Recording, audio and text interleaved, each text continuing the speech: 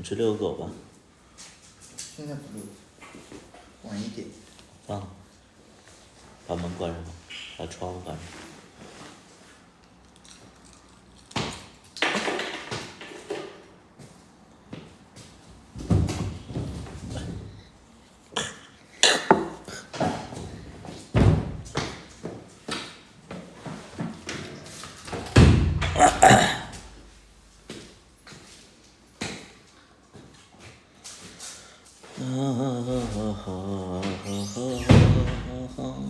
昨天睡得早，错过你的直播。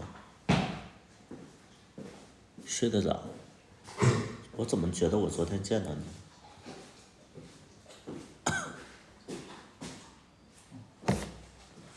怎么记得昨天你在直播？那个也关了，冷。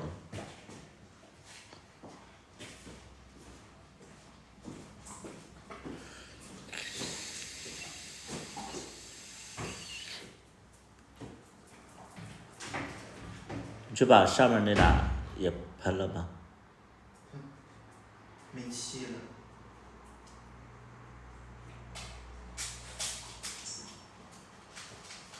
白色的木漆没到。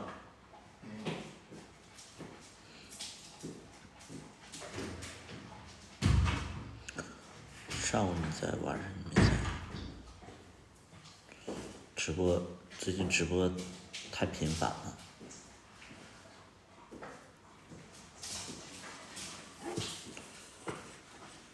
还是得。你冷啊？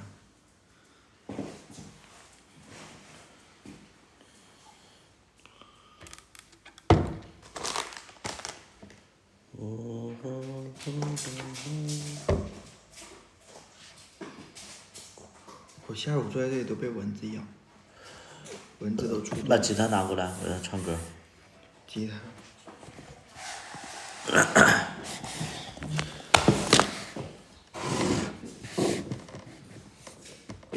不知道有没有电。这的时候发现不对劲儿，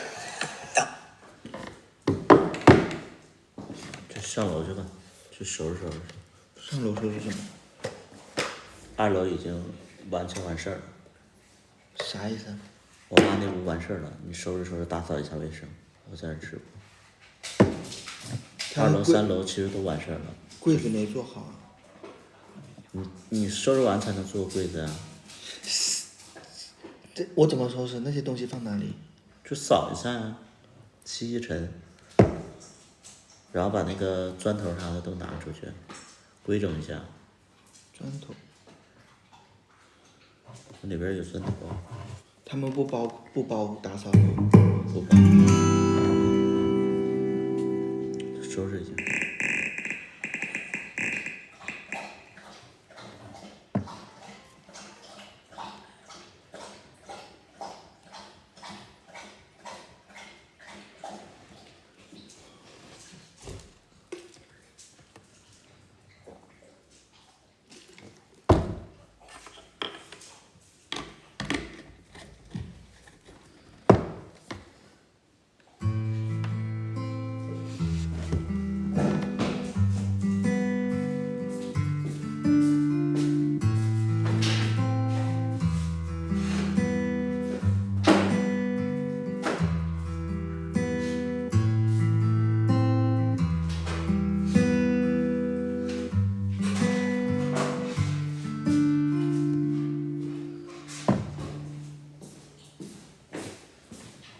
再从那个咱们那个房间找一个不要的那个短袖，擦它地，那个地不行。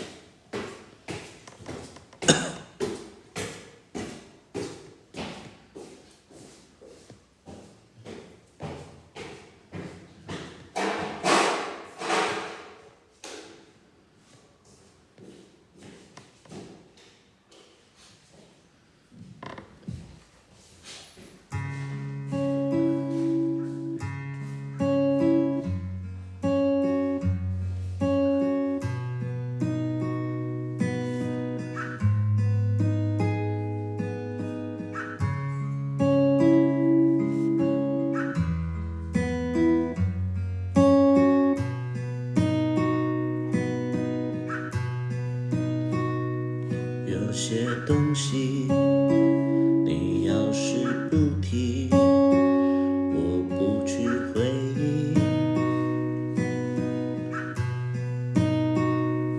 关了键弹起，喘息，再试着碰碰运气，总要活下去。总是妄想借半生流离，换某人怜惜。只怪那输的记得，遇不上看的记得，找谁对不起。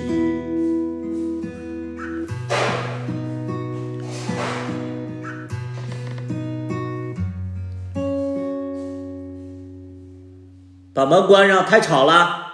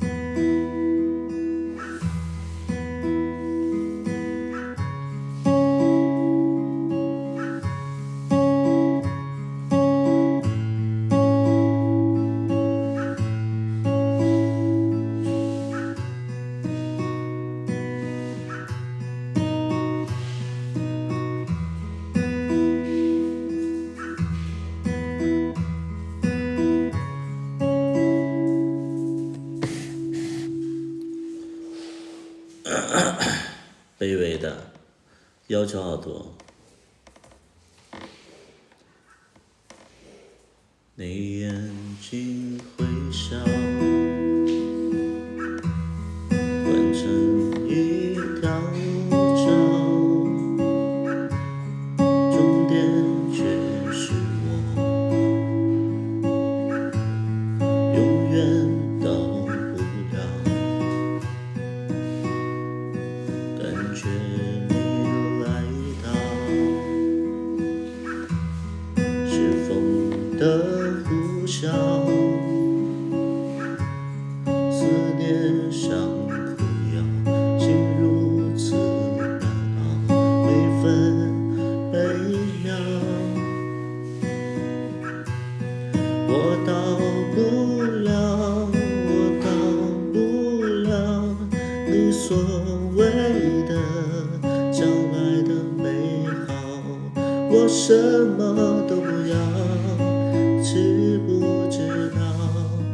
若你懂我这一秒，我想看到我在寻找那所谓的将来的美好，我深情的依靠，紧紧守牢，不敢漏掉一丝一毫，愿你看到。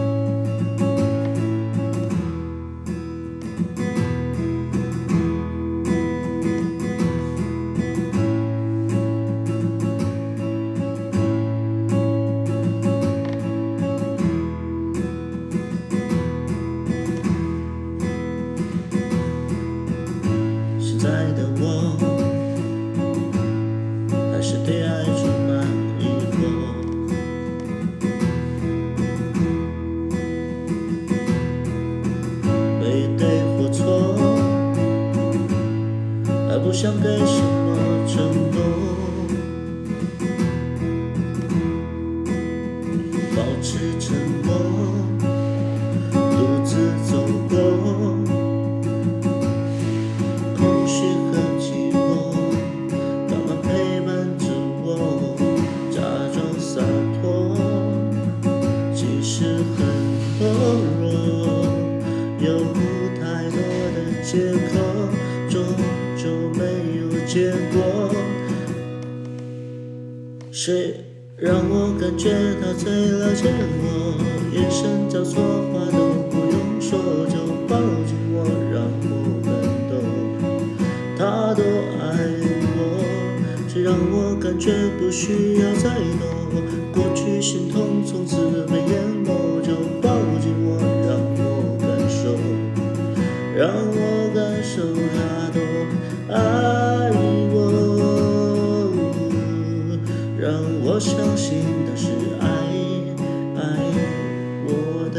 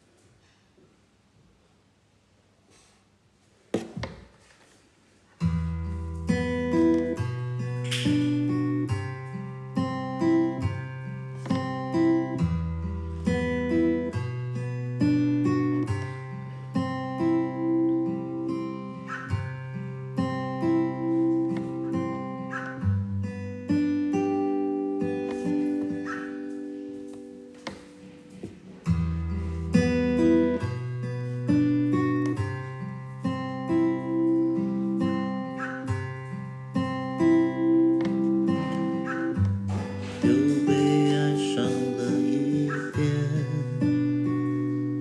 无所谓，当作成长。刚刚走开的人，烟还点着，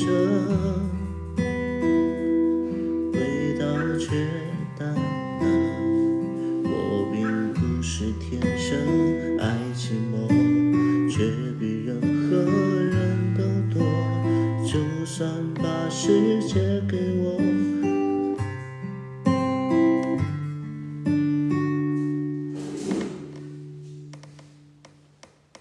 怎么这么吵啊？到底让不让我直播呀？让你干点活有脾气是吧？反了你了呢？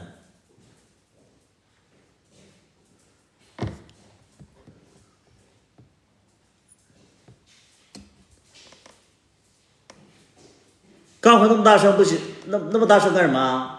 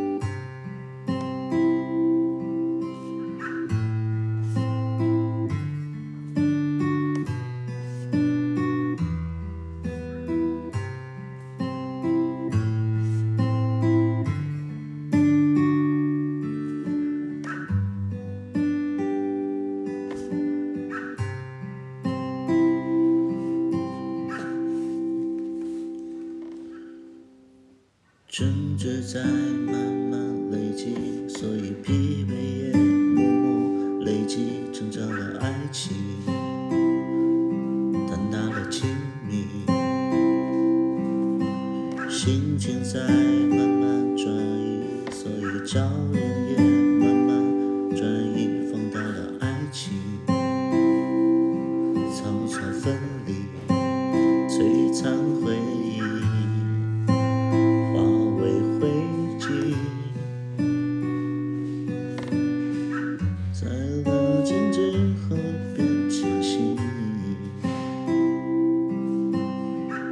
太倔强的人被资格惋惜，若无其事忍痛走下去，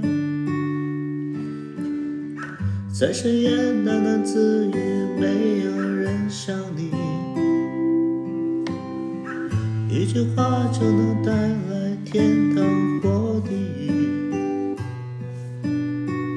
你太懂得我啊，太懂得是我什么这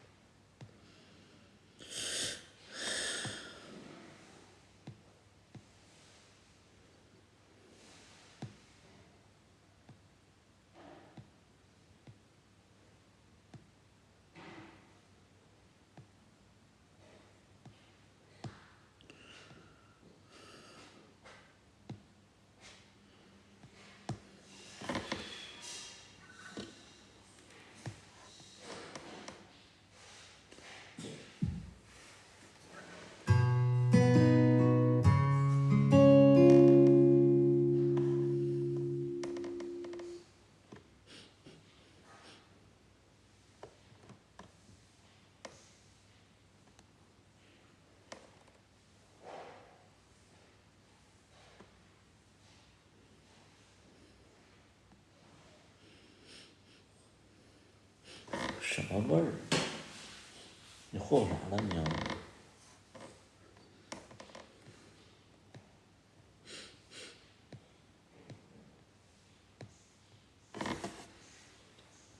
你瞅啥呢？你不下来，你就在那看。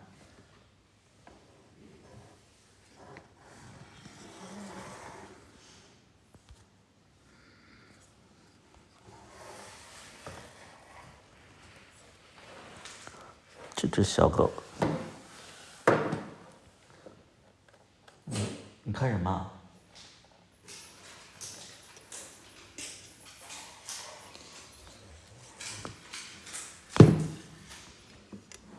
小臭狗狗。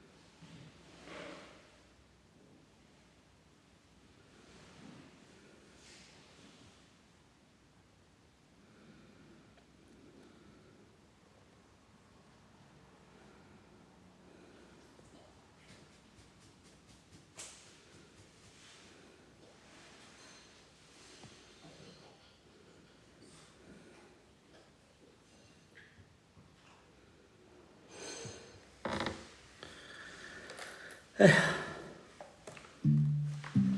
没有歌。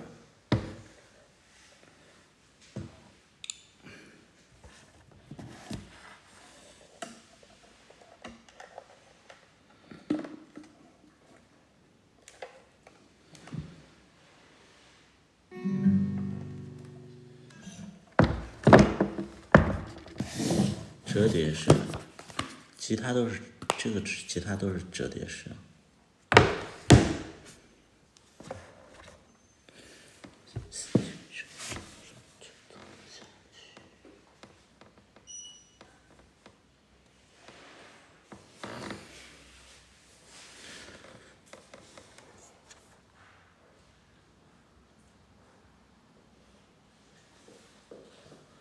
图图会哪些乐器？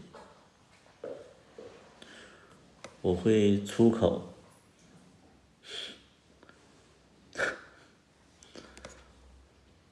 让别人带来身心的愉悦。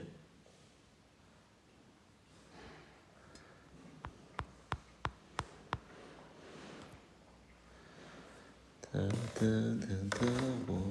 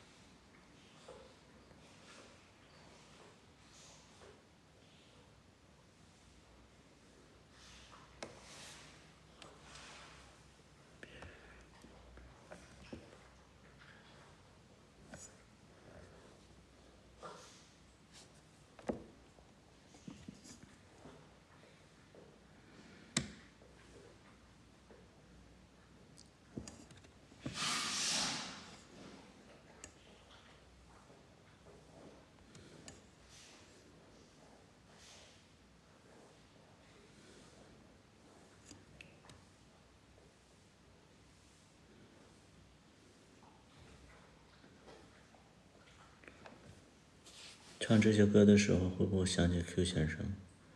不会，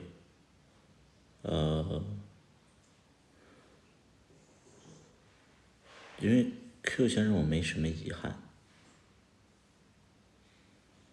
就是我觉得我俩就是，当他出事儿的时候，我不在他身边，我有点遗憾，就像芝麻一芝麻二似的，就是说，他出事的时候我不在身边，我不知道他经济上出了问题，我会遗憾。但后期我俩相处，我发现不太合适，两个一在一起不合适。第二点就是，就因为不合适，所以分手了。分手之后，我才知道他这个就是挺同时期，在跟我接触的同时期，还在跟别人接触，就没有没有什么留恋的，就是会觉得说，哦，他其实一开始就没有说，特别认真的去对待这段关系，只不过就是，可能我在有些情绪下面去写了一些歌来纪念这段关系，但其实仔细回头看，我跟 Q 先生也没见过几次，虽然说我们在感情持续了将近1年多，但是每次见面其实也不过3天，总共我们在一起相处的天数也就不到1个月，所以就没什么遗憾。不到1个月的感情维持了，就是分开贯穿了1年多的时间，他算大人物吗？他不算大人物，但是他其实算是这里边特别有人格魅力的人，他是非常有人格魅力的人，因为他，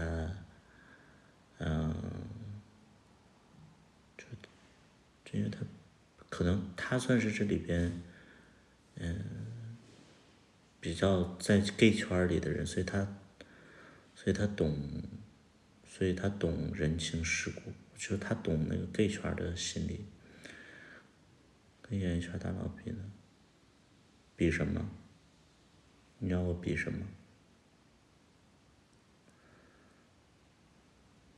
人格魅力啊，他会更懂 gay 圈的人的心理，他总跟 gay 打交道，所以明显是，要说人格魅力的话，我觉得可能是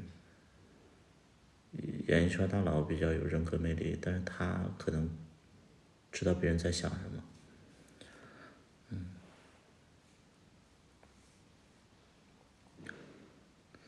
知道别人在想什么，所以他有交流，有互动，对。小大夫在干活，小大夫在楼上收拾卫生。什么时候拍新电影？有投资就拍，没投资不拍。我们现在可能近几年的投资会比较少一些，这几乎我觉得得等过了这几年之后，拍新电影就是拍剧、拍影视方面的东西是非常耗费钱的，比你们想象的要贵很多啊。1分钟的东西，可能成本就在1万块钱左右。1分钟的东西啊，成品1分钟的东西，可能花费就在1万块钱左右。如果说它是20分钟，20万。如果说是100分钟，100万啊。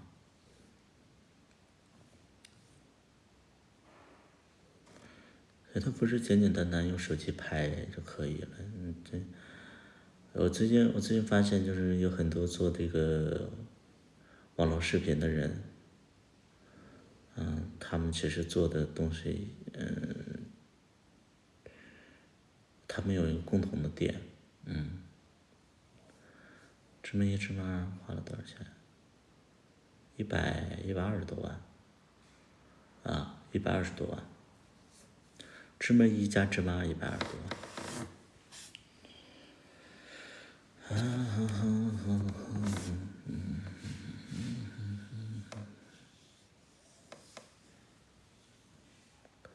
真的了爱情。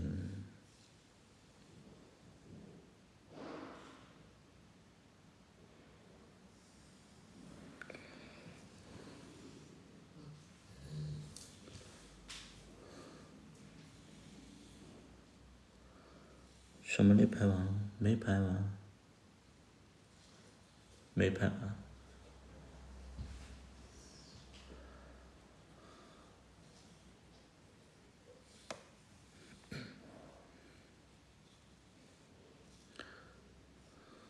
翱翔的雄鹰，这是什么意思？小娘和大虎的剧是怎么了？看不了了吗？你哭什么呀？小娘大虎的剧和大虎的剧怎么了？是播放不了了吗？现在网上没有资源了吗？为什么会哭？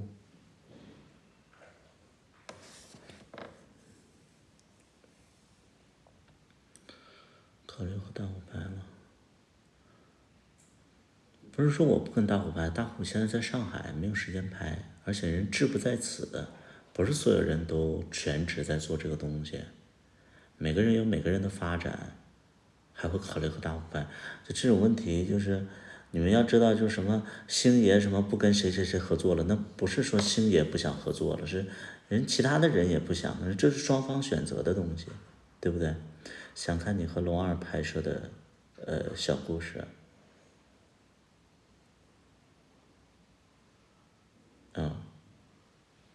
想看我和小王拍小龙二他也有自己的规划呀，他也不是说他一直他都想拍剧，他可能会有其他的一些计划方面的东西，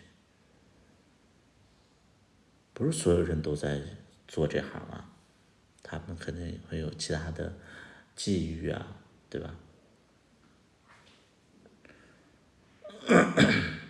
组织者一直都是我自己，但是参与者可能会更新换代好几波啊，这个是常态啊。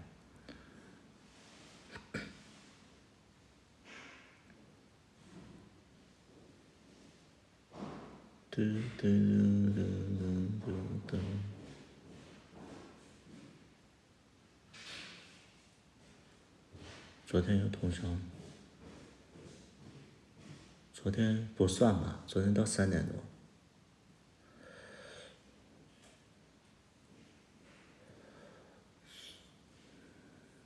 酒吧我会开吗？我开酒吧干什么呀？就我非常不耐烦的就回答这种莫名其妙的问题。我开酒吧干什么？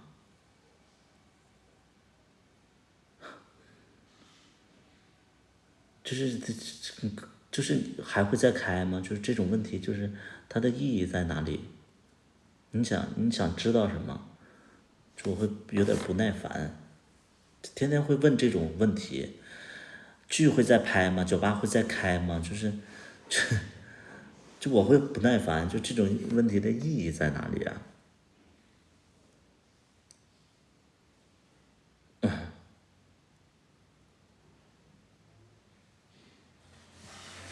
哒哒哒哒哒哒。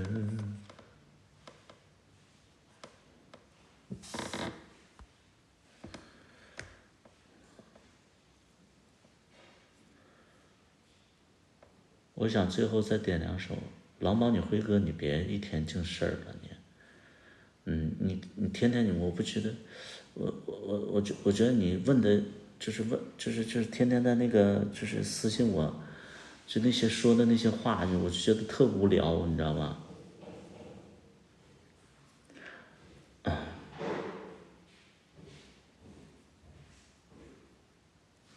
大家只是想知道你以后是走导演的路还是做生意。大家只是想知道你怎么做导演生意什么。我从来我也没做过导演的路，或者说专门做生意的路。人的一生是没有说你想做什么就一直会做什么，就这种问题，就是我不知道其他人的一生是怎么样，反正我的一生，我觉得不是说你想做什么就做什么，这360行不是说你想坚持什么就坚持什么，是什么能做什么，就是你想做什么的，什么适合你做，或者说这个行业让不让你做，或者说就是你的机遇让不让你做，很顺其自然的，就是我们遇到什么样的机遇就去接受这样的机遇。未来的机遇我哪能跟你们说，就是我未来应该怎么做怎么样，这个不太可能，能明白吗？就现在的整个的经济，包括你做生意，包括你对待任何的行业，不是说你想怎么着就怎么着。对，就是你们问我这些问题吧，就让我会觉得说你们怎么就看世界的角度啊，或者说方式啊，就很死板。人这一辈子你不可能只做一个行业的，你说哪个行业能让你做一辈子？没有啊，还扯到世界了，你没有世界吗？我这一辈子我做过服务员，我做过什么就是那个健身房前台接待，我做过直播，我写过歌，我演过戏，我导过戏，我当过编剧，我参加过比赛，我做过酒吧，我这一辈子我做了好多东西啊。有的人公职不干一辈子吗？有的公职，我不是公职啊，我不是公职啊，你在说什么？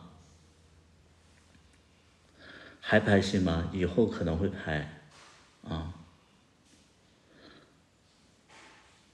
你的职业干了一辈子，现在还会干，我不会啊。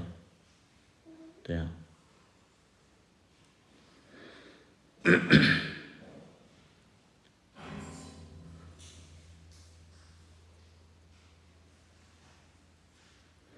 对导演广告，我们的导演，我们现在做的东西吧，你要说是导演，他也不是导演，他就是一个自媒体。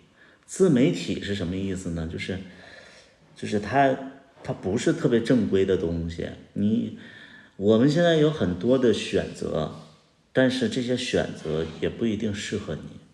所以就你们问我这些问题，什么还会开酒吧吗之类的，就是这些问题。你再说了，我酒吧我刚关，我开什么酒吧呢？啊，就算开酒吧，那也是以后的事，我也不知道会不会开。问这种问题不是，就是你们就是我不知道你们怎么去看待这个整个的那个你的际遇轨迹就是人生之类的，啊。你好，明天你是那个窝过脸的小号是不是？这个你好，明天你是不是那个窝过脸的小号啊你？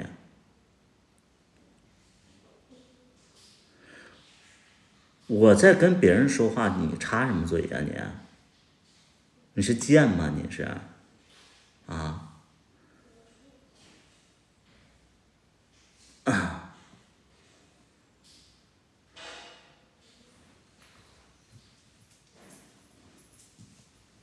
现在在做什么做？现在什么都没做，啊。直播间不让说话了，你是干啥的呀你？我在跟别人说话，你插什么嘴呀？你贱什么呀你？我直播间不让说话了，我也可以说话，你也可以说话呀。我说的是我说的呀，怎么了？你有什么事儿吗你？我想跟你说话有关，我想说话跟你有关系吗？没有。你说那个想，你看这不就生姜吗？这个傻子怎么又出现了？这个傻子，你能不能别贱了你能不能就是别像个变态一样，天天在我的直播间里？你家庭不幸福吗？你窝过脸。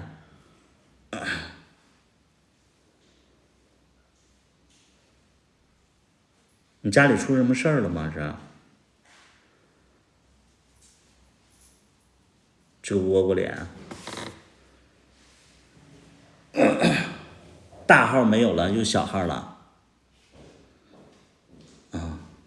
你别攻击别人家，我就攻击你家人，怎么了？你天天来报丧一样，天天来我直播间，你有病啊？啊？你天天来奔丧来啊你干什么你？对啊，你绑定账号了吗你？啊？这贱狗东西啊！你这个贱狗东西啊！你怎么又贱的来了你？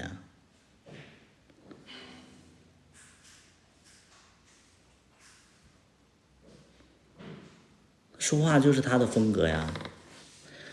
窝过脸，你有时间你别看直播，你整容，行不行？你把你这小号大号你就整成了就是像那个真号似的啊！你想看就看啊！就纯找妈妈，你这不贱吗你？啊！你的自由，死也是你的自由。窝过脸。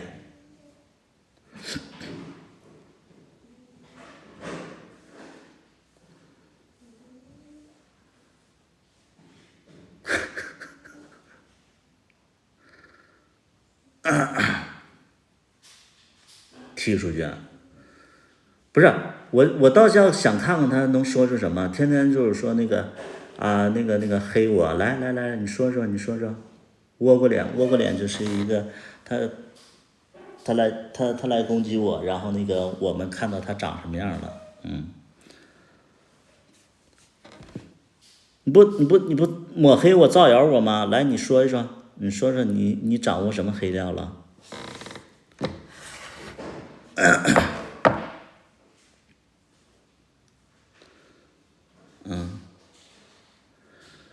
还开不开酒吧的想法？你去攻击别人问什么的？问，我就想问有什么问题？我骂你有什么问题？啊，那个你好，明天，倭瓜脸小号，我就想骂你有什么问题？啊，我想骂你有什么问题？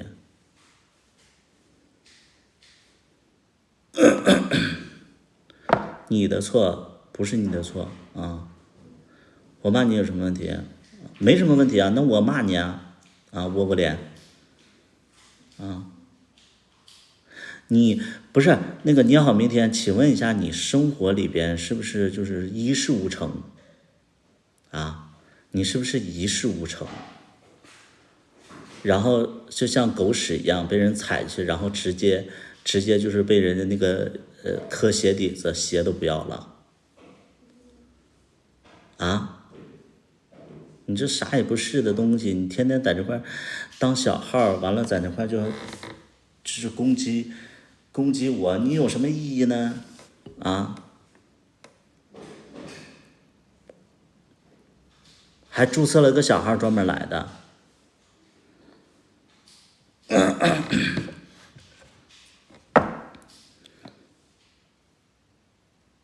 你能不能就是好好的努力一下，提高一下自己的生活啊？狗东西贱狗是属于啊，是他的小号，把我直播间里的人就是大家也解气了，你也解气了，他可能很爱你，不是，他就是贱，你知道吗？他一开始造谣我说什么那个乱七八糟的事儿，完了现在然后要我跟他对峙，然后他又说不出来，我还啥也不是，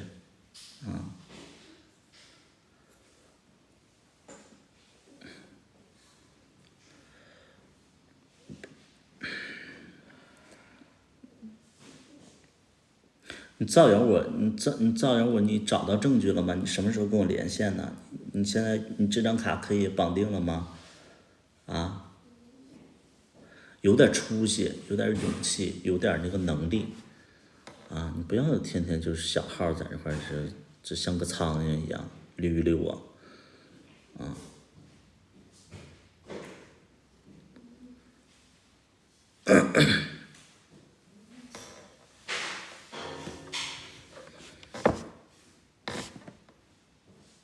怎么了？哑巴了？被封了？我这边没有黑，我没有拉黑他呀，怎么了？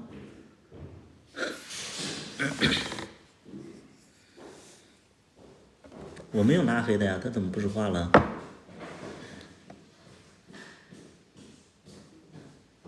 被粉丝帖了没有啊？我这直播间里没有那个房管，我直播间里没有房管，他还在。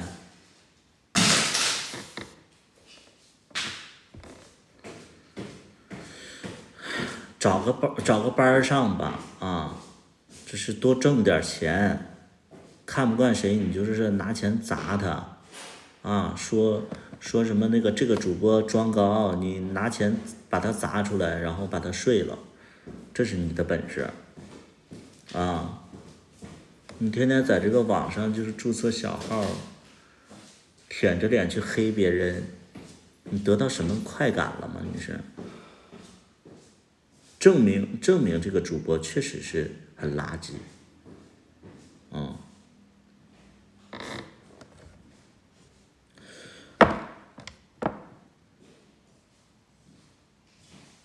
你不配我花1分钱，你有1分钱吗？你快花1分钱吧，你留好你的1分钱啊，留着过年花，买点像样的那个好东西，买个活虾，好吗？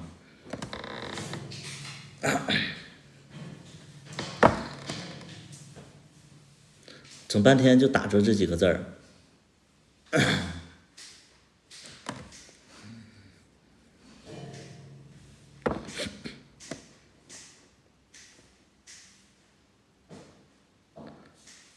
你这个是你大号是你小号啊？这一定是小号吧？看看几个粉丝啊，0个粉丝，这个绝对是小号了。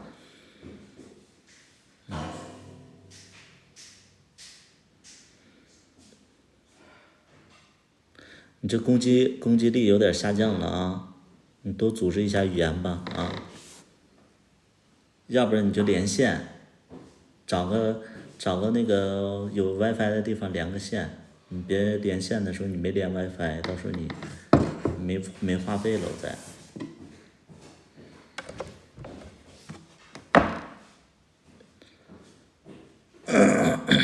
多贴心。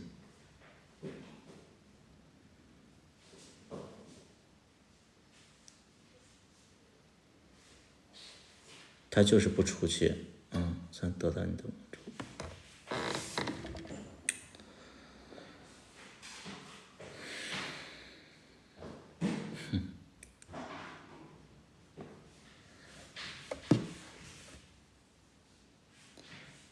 这土豆是爆款，这个我教不会，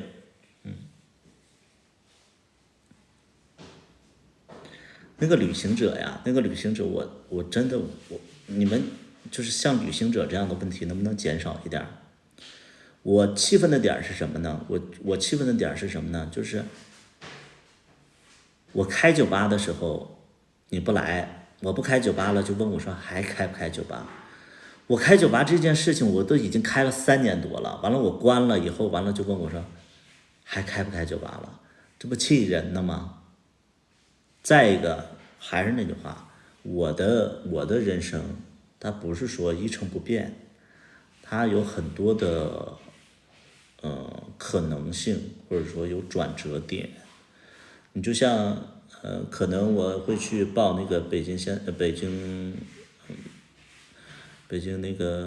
电影学院的那个导演，我可能明年我可能会报，对吧？可能开酒吧的时候不知道你，我觉得他知道，因为我看这个旅行者的账号已经很熟悉了，就可能要去上那个北京电影学院，然后也可能就是说这2年啥也不干你不知道是不是？不知道那就算了。就是每个阶段，包括现在，因为我已经做了3年半的生意了，那我没必要就是说我着急再去做个生意，或者说就过去，因为哎呀，这个我都没办法跟你们解释。但凡他妈做过生意的人都知道，这2年就不适合做生意。问我开不开酒吧这种事儿，就回答不了。它不适合做实体，压根儿他妈就你问问，就是各行各业的实体都什么样经常会问我这种问题，我就没耐心。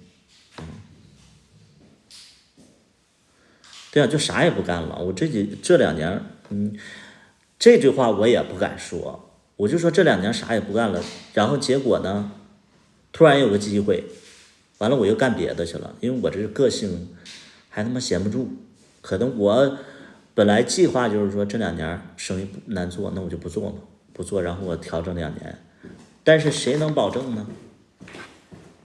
可能就是说，可能说未来下个月可能就是说有一个什么样的一个工作突然找我，那我就过去干了，这个没办法，27年左右会好，土木这2年还不错，现在也不行了。你没钱，各行各业都不行啊，能懂不？没钱的话，各行各业都不行，整个经济不好啊，整个的经济不好，各行各业你都做不起来呀，所以他自然而然的就赚不了钱呢。就是疫情这3年时间，把大家的这个腰包掏空了，然后呢，就没有办法，你就没有那么多钱去消费了，这个你怎么讲啊？反正我觉得这3年啊，给我的感觉就是，有钱人也。其实有钱人可能在这3年里可能会折腾一下，但是折腾的结果不太好啊，所以就是大家都要保守的活下去。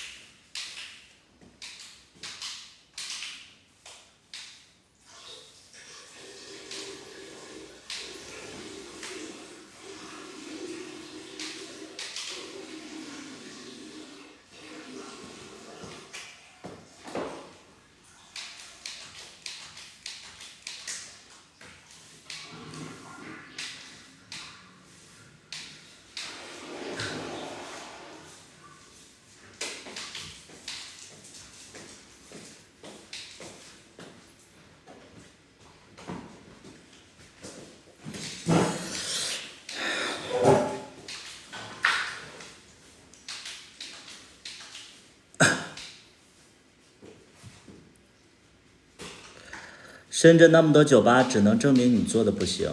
那你能做吗？我想问一下，那个你好，明天你能做吗？你有什么成绩啊？你有没有做过酒吧呀？咱们不说做酒吧，你好，明天你在生活上你做过什么啊？你不是攻击我吗？啊，不要抱怨。那你做成什么了？你除了当网络喷子，请问你做什么了？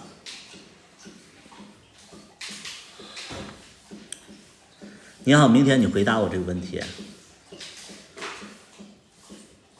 你好，明天你回答我这个问题，你现实当中你是干什么的？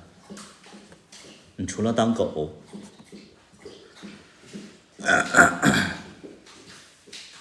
你做成什么了？你现在存款多少？有什么成就吗？你有3个酒店，你发誓你没在撒谎，你要撒谎的话，你全家出事儿的。你有3家酒店，你敢发誓吗？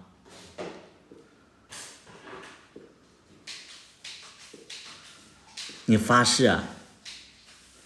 家人没那么重要，还是家人已经出事儿了？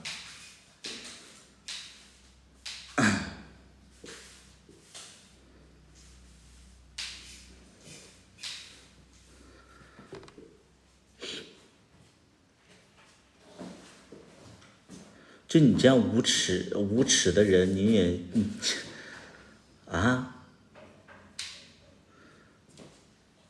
你还3家酒店，我让你让你掏出2000块钱，你都费劲，我觉得，我都不是瞧不起你，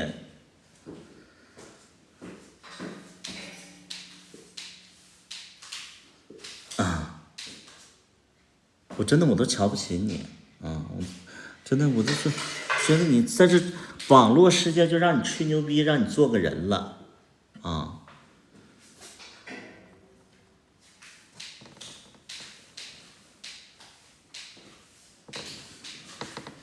刷个嘉年华，不用，家人们，咱们就是说这样吧，那个你好先生，你随便，你好明天啊，你随便去别人的直播间去刷个嘉年华，提高一下你的等级就行，证明一下你自己，好吧？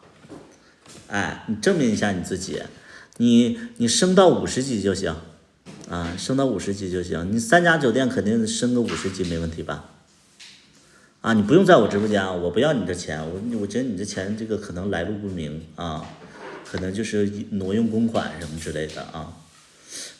你去别人的直播间，你去龙二的直播间，你去那个谁的直播间，你去提高一下自己的等级，50级就行啊。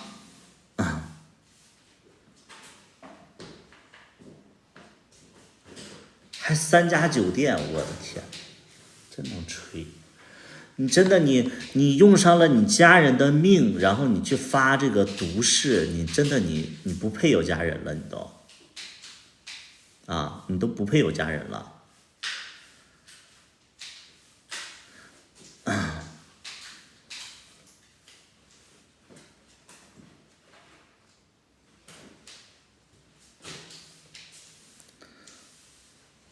真的，我就说这帮网络喷子真的啥也不是啊！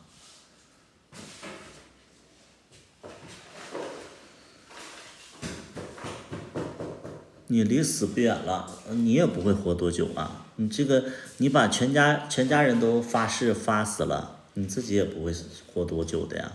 你这属于就是特别的贱啊，特别的贱，你这个有问题啊你！就有时间就是善待家人啊，善待一下家人，就是你。我就这么说吧，你在网上就当这个网络喷子呀，哎呀我的天呐，你还当不明白，打字也打不明白，发就是那种就是吹的牛逼也太大了，你吹点现实的啊，你吹点你力所能及的，你比如说你今天那个赚了200块钱我信，赚了200块钱我信，你还3家酒店，我的天！这3家酒店完了，就是我就说明白点，这3家酒，你这个长相都不可能有3家酒店，你这个长相都，酒店行业也不能让你生存下去，你这个还是得努力，你先1家酒店吧，3家酒店亏死了啊！别装啊，别吹牛逼，吹牛逼吹大了容易腰闪着啊！你们还见过人脸？见过。民宿，哎，我都不是瞧不起他，还民宿呢，我的天！3家民宿，我的天！他能有3000块钱，他都成功了，这个是干嘛的？清理瓷砖的。就是起滴到上面。我看。上面不写字呢吗？瓷砖的。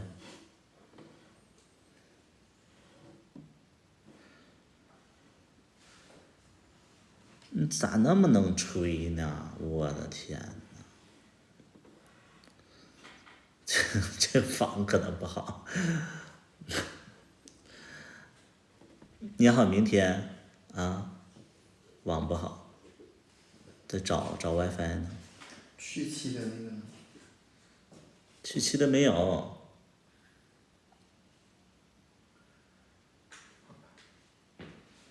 你试试那个，应该也能去。它上面写的不是去气的，它上面写的是上气用的。那就是跟那个擦的那个膏一样。怎么啦？没有费啦？没 WiFi， 流量用完了。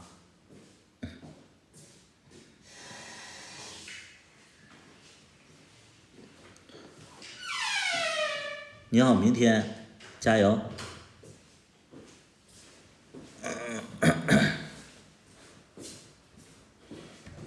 窝窝脸。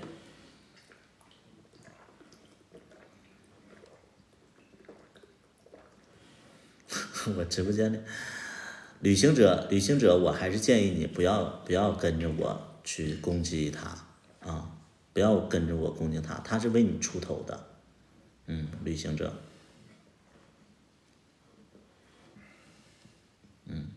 我来就行，对。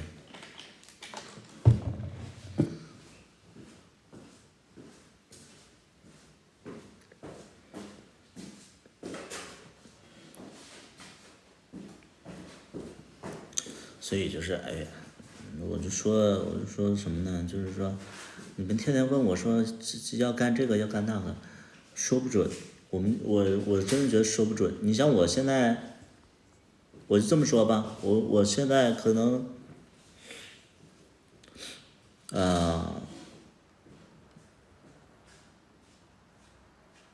原本的计划就是歇2年，原本的计划就是等经济好了再去做生意。因为我很怕一点，就是说，我觉得经济好了，但是呢，可能我瞎折腾，完了再折腾出去，把这点家底儿全折腾出去，这不好。所以我就在等待这个所谓的时机嘛。再一个，第二点就是开酒吧这2-3年，其实三年半，开酒吧3年半，其实让我特别劳累，就是就像那个倭瓜脸说的，就是我这3年，我觉得可能跟那个周明磊不太像吧，确实累呀，就是我创业啊，就是喝酒啊，然后因为酒吧都是晚上开嘛，就它都是晚上比较熬夜呀，所以就导致了我就是整个的状态也是不行，而且我的记忆力比较不好，我记忆力比较不好，就是喝酒喝的，所以我就说这2年，我说一是等待时机，再一个就是也想养养身体，想养养身体。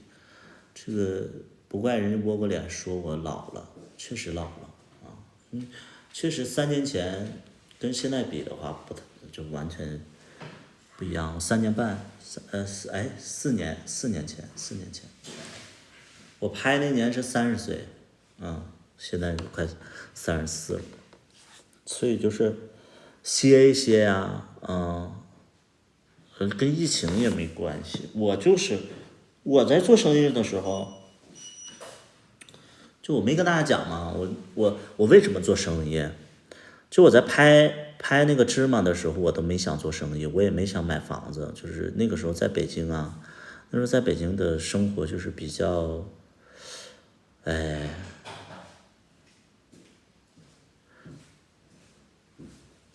比较年轻化，思维比较年轻化，对。就想着说，现在买什么房子？租房子。那个时候在北京从来没有想过买房子，直到就是我们就是拍芝麻的时候，那个时候就跟那个卡卡认识了嘛。然后卡卡当时有一个饭店，有一个就是那个串串香店，你别整出声音来，我都什么都听不见，你小点声。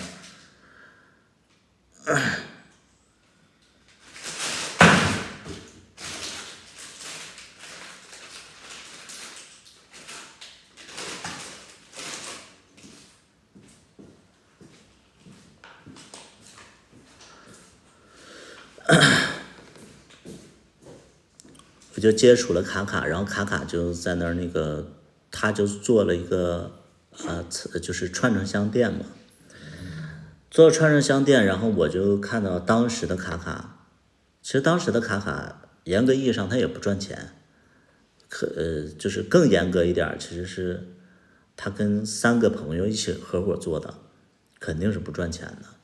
但是卡卡那个状态，其实让我看到那个状态神采奕奕，然后我就觉得，就是自己很向往。就是那个时候，我觉得我自己做自媒体啊，我每天作息也不规律，然后接触的人和事儿啊，就是会比较小范围的，或者说网络范围的，所以就觉得说没啥意思。直到看到卡卡就是做老板的时候，我就觉得挺好的。卡卡还是卡爷，就是你们叫卡爷，我叫卡卡，就我认识他的时候，他是做酒吧不是做那个餐厅老板嘛，然后我就是通过他，我就说，哎，男人应该在30岁左右应该有个实体，我就想去尝试。然后其实当时拍完跟我回家以后就疫情了嘛，对，就我剧里的那个演员啊，为什么卡爷有什么卡爷的呀？你们管他叫卡爷，我管他叫不了卡爷，他是我们同辈儿，而且他没有什么成就让我管他叫爷啊。你们自己愿意叫爷吧，我不愿意叫爷，我私底下跟他是朋友，我叫卡卡啊。继续往讲啊，图爷，你就是多大的成就能管自己叫爷儿啊？就那种啊。人家说了也不喜欢别人叫他卡卡，人家说了他不喜欢叫他卡卡，他为什么不喜欢叫卡卡呢？因为他说那个什么成都的那个卡卡，他有点也不能这么说，他有点就是不想跟那个成都的那个卡卡一样之类的，他可能心底有点，对啊，就是可能就是怎么样的啊？我讲到哪儿了？他妈的，对，成都有个卡卡，对。因为他是 S， 管他 S 不 S 呢，他们跟我没关系，对，不知道，咱不知道具体咱也不知道。我最烦他妈别人，我他妈讲事儿的时候，别人在打断我啊。卡卡是你老乡，对，甘肃人，我对甘肃人印象挺好的啊。虽然说卡卡就是说有的时候就是比较傻憨憨，情商不高，但是他其实。就是这个人的就是交朋友的人品还是可以的啊，还是可以的。想30岁，对，清欢给我捋回来了。想30岁自己做生意啊，他情绪稳定。谁情绪不稳定了？你们直播的时候，底下有一大帮人说，你们老师讲课的时候，底下一帮谁能情绪稳定？就完讲啊，别他妈废话。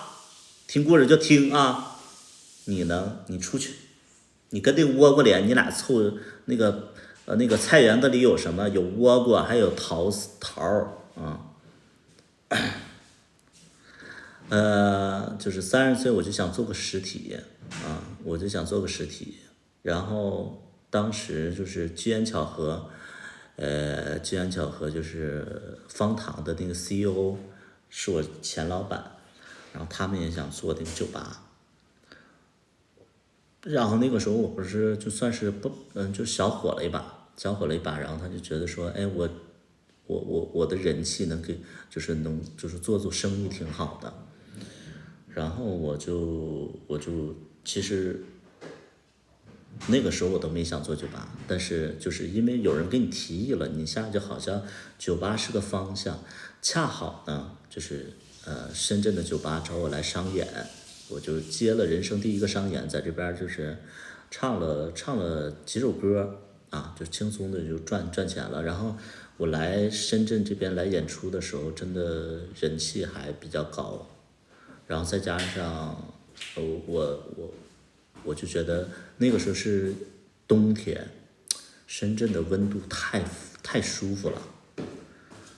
然后就机缘巧合之下，我就来这边开酒吧了。但是当时其实已经疫情半年了，但我毅然决然我就开了。为什么呢？我身边好多人说，你疫情的时候你开什么酒吧？我说我不为赚钱，我就是想体验一下啊，然后体验，我就说那体验呗，那就在疫情的时候就是在2021年的3月8号，3月8号我就把这个深圳的这家酒吧就接下来了，然后签了3年半的合约，也就是到今年的8月3号，就是那个3年半的合约。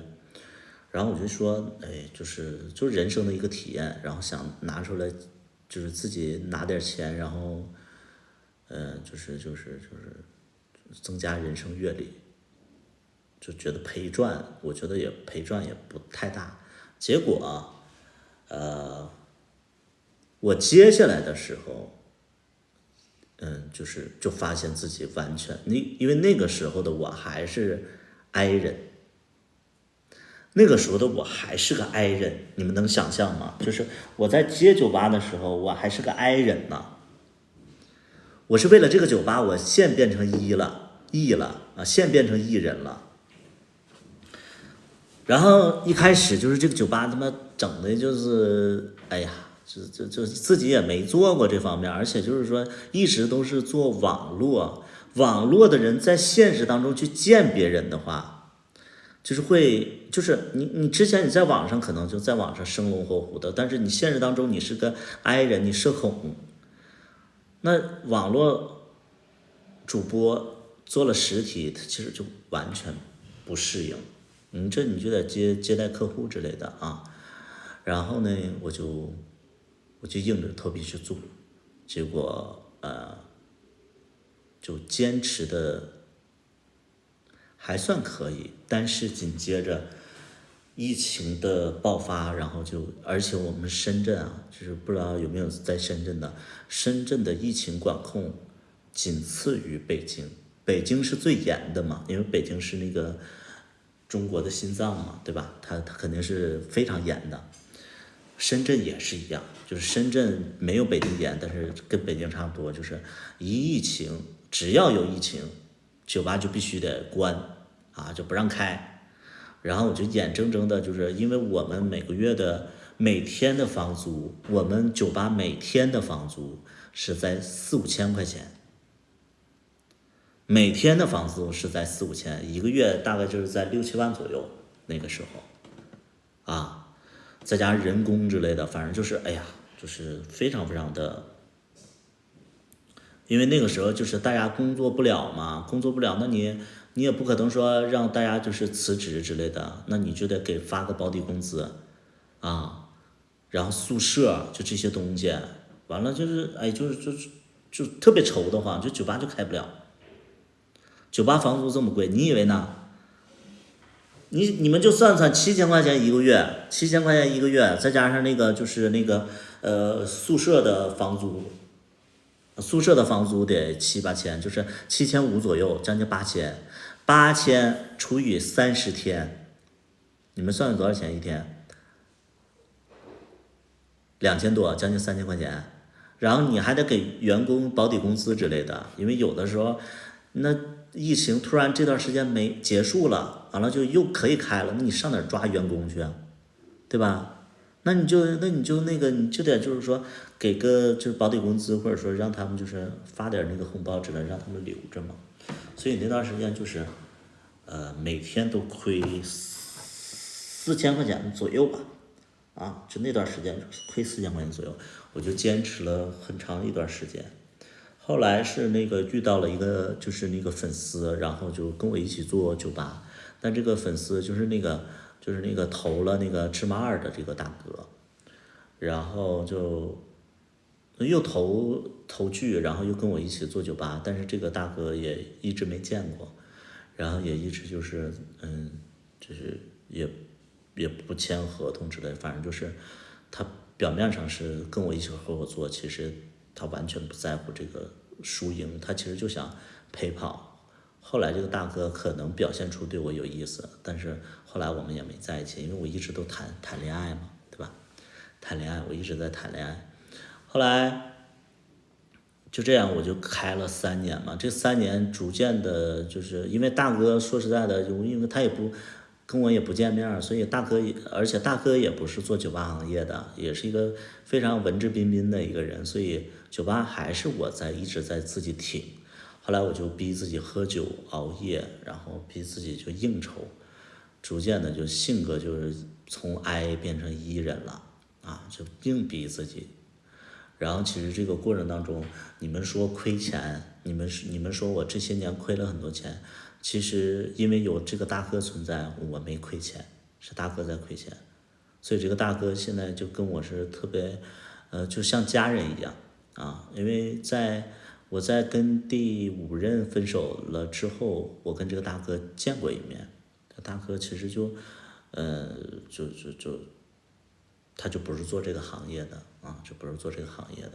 后来我觉得他对我是有意思的，但是他也不善于表达。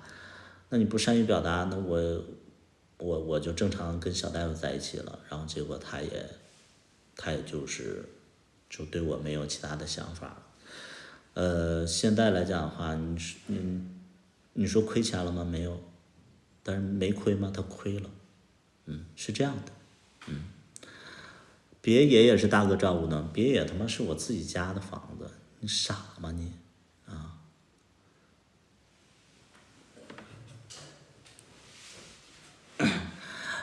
都是有投资的，我们所有的剧都是有大哥投资的，就是不是同一个大哥，我们从来没有自己花钱，就是跟我回家的时候我自己投了钱，但是中途也是会有另外一个大哥给我出了10几万，只是问一句，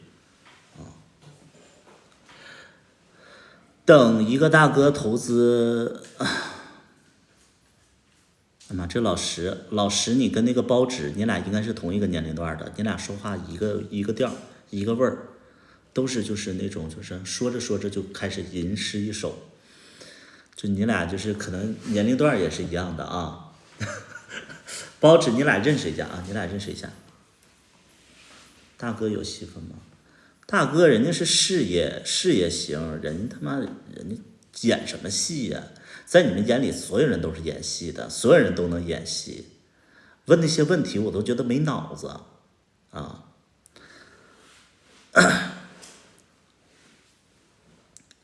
所以你说亏了吗？没亏。没亏吗？亏了。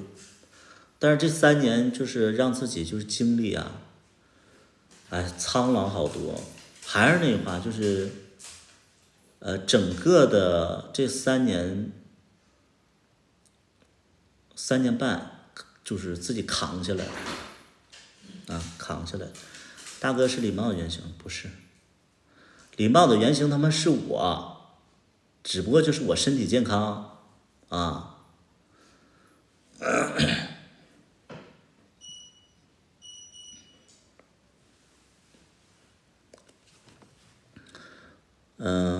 就是两边白头发是这几年熬的，我之前也有，但是你们就想想创业，创业是一个非常非常痛苦的事情，而且是一个特别的孤独的事情。痛苦的点是，你每天你竭尽所能的去努力，你去对抗整个经济也好，包括对抗整个行业也好，就是你们真的就刚才那个叫你好明天的那个傻子，在抨击我说什么那个深圳人酒吧都开着，就你酒吧关了，就是我都没有办法去反驳。就是别人酒吧都开着，你知不知道我在开这3年，我在开酒吧这3年，有多少酒吧都被我们熬黄了。就是酒吧行业，特别是圈子里的酒吧行业，非常的就是每一年都有开，每一年都有关，刷。我们开了3年半，其实算是深圳酒吧里边，比较厉害的，应该算是这几年深圳酒吧都算是很厉害的了。因为我们在深圳的话，有酒吧老板就会经常聚会嘛，有之前的酒吧老板，我说你们都就是有的时候就认识了熟了就聊，他们说大概他们开1年半2年就是一个周期，我们能开3年多，所以他们就是我在深圳的酒吧里边已经算很厉害了啊。所以就那个窝瓜脸，麻烦你有点常识吧，你别吹牛逼，你说你开了3家酒店之类的，疫情后开了更多。就我给大家普及一下，就是疫情后开的酒吧也是会亏钱啊，你们就仔细想想，是我给你们算一下，就是为什么就是说，开酒吧一定会亏钱，因为现在其实，租金是不减的。啊，你们要知道，现在租金几乎是不减的。疫情之后，它就是减了一部分。就是疫情之后，国家也好，包括就是说整个这个情况，这个房东们多多少少都减了啊，都减了。减了之后呢，但是人们的消费水平上不去了。现在我说句实在话，就是我周围的所有的大佬也好。朋友也好，消费都降级了，消费都降级了，降级到什么程度呢？就是我现在出去我也要去团购了。你知道我之前是什么样呢？我出去吃东西，就是小大夫就会说，哎，那个看看团购。我说看什么团购？我都觉得丢人。现在就是小大夫可能就是没想起来，我说，哎，你家有团购吧？就不一样的。包括身边人也是这样，就是我身边有一个大哥，他资产可能也上亿了吧，我们平时出去吃饭都是他请客之类的，不是他就是我俩就是属于就是请客吃饭就是大头。然后他有一天晚上约我们一起就是打完麻将，我们爱打麻将嘛，打完麻将然后就去了一个那个宵夜，然后我们找了个包间，然后点了一大堆。他说你们吃什么你自己点，然后我们就点了一大堆，点完了以后，他突然说，哎，你家是有那个套餐吧？就是我们点的那个东西全给退了，然后又点的套餐，又点的套餐，是这样的，就是上亿的大哥都是这样的，我们其实就更减少了，所以就是，你的租金是固定的。大家消费水平上不去了，而且现在就是各家卷的严重。你想想，你这个卡座之前卖1000块钱，1000块钱才能做，但是现在你空着，一是你知道现在的人是什么呢？你家人越多我越去，你家人越少我越不去。现在人上不去的话，你这卡座是空的，人就来你家说，哎呀，这个卡座都空的，没啥人，没人气，我们就换了，越空越没人。然后现在大家就打价格战，打什么价格战？就是我开了2家酒吧嘛，其中有一家酒吧是那个在红山，就是在那个龙华区。然后我们同时期就是因为我们那个商场算是负一层，它就要打造一个酒吧街，所以我们旁边也是一家酒吧。我们旁边的酒吧那个就是我们旁边那个酒吧的那个老板是胡桃里的老板。胡桃里你们听过吧？胡桃里你们听过吗？胡桃里的酒吧老板。然后我们在开业的时候，因为同性恋嘛，同性恋就是大家都过来就消费之类的，然后就是也没做任何活动，人爆满，这胡桃里的老板就使坏，就举报我们是同性恋酒吧。结果呢，他们就是我们就直接被他们干不行了，因为举报一回就是同性恋酒吧就不让开，起码是在那个龙华区是不让开的，不让开，所以我们就因为这个受影响了，然后后来我们就是逐渐的就不做那家酒吧了，我们硬亏了80万呢，硬亏了100万。就是装修什么的，就是大概100万左右，就硬亏了100万。对，100万之后，然后他们也没捞着好啊，因为旁边那个酒吧老板是那个胡桃里的老板嘛，但是呢，他们比我们多坚持了将近大半年的时间，他们也黄了，而且他们的酒吧装修可能要到几百万，甚至500万左右，因为就是没生意啊。你知道他们那个时候把我们搞黄了以后，他们就是搞团购，我们没有任何团购，他们是搞团购，39.9块一打啤酒2个小吃，就那种39.9块一打啤酒2个小吃之类的，然后可能还会送鸡尾酒之类的，根本就不赚钱。你搞我，你自己你也活不下去真的是这样。他就是活不下去，因为你越低价好，现在这个团购更吓人的是什么？19.9、9.9啊，19.9、9.9，就是这种，所有人家都在打特价，你不打，你家就没人；你打了，你长期你就是亏下去。而且，其实打特价是一个吸引的一个噱头，但是如果说你没有这个噱头的话，人就不来了。就是进入到一个恶性循环，你们能懂不？衣服什么品牌？没有品牌，太便宜了，你敢去？但是你长时间这么便宜下去，你想想，除非你家是假酒，能明白吧？我们家全是真酒，我们所以就没有太多的那个，对吧？多兑水，对，这是一个方式。但你多兑水，就是你像我们这种就是没办法兑啊，我们都是那种就是成瓶的，你怎么兑呀？对吧？所以就是它进入到一个恶循环，你没有办法，对，你没有办法。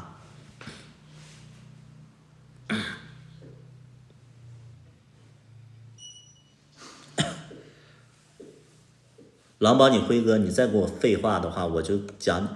来，狼宝，你辉哥，你今天惹到我了，我给大家讲一讲狼宝你辉哥的故事。来，狼宝你辉哥，你一直在我直播间挑衅，我就今天我就讲讲你的那个下作的事儿啊。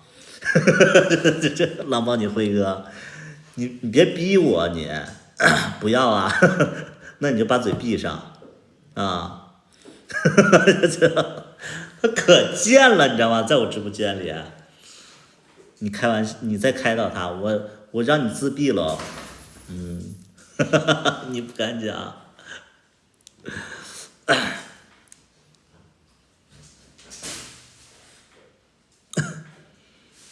快讲，狼宝你辉哥，我可以讲吗？狼宝你辉哥，你刷个礼物我就不讲了，要不然我就讲了啊。你这样吧，我看看有什么礼物可以让我选一选。礼物在哪里啊？我这个我都不知道礼物在哪儿。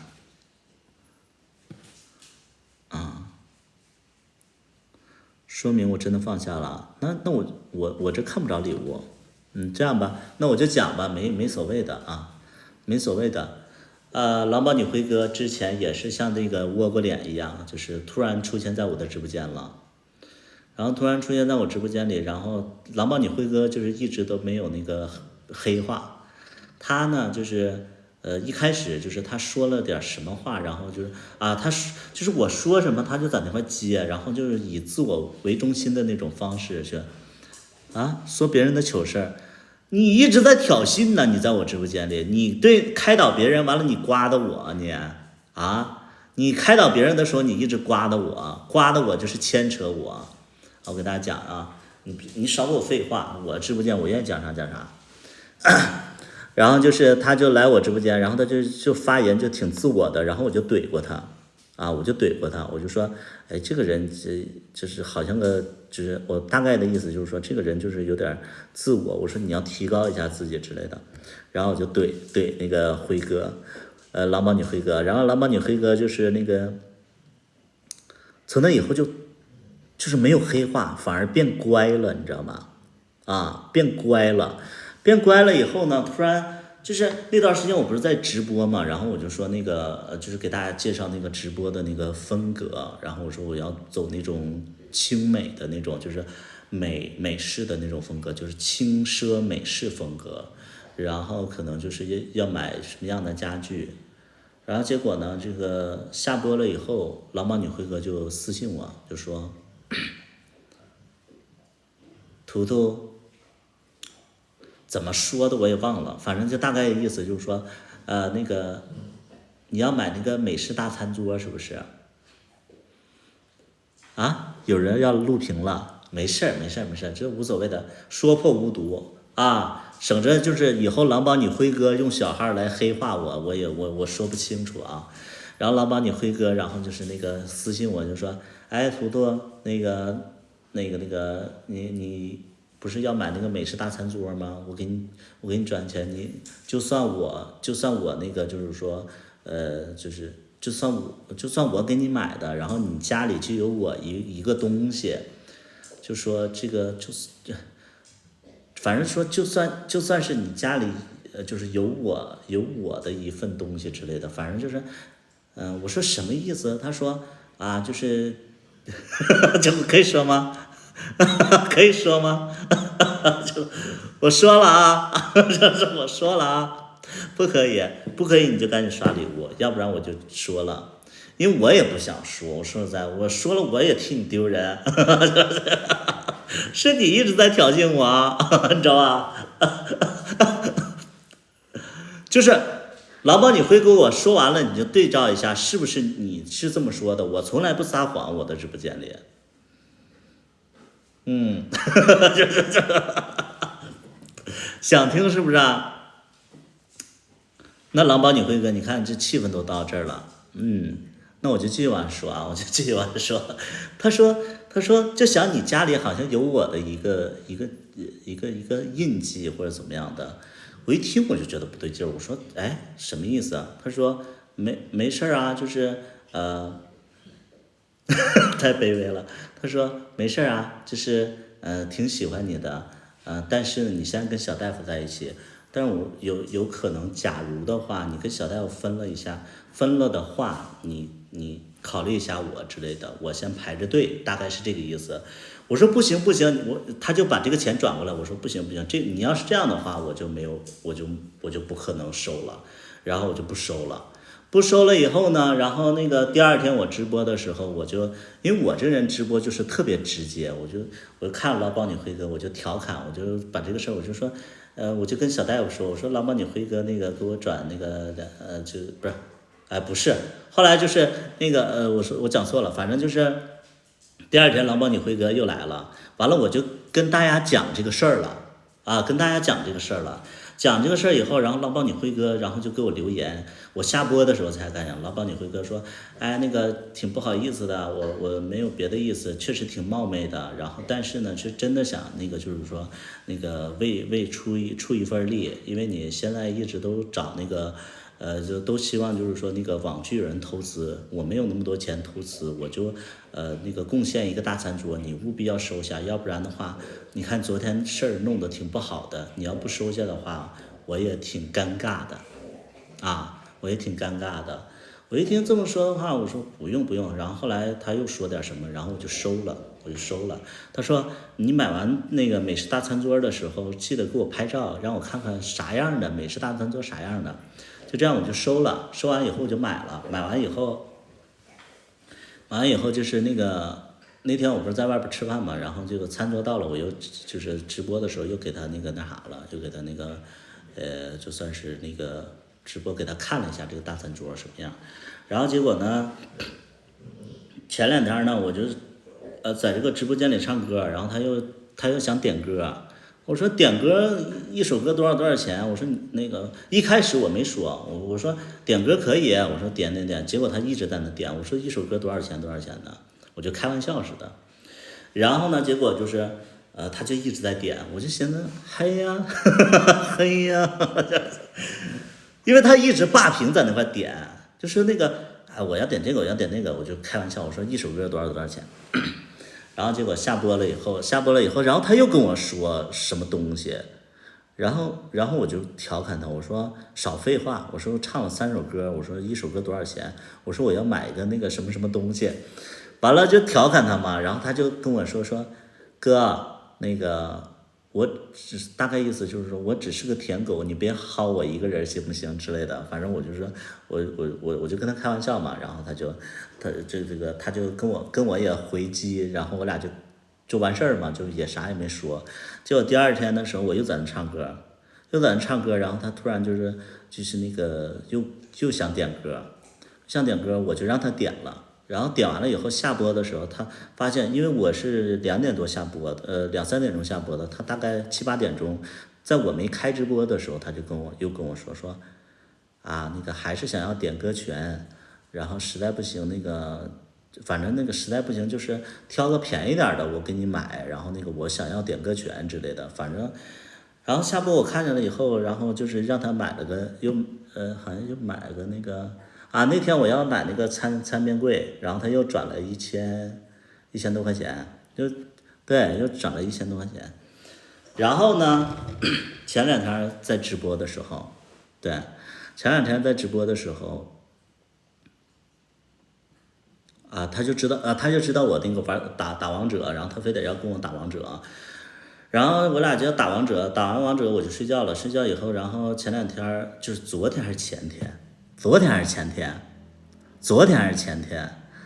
小大夫在直播间，完了，那个倭瓜脸也在，倭瓜脸说完什么东西，完了他突然说了一句，他说，那个有点冒昧的想问你一个问题，我说什么问题？你问吧。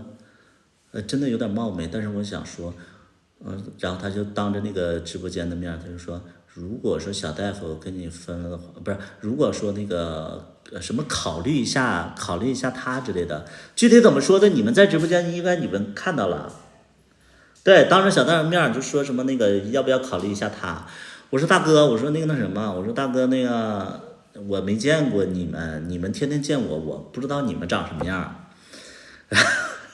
我说我怎么可能？然后紧接着就是我又下播了以后，他就开始写那种伤感文字，他就说，就是大概的意思就是说，终于看清了，以后不再舔了，还是抱着一种希望，但是希望变成了失望，以后我不再会打扰你，但是呢，前2天你答应送我的一个短袖，你要记得发给我哦。然后今天我就没搭理他，因为我这2天直播太晚了，我就说我就觉得就像一个小朋友一样，然后在那个无病呻吟，我就说什么玩意儿，然后我也没搭理他。然后今天他开始在那块劝导别人，然后就说。他刚才在那块劝导那个说那个别人说连个小三儿都不算，然后他就在那块劝导说，你别舔了，我前2天特别卑微，怎么样，他就刮的我，你知道吗？他就刮的我，我不说你，我说谁？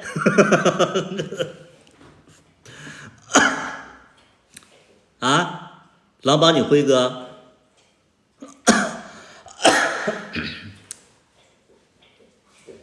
对。我就很怕那个狼猫女辉哥到时候那个再黑化了，再像倭瓜脸一样。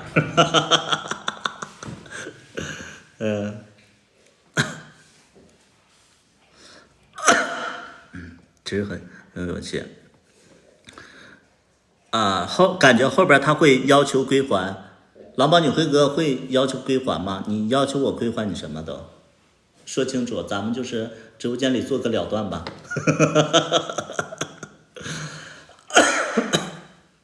归还什么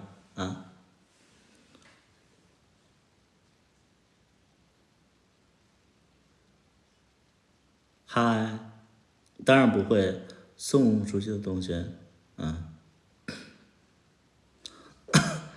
也是恋爱脑10岁了。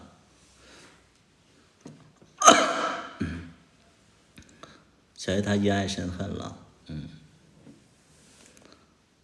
你看有人录屏了。我的直播间经常会有人录屏经常会有人录屏我直播间里就是录屏，因为海内外的朋友也要看，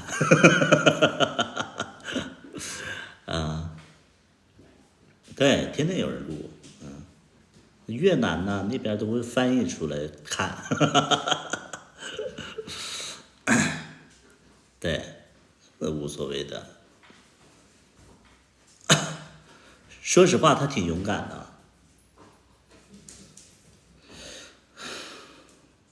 这叫勇敢？不是，我跟你们的角度不一样，我不觉得这叫勇敢，但是我觉得他挺贱的，你知道吗？这个贱的点是，你说他就跟着别人明晃晃的在我直播间里说什么那个不要当舔狗啦，我前2天刚当过，现在清醒了之类的。你说他是不是明显的在看，就给我看的，你知道吗？他就故意在气我，你知道吧？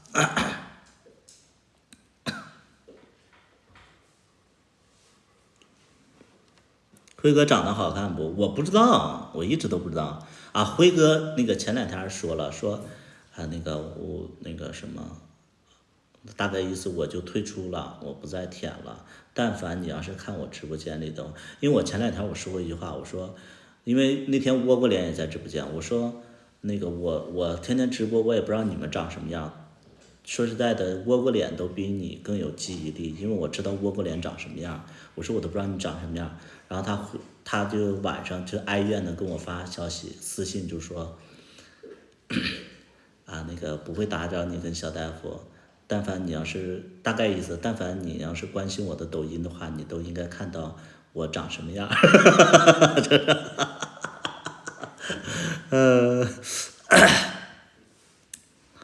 对，哀怨。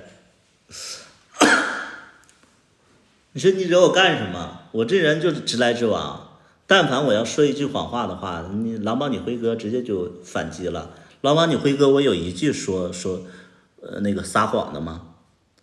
啊，我这有聊天记录啊，可以公布的。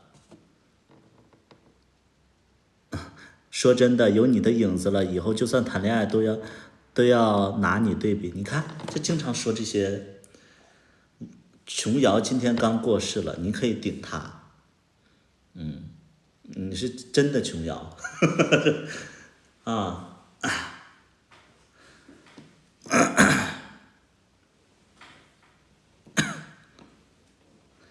公布聊天记录，我怕你黑我。怕你黑我。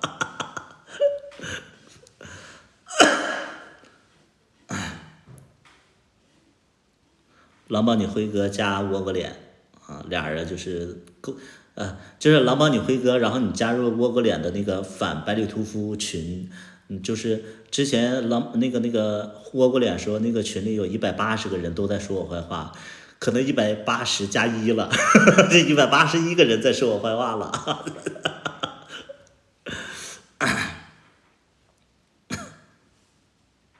我的天。大家可以就是关注一下狼帮你辉哥，他表演型人格，我觉得他有点。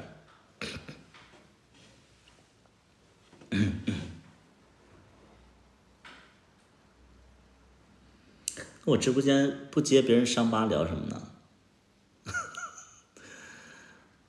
还是太年轻了。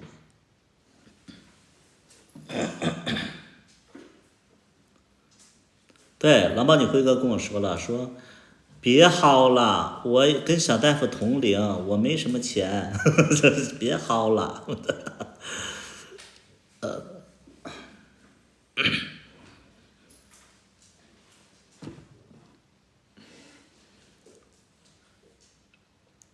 一天可搞笑了一天。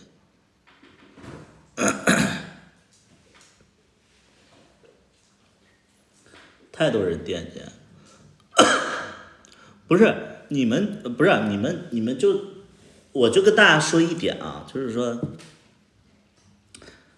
，30多岁的人谈恋爱啊，30多岁的人谈恋爱，不是那种就是说，特别快速的就谈恋爱了。我不知道能不能懂啊，我不知道你们能不能懂。但凡你就是经历了一些事儿，然后年纪成熟了一些之后，你会发现就是说，恋爱它其实是决定恋爱的因素，它其实是非常综合的，它是一个非常综合的事儿。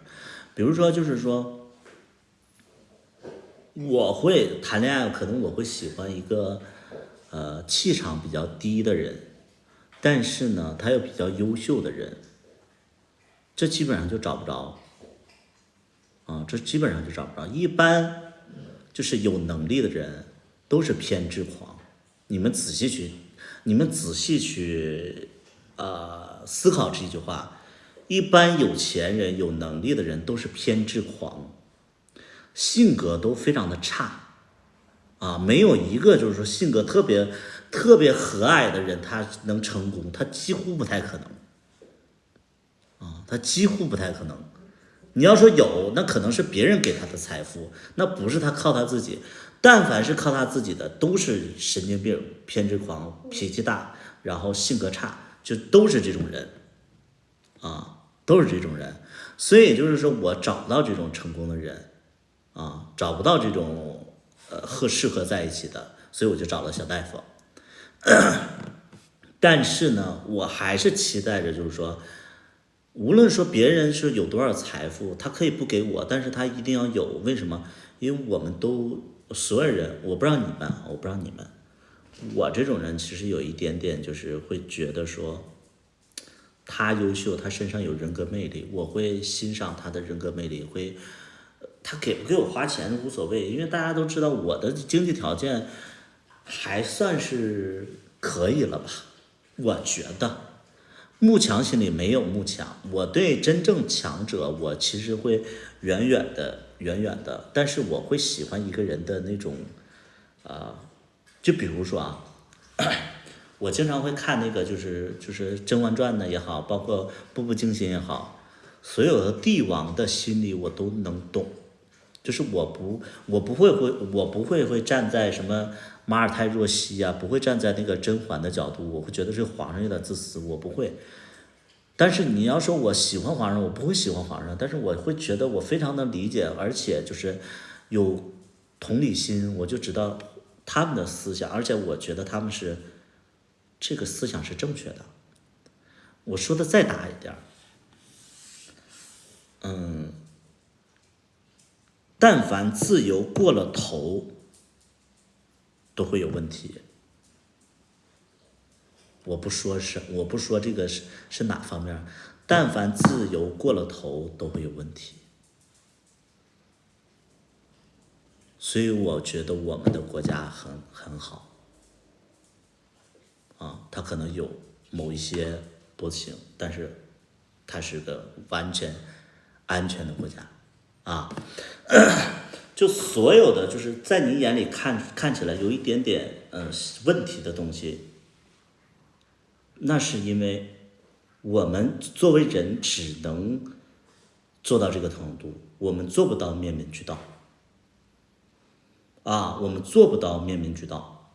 所以就是那些偏执狂，他们在某一个领域他们就是会让别人讨厌他们，但是他们在大的事情上，或者说大的面上，他们其实是做的对的就你说你当皇帝你不狠你能行，对不对？你当皇帝你不狠你能行，是不是？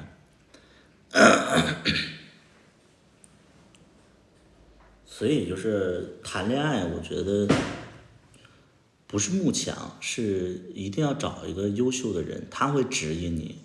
因为我可能我这个人还是有一点，就是我的适应能力特别强。就比如说这个人一开始我看不惯他，后期长时间接触下去，我可能变成他这样的人。我的学习能力也比较强，就是被改变的几率很大我就这么说，就是我不知道就大家听没听过这句话，现在的你是你过去看的书、走过的路和你爱过的人这句话我不知道大家能不能懂。现在的我其实跟 Q 先生非常非常的像，现在的我跟曾经的 Q 先生非常非常的像，就是我曾经爱过一个人，然后我会觉得他也是比较有钱，然后也是比较脾气不好，然后甚至会有一点点聊骚。我现在就变成他了，我就是变成他了，我现在变成我讨厌的样子了。我一直都觉得我说我不会聊骚，但是我现在我就是会聊骚了。Q 先生是哪部 ？Q 先生就是那个龙二的原型，龙二的那个剧里的原型，所以我现在就变成了龙二的原型的那个人就是这样那你就仔细看，我跟龙二的原型越来越像了有点小钱嘚瑟，完了那个就是那个花心但是我还不算是花心，我是属于聊骚对，芝麻一芝麻一，所以你没办法，我觉得这些东西都是没办法我觉得感情的这种事儿，而且是你不同阶段你对待感情的一个需求都不一样。比如说，我觉得我要是一个这个财富自由的人，我一定会找一个名媛在一起，我天天给他花钱。如果我是财富自由的金主的话，我一定会找个名媛，找一个上进的名媛，因为我没有财务上的一些压力，我找个光鲜亮丽、身材好，然后长得好看、带出去有面儿的人，就可以了。对吧？我干嘛要求他那个怎么地？他有什么好的工作？都不用工作，对吧？那如果说你是一个奋斗阶段，甚至你是一个事业型的人，找金主的几率其实是最大的。小大夫呢？小大夫也不差。小大夫他不是说差不差的问题，小大夫现在跟我的问题是什么呢？我现在没有财富自由，所以就是跟他在一起吧，一边是享受这种在一起的状态，但是同时又被生活压力所折磨着，对。但是你要说我要是一个奋斗型，比如说我要是一个做事业的一个人，比如说我像窝瓜脸一样，我有3家酒店似的。我要有3家酒店的话，那绝对不是财富自由。真正的财富自由是什么？我啥都不干了。对，财富自由是我啥都不干了，或者说我退居幕后了，我公司上市了，这叫财富自由。但你要有3家酒店的话，那你就是得找投资人也好，包括找那个就是更有能力的就是另外一半能带领你往前走，因为3家酒店这种产业是压力是非常非常大的。对，窝瓜脸家有3家酒店，对，想找个孙俪，其实是这样的，就是你就是你在事业发展过程当中，你需要的是推你一把的人，推你一把的人。跟小大夫视频都去哪儿？因为我这个视频要做那个装修号，我没有办法，就是一是跟他就是吵了一架，然后那个把这个就是为了吓他，我把这个视频都隐藏了。第二点，做装修号的话，到时候人家广告商看着俩同性恋的账号，人家也不愿意找我打广告啊，对不对？咱们就得把这些视频就给那个直接索性就是就是那个就是对吧？你们能懂不？就索性咱们就是隐藏了就完事儿了，因为马上咱们这个号要做装修号嘛，理解是不是啊？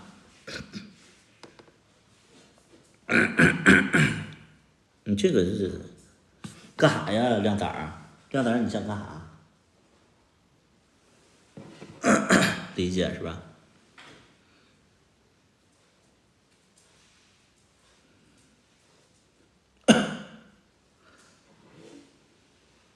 日常号那个账号我都那啥了，因为日常号的那个账号的那个手机卡，是我之前酒吧的那个电信号的绑定的，所以说那个酒吧那个关了之后，那个电话卡也注销了，所以那个账号已经就不用了。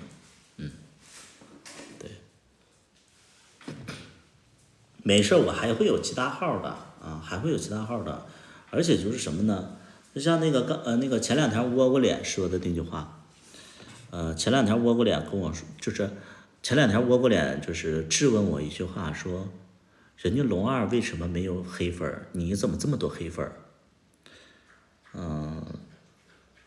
其实他这个问题吧，我真的没有办法就是普及这个事儿，就是如果说我这个问题，你们是怎么看待的？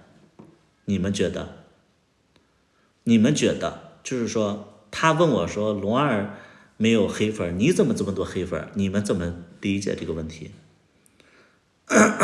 来，你们怎么理解？就是他窝瓜脸问我，人红是非多，这个理解就太浅了这什么理解？因为你比较爱说实话，是不是？啊，不争黑粉儿就没意思了啊！你遇到不爽的就直接评论了啊。中庸之道，中庸之道也只是不是好词儿吧？这个是，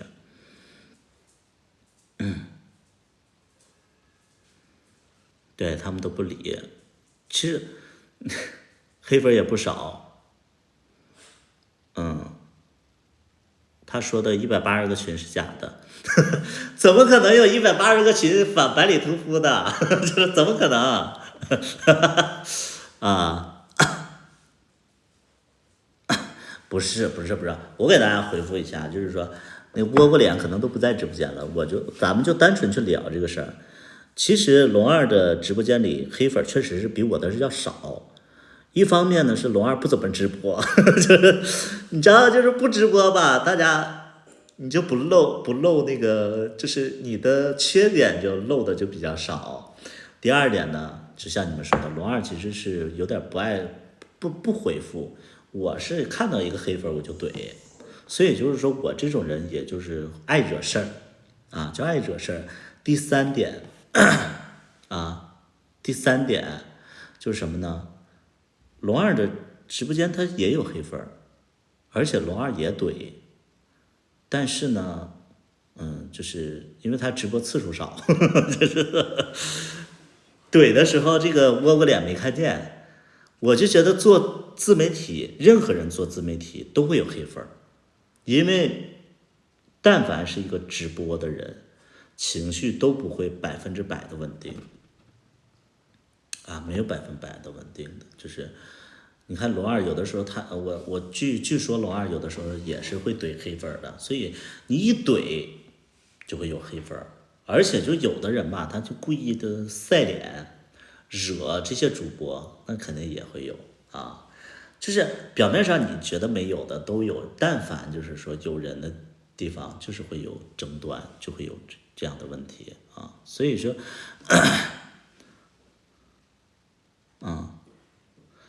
而且我个人，我其实就像你们说的，我是爱辩论的人，啊，我特别爱辩论，而且第二点呢，就是，有的时候直播挺无趣的，有的时候直播挺无趣的，有的时候我直播特别累，完了碰到这些人，我就其实就想吵。而且呢，就是吵着，他们要说什么我有什么黑料，我也想听一听，我就真的想知道，就是说别人的他们传的黑料到底是什么，我很想知道，就是我倒要看看，就是你知道那个倭瓜脸就说什么我是公交车，就说我是公交车，就是我当我听到这句话的时候，我有点兴奋，就是我不知道为什么，我就说啊好兴奋，就是。这个兴奋的点是什么呢？就是他说了一个，就是我一直都没听过的，你知道吗？就是从来没有人说过我是公交车，然后他说了一个我是公交车，我就找到一个突破口，我说来说说我是怎么公交车的，你知道吗？就是从来没有人说过我是公交车，因为所有人都知道我的个性，包括我的那个。我觉得我在圈子里，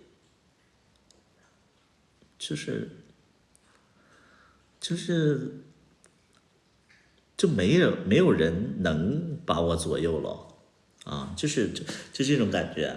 你要黑我这一点，我就感兴趣了。对。口直男2年的那个故事，口直男2年那个故事，口直男2年，啥口直男2年的事情？口直男2年的事情，那个是小米粒吧？就铅笔爱上白纸，那口直男2年的那个事情。我他妈再给你解释一下啊！我他妈也不是解释，我他妈就觉得说那什么，我就觉得我他妈再给你说一遍，口直男的那个人是我台湾的一个朋友，他有一天跟我连线，讲述了他在公交车上跟直男发生的事儿，不他妈是我现实当中看直男，我就完全没有兴趣，就像我看到那个一样，我就是没有兴趣，我对一点兴趣都没有，能明白吗？啊，要我他妈说多少次，直男和一我一点兴趣都没有啊。收到请回答。我做过零，但是我也不喜欢做零，那就是因为爱情，因为爱情他妈强迫自己做的。收到你以后就记在心里，不要在这块造谣了啊！直播间里全是一，我直播间里他妈都是那个 M， 我直播间里全是倭瓜脸啊，都是0M。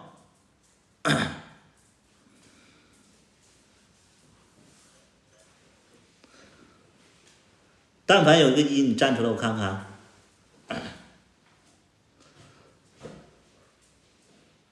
0S，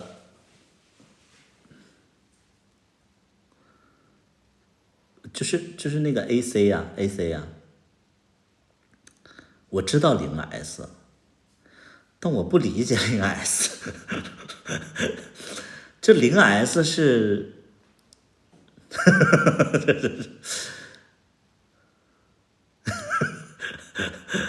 啊，0S 是怎么个流程？我不懂。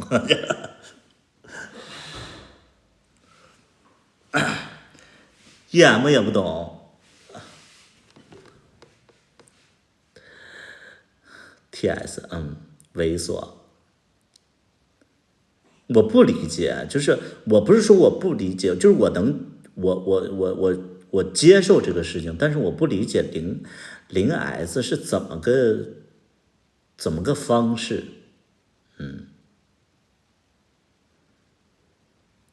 喜欢 S， 我不喜欢 S， 我他妈看 S 我，就是我跟你们再直白的说一下，就是为什么就是你们有的时候就是卡卡和那个我的 CP 粉一在我直播间里说这些东西，我就非常膈应，因为我俩都是一，你们能懂不？就是他妈的怎么的我俩都不会在一起，你们就死了这个心吧。我跟卡卡肯定不会在一起的，就 CP 粉你们就是散一散，就是当然我知道剧情可能是我演零演的太好了，但是现实当中我俩不可能。而且就是我跟他演芝麻一的时候，就是也没有太多的那个共鸣感，就没有啊。就是心里就会膈应这个事儿，就是我生活当中，你知道，就因为我演了这个周明磊这个角色，好多一喜欢我，然后给我发那个，就是关注我以后，你知道吧？关注我以后，然后我就不跟他们说话了，为什么呢？关注我以后，然后他就给我发消息，嗨，周明磊真可爱，终于加到你微信了，喜欢我这样的吗？就之类的。我听到这种方式我都不喜欢。嗨，真可爱，喜欢我这样的吗？你知道有些一就是这样，喜欢我这样的吗？喜欢看爸爸的大抖音吗？就是那种口吻，我就不喜欢呐，就咱不喜欢爸爸大抖音不行，这不行，我觉得很恶心，对我受不了，我更喜欢的是那种。就是关注我以后，然后我主动，就是他不跟我说话，然后我主动跟他说话。小可爱，哥哥，啊，你真关注我了？是百里哥哥吗？是我，怎么了？小可爱，抖音真好看。哥哥，你也好看，你也可爱。不要说我可爱，我是一。对不起，哥哥，你知道吗？就我们的对话都是这样的，你知道吧？那种就喜欢这种啊，对，小可爱，千万不要让你的老公在你身上闻到一种味道，对，好 man 好 man 啊。就因为我演了这个零，我真的我就从跟我回家一直到芝麻，其实我觉得我也演过一，不知道为什么，就是你看，芝麻一我演过零，也演过一，因为那个角色它是由一变零再变一，不是由零变一啊，芝麻一是由零变一，但是大家只记住我演零了。你要说跟我回家的时候我演零，那就是后边其实也演一了，但所有人都记得我演零，就觉得我是零。完了到芝麻二的时候，我就说我一定要演个一，结果演完一以后就像那个石沉大海一样，没有任何的波澜，没有任何的波澜。然后好不容易演小茉莉了，小茉莉我又是个一，还是没有什么火花，没有什么风浪，你知道吧？就是我演一就是。我不知道为什么，我到哪儿来的问题啊？哪儿来的问题？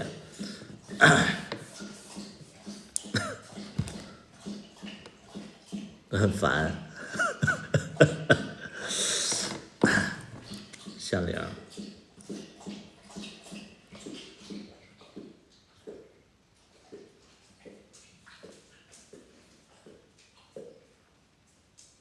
就想看你哭。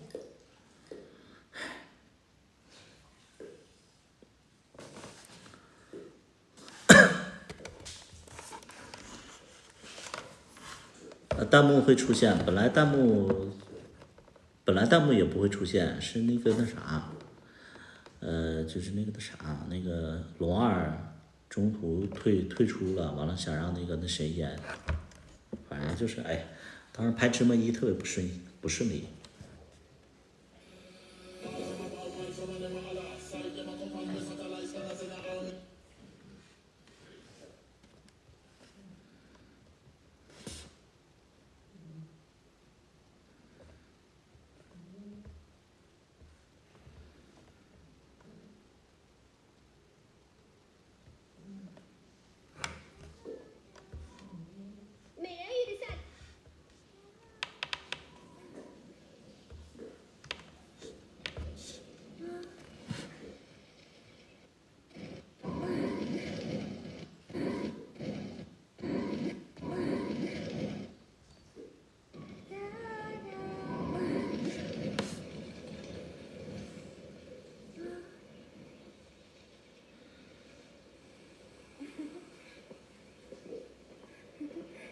吓自己。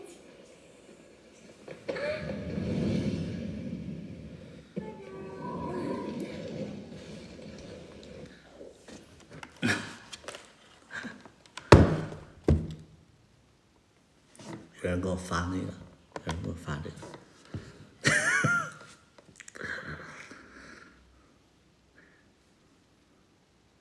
图图演一个自己吓自己。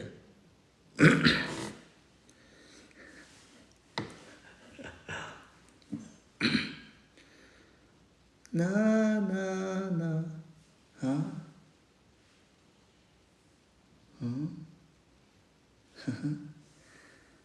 自己吓自己，神经病，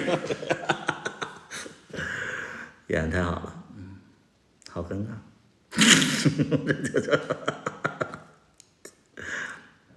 啊？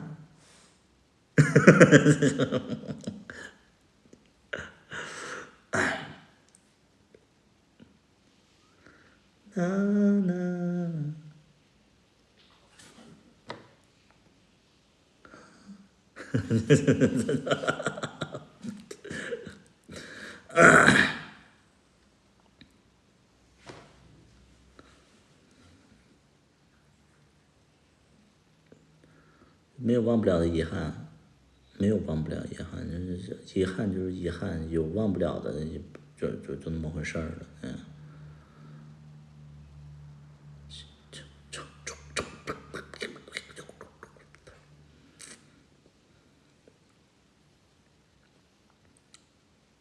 倭国脸今天就是倭国脸今天战斗力不行，倭国脸，哎呀，倭国脸不在，有没有黑粉？有没有黑粉？好无聊，狼宝，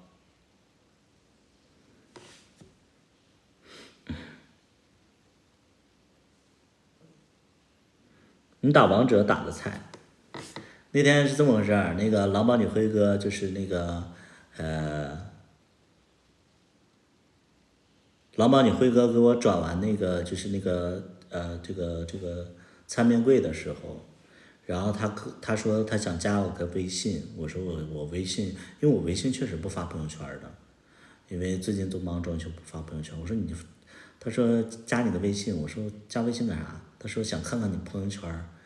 我说那个我朋友圈也不发什么东西啊，然后那个我就没加嘛，没加以后，然后他说打王者，然后我就陪他打王者，结果打王者，因为那个时候是他5点多醒来，我5点多还没睡呢，他非得要打王者，我就寻思呢，人家那个转餐面柜，哎是那天吧，反正就是人转餐面柜的钱给陪人打个王者，打了3局，然后我还说我还在那个跟他聊天，我说好像自己是那个游戏代练一样，结果就输了3局，然后那个队友们就不愿意了，就说就你这样还他妈陪练呢，就怎么样，就开始那个对，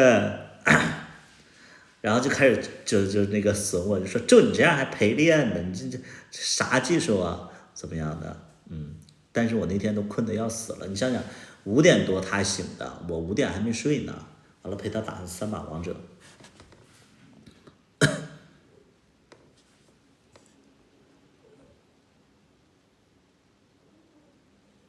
前天那个黑粉又来，对，刚才来了，换了小号，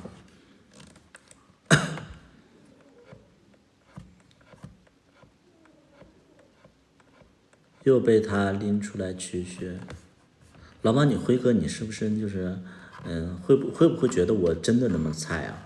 其实那天我真的是困了，而且那天可能那个组的那个局其实也不是我这个，也不是这个，因为我那个时候是最强王者，哎不是，是那个至尊，所以匹配的他肯定也是高等级的，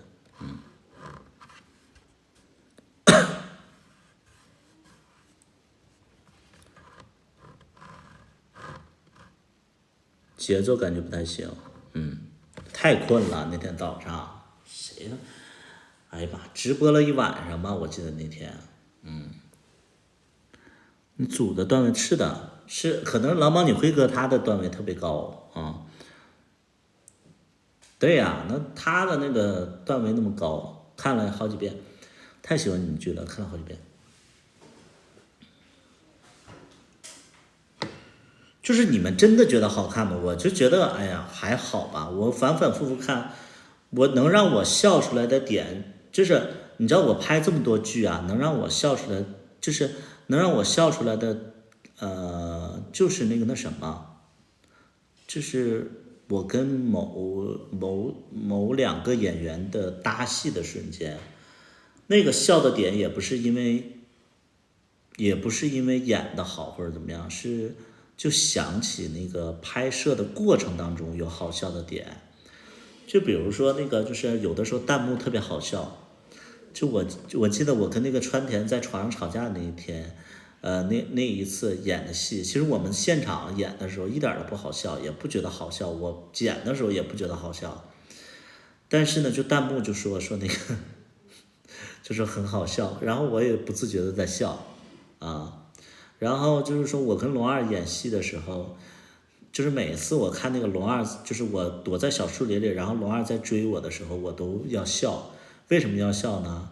现实当中拍那场戏的时候，我在前面跑，完了龙二在后边追，跑了好几条都没过，因为龙二跑不过我嘛，他小腿他倒的，现实中我比龙二要高5厘米左右，啊。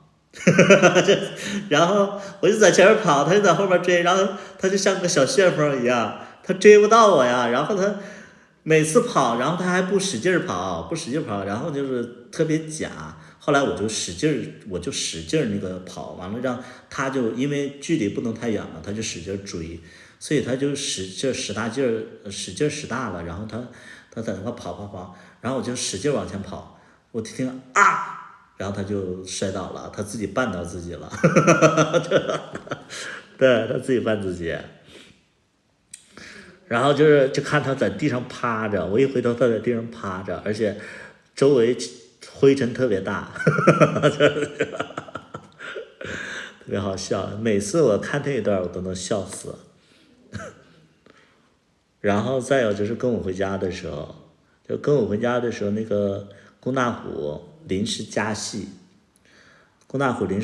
然后就是公主抱把我从那个餐桌抱到那个卧室，然后我就觉得好尴尬呀，就好尴尬呀。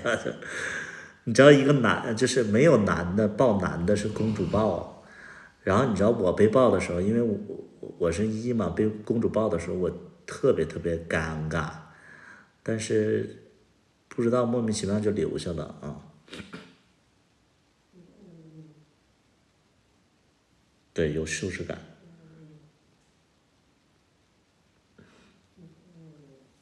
那天看到狼帮你辉哥了，在哪儿看见的呀？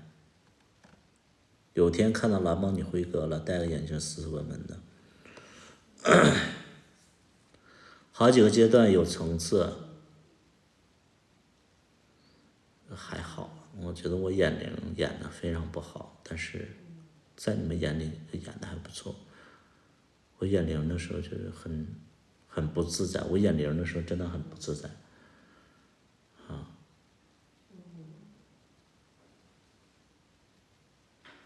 回娘家也好笑，是的，又要回娘家了。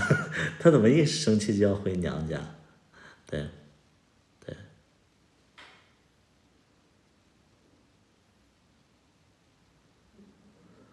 只要眼龄演得好，演得很好，对。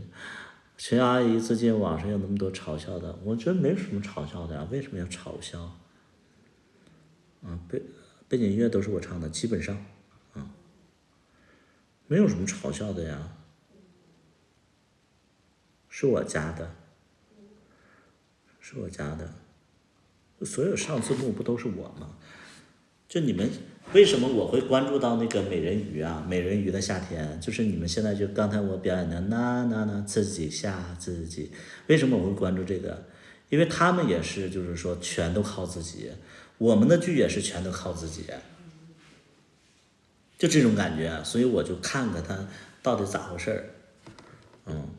你要说我就很好奇他这种是怎么上院线的，分析一下郭孝军的角色。郭孝军的角色就是倔强，可以听，可以听。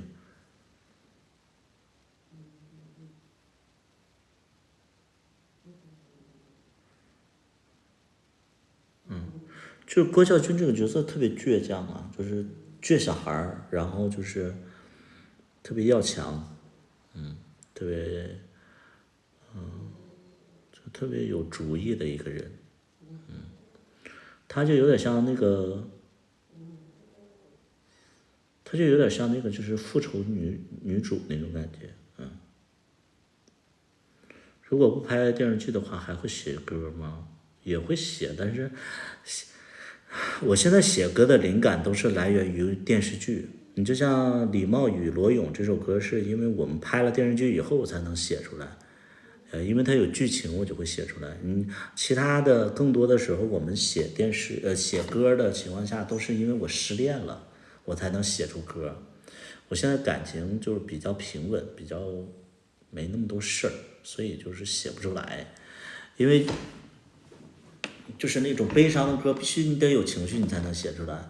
你像那种就是欢乐的歌容易有一点是什么呢？欢乐的节奏通常会容易跟别的就是旋律啊有一点点相同，所以我们为什么不喜欢写欢乐的歌？因为欢乐的歌它的那个整体的走向也好，包括它的那个每一句的那种感觉，它其实会更大的几率跟其他的歌就是一样。但是抒情的歌的话，悲伤的歌的话，因为它每一句的那个歌词会比较长，包括他的气比较长，包括他的那个情绪会比较多，所以他就不会相同。因为我们很怕就是我们写一首歌，然后突然跟某一首歌相像了。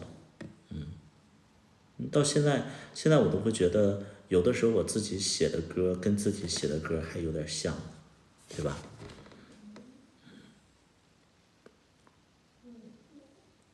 李茂与罗勇写的很好，那首歌写的就是因为那个李茂与罗勇的剧情我才能写出来，所以就是你没有那个情绪的话，你写歌你写不出来。我几乎我所有的比较好听的歌都是因为当时失恋了，折磨的自己要死，然后就是很想发泄出来，所以就写歌啊。对，川田是，当时川田是跟我那个在抖音上不是在那个微博上，我俩互关了。当时我是30万粉丝，他是10几万粉丝，然后他是那个平面模特，然后我就想着说我拍一部剧，让那个大圈也能看的剧，结果我就找川田找那个小馒头了，但是后来我还是低估了我自己，就是在熊圈的一个能量，就是拍完了以后还是熊圈，川田真帅，他之前就是平面模特，平面他不是平面吧？他是平面还是什么？反正他就是模特，他川田身高在1.8米左右的嘛，1.8米几啊，模特。但川田有口音，说话有口音，是直男吗？甭跟我废话，你们问的问题你就甭跟我废话。她是拉拉，她是女的。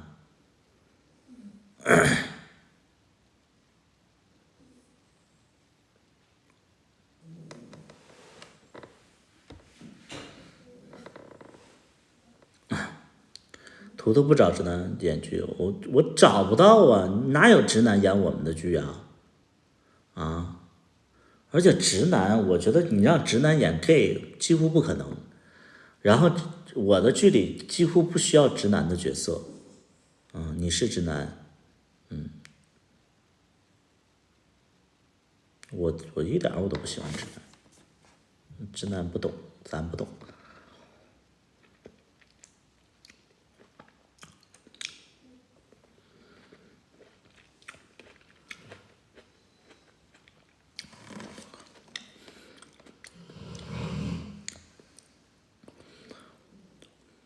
就聊到直男，我就跟大家说，就又聊到直男，我不愿意聊直男，就聊直男，我就索性跟大家说了，就是没有直男能掰弯，掰弯的都不是直男，或者说你压根就没掰弯。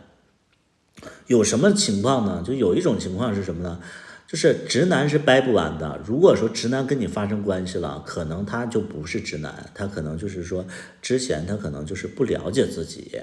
然后就像我也是这样，我曾经就是芝麻1的剧情其实是真的，我之前我也是不了解自己，然后就是接触了 gay 我们才进入到这个圈子。那你能说我是直男吗？我只能说那之前我就是不知道有 gay 这个群体，或者说我没接触过，那我接触了以后我就在 gay 圈了，你能定义我之前是直男吗？定义不了那不是双吗？那也不是双啊，那不是双啊。还有一种就是什么呢？他是直男，然后跟你发生关系了，他其实就是说白了，有的直男他过得不是特别好，你给他钱他愿意。有一些直男是这样的，因为很多现在就是我直播间里的一些同性恋，他们都喜欢那种就是粗犷的那种黑车司机啊、卡车司机啊、什么干零活的呀、下水道工人呐、汽修电焊、挖掘机、塔吊，就这种，他的生活工资比较就是微薄啊，比较微薄，然后就是说，就是给他钱他就愿意的，能改善他的生活的，那人家图钱啊。有啥直男呢？你直男你能掰弯？有很多直男他们就是为了钱才跟你在一起，你天天跟我说掰弯掰弯，没有直男能掰弯，直男从内心世界里面就是瞧不起你们 gay， 就是这样。就是这样，你瞧不起你，你别想着怎么样。你现在给他钱，他能给你发生什么？你不给他钱，他拿你是个屁，而且他这个恶心死了，他都觉得。直男跟 gay 不一样，你让 gay 去跟女的在一起 ，gay 几乎不能，但是直男可以。gay 瞧不起直男，直男瞧不起 gay。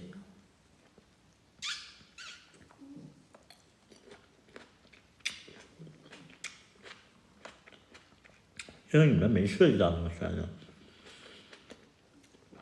我身边有一些有钱的 gay， 确实是在跟直男在一起，花钱啊，给人钱，一个月给人多少钱，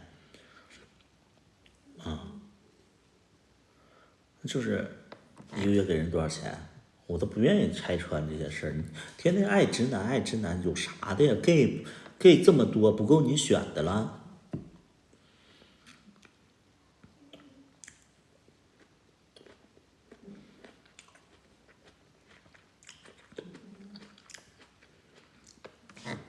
说白了就体验，不是有的人吧，就觉得直男爷们儿，就觉得 gay 有点那啥，有点母，gay 有 gay 的气息，他们喜欢直男，他们喜欢直男，就是天生就是因为他们这性启蒙，包括就是说那个感情启蒙就是直男，所以他们就觉得 gay，觉得奇怪，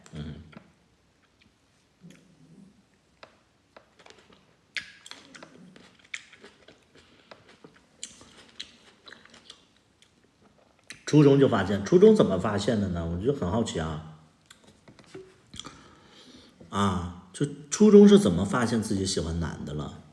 就是怎么会发现呢？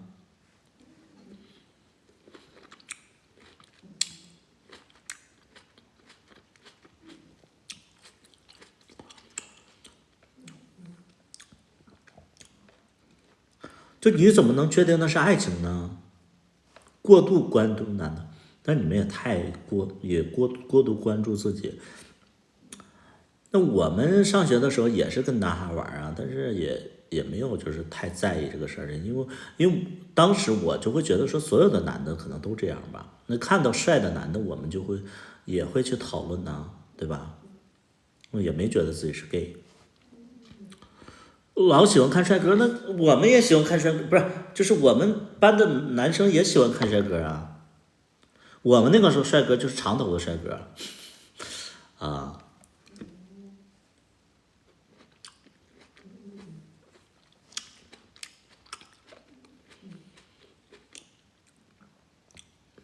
初中根本就不懂，有女孩子追我还在一起了，现在感觉很愧疚，愧疚什么？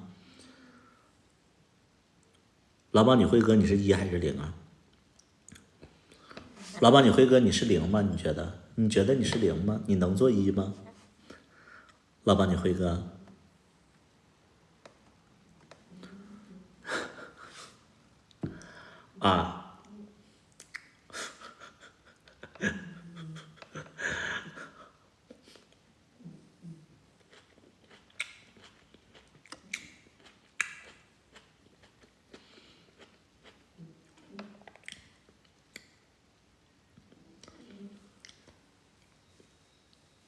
5757，老石还在不在？这个5757跟你是同一个说话风格。老石，你快出来，老石！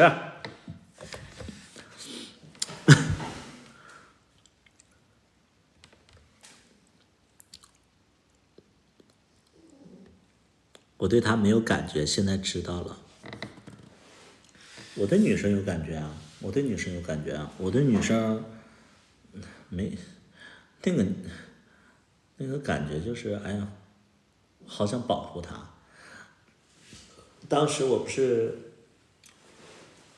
辍学了嘛，我就不上学了，然后当时我还想着说我就在学校附近找一个打工的地方，然后每天都能看见她他从学校出来吃中午饭，然后就给他就是送点吃的之类的，然后守护他，等他上了大学，然后我再跟他去他大学的那个城市，然后就等他大学毕业，我也事业有成，然后我就娶她之类的。反正我当时我就可能就是那种小说看多了或者电视剧看多了，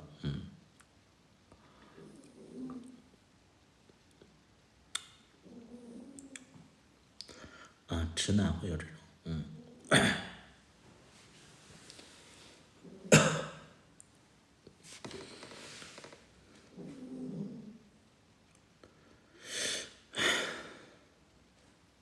我现在就觉得直男 gay 其实都那么回事，就自己怎么活得开心怎么来呗，管他直男 gay 是不是？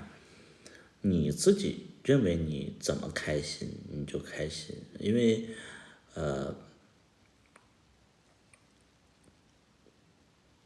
邱阿姨走了，我知道，看见了。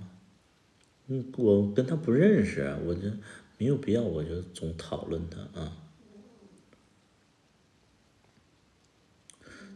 就是我经常，你知道，就是朋友圈经常会有一种现象，就这个走了，他们缅怀一下；那个走了，他们缅怀一下。这个发生什么事儿了，他们发个朋友圈；那个发生，我就想跟我有什么关系？完了，你知道，朋友圈都是发这些的。只要有什么事儿，这个一下午的朋友圈我就直接快滑，我就啥也不看啊。就我觉得大家就是凑热闹这种现象，我就不太喜欢。我就觉得好像跟自己没关系，就算是人家过世了，我也不会发什么缅怀啊。对，就是我觉得，就是我当然我也不说这是一个不好的事儿，我就会觉得说没必要，没必要。就比如说，我前一段时间。就我去年的时候，我爸爸不过世了吗？我爸爸过世了，然后我就谁也没告诉我只跟我店里的一个员工说了，我说这2天你不要请假了，我说我家里有点事儿，我要回去处理一下。然后这个员工说那个这2天我也有点事儿，那个我也要请假的。我说你先别请了，我说我爸过世了。我说我要回去处理一下，就这样我就是就是我员工听到以后，然后就说那你去吧，怎么样？要不然我谁也不会跟谁说。结果就是我身边的朋友一个都不知道。但是好巧不巧，就是我朋友圈里有一个网友，我爸爸是5月3号去世的，他爸爸是5月6号去世的，然后他就满朋友圈发这个事儿，我就觉得就我不太懂我不太懂，就是我不觉得这是一个要发出来的东西就是你发它干什么呢？你自己爸爸过世了，你就本来家人们其实就不好受就是亲戚们，这种事儿有什么发的呢？你知道那个他是今年他爸爸那个就是过世1周年的时候，他也是在发那什么我以后我没有爸爸了，我什么那个怎么样的，我就是你儿，就是以后那个不能尽孝了怎么样，就朋友圈就发这些东西，我不喜欢这种表达，就是这也不是说就是让所有人都知道的事儿，知道吧？就是发朋友圈你是干什么呢？不懂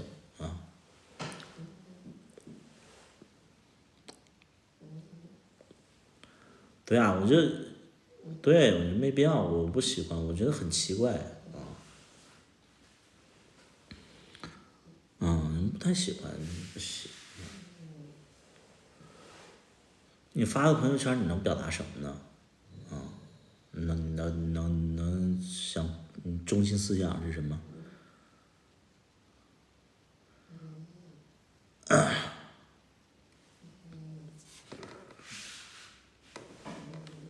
那琼瑶过世了，然后发个朋友圈。琼瑶说，要是那个我认识的人，我说我缅怀一下也行。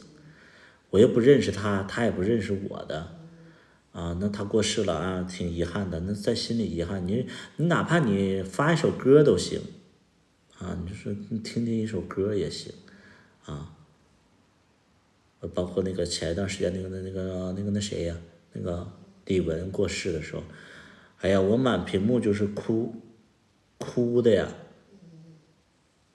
啊，就是李玟过世的时候，我朋友圈都有哭的，就那种拍自己就听李玟的歌，然后就哭的，哎呀，就那种就发这种朋友圈。我说啊，就是，那你看我还翻唱过李玟的歌呢，对吧？我还翻唱过李玟的歌，而且我们这个年代吧，其实听李玟的歌也不是特别多，也不是特别少，就不是特别多，不是特别少。我们就不赶这个热闹，就是，哎呀，过世了挺惋惜的，就可以了呀，就干嘛？对呀，对呀，我就很奇怪嘛。对，我不喜欢我不喜欢这种表达方式。琼瑶阿姨怎么样的？好好，这确实是很有成就、很有才能的一个人。讨论人家的死，就是过世怎么样的，我觉得没多大意义。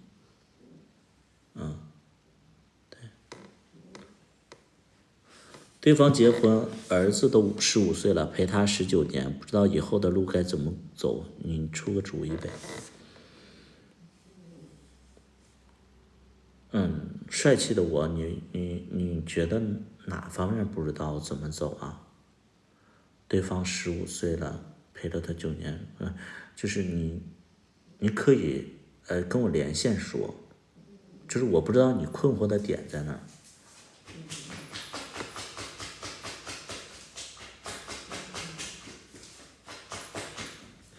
抠直男2年的故事，怎么又来一个呀？这个林海呀，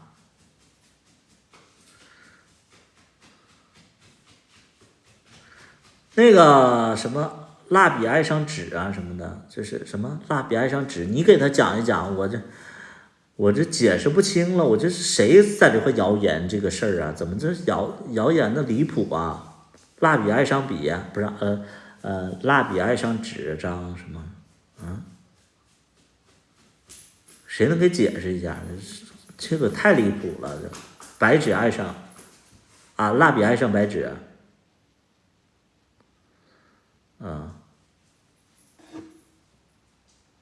发视频解释一下，有啥解释的呀？这有啥解释的呀？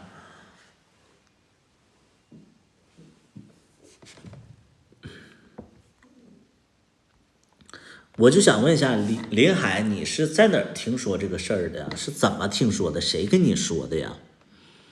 啊，林海就是咱们就是，你是在哪儿听到这种事儿的？你听谁跟你说什么了吗？是怎么了？是你怎么会问这种问题呢？前几天进来听到的，听谁说的呀？听我说的啊？听我说的？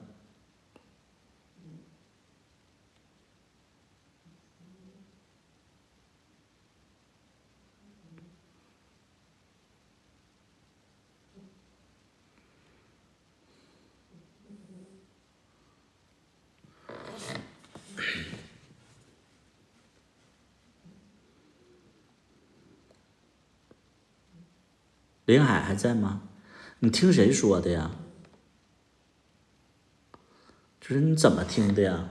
刚才说那个有人说那个口直在公交上口直男，现在又来一个口直男2年，你们这是在 B 站听到的？那你们以后会有什么版本？变异了，这我都觉得，你们会不会越来越离谱？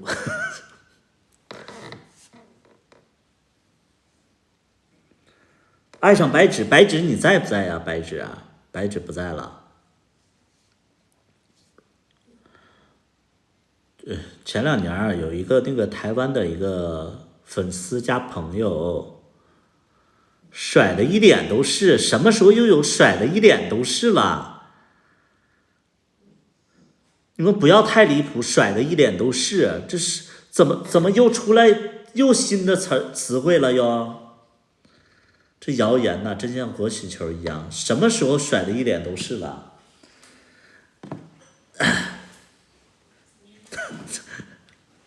是这帮人就是17年18年的时候，我有一个台湾的一个粉丝加朋友来那个北京，来北京我就见他，然后我们就是一起吃饭，然后他待了2天就回去了。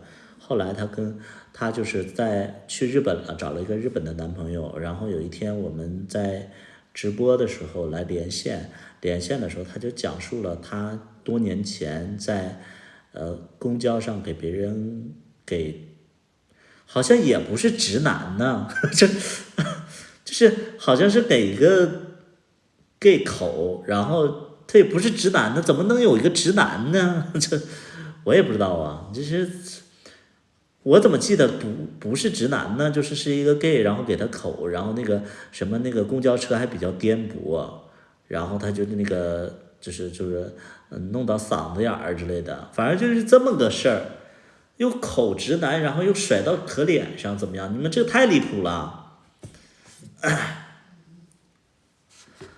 口直男那我都不记得这个事儿，口直男2年，那我不是记得这个事儿。小米粒是一个粉丝是不是？啊，小米粒是个粉丝，我就以为你们说的那个化妆师小米呢。啊，讨论谁是骚王？啊，口直男2年，那我不知道。林海，你问我这个事儿我都忘了。确实好像是有一个叫小米粒的啊。对。那我不知道，那我都忘了。有的时候那个跟这个直播连线怎么样的？林海，你不要来问我，你问我好像是我给直男抠2年似的。每次别人问我这个问题，我都觉得很奇怪。你问我干什么？在你的理解里，是我给直男抠2年是吗？我他妈就不喜欢直男呢，啥时候我都没碰过直男。你问我，你就很奇怪呀，你知道？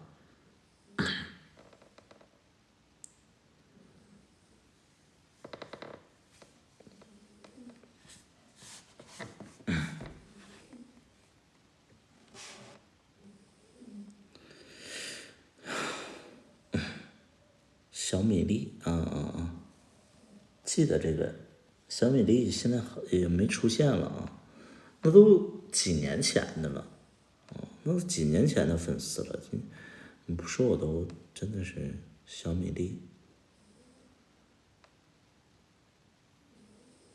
那时候在方糖，我都不记得了，就记得好像有这么个粉丝。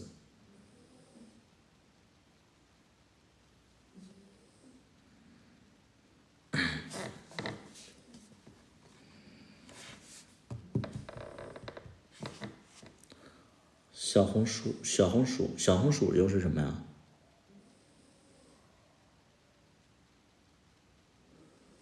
在小红书上有人，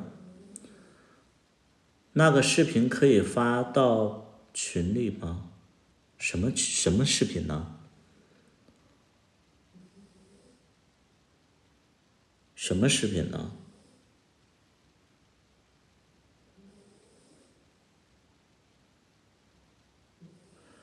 说小米粒那个视频，啥时候说小米粒的视频？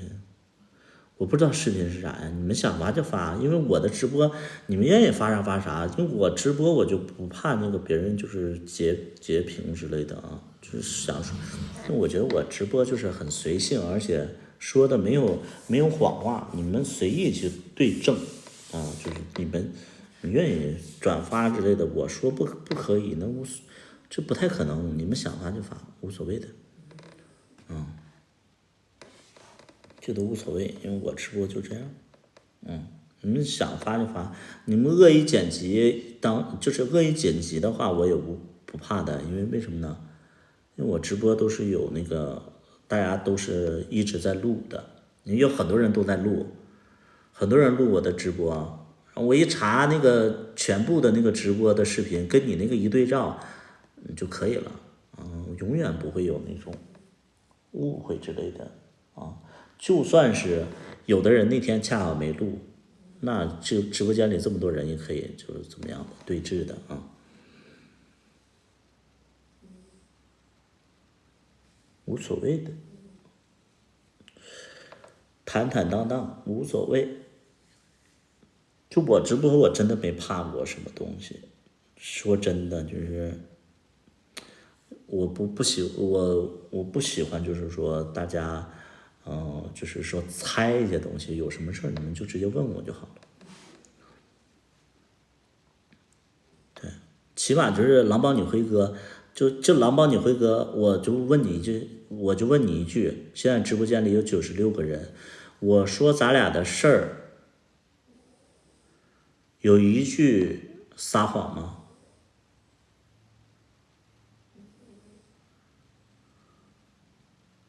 有一句撒谎吗？没有。是不是你给我转钱我没要？后来你就跟我道歉，然后说我务必要收下我才收的，是不是？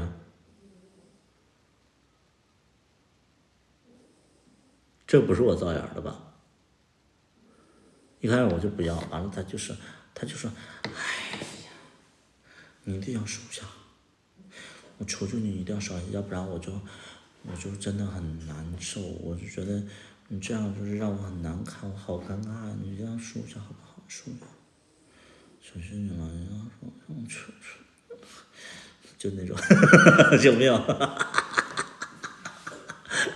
我可能有点夸张，我这个表演了一下，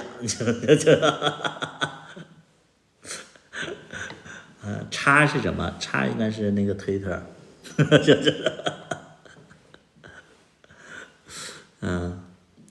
多少钱？2600呢？开玩笑了，我这大桌子是他给我买的。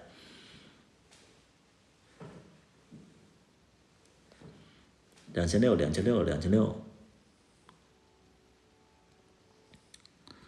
偶尔心都会看，你是愿意谁发谁发，就我没有说鼓励大家发，但是就是谁愿意发，这是别人的自由啊，这个真的是大家的自由啊，你发不发这全凭自己的心意，对吧？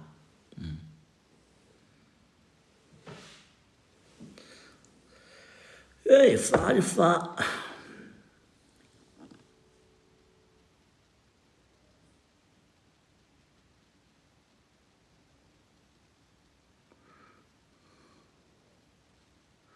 搬运我的电视剧，愿意搬就搬啊，愿意搬就搬。我再跟大家解释一下，就是说，谁愿意搬我的视频就搬，为什么呢？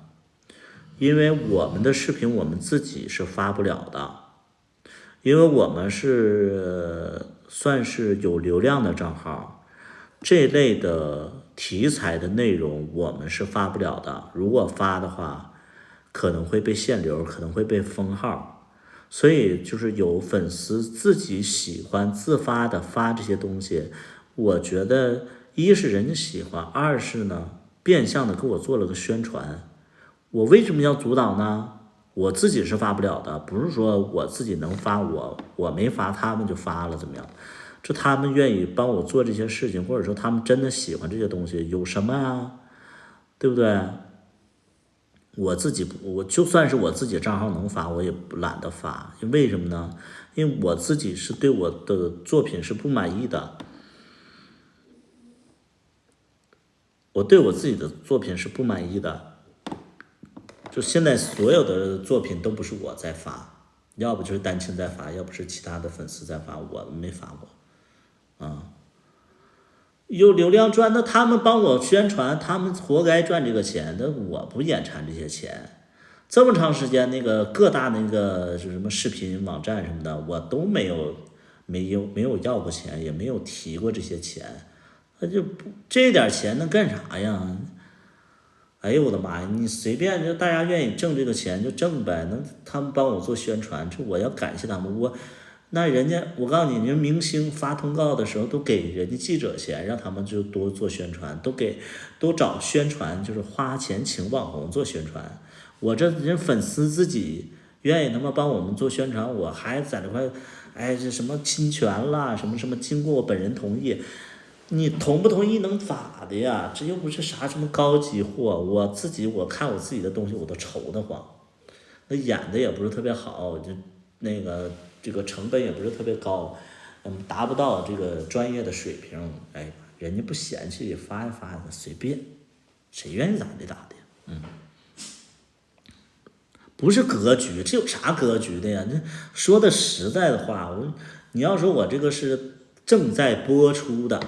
哎，比如说我是独播，我是收费的独播了，然后有人就是盗版了，我这他妈都播完了，谁愿意剪谁就剪呗，我这也没有涉及到那个，你比如说我独播剧，然后突然有人那么就搞到了我所有的那个版本，然后就在网上铺天开来，漫天铺开了，那我没有人买我这部剧了，那可能我受到经济上损失。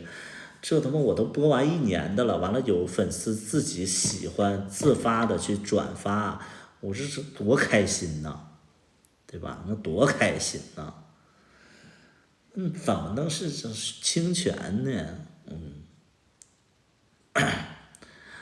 你和龙二对手戏不差呀，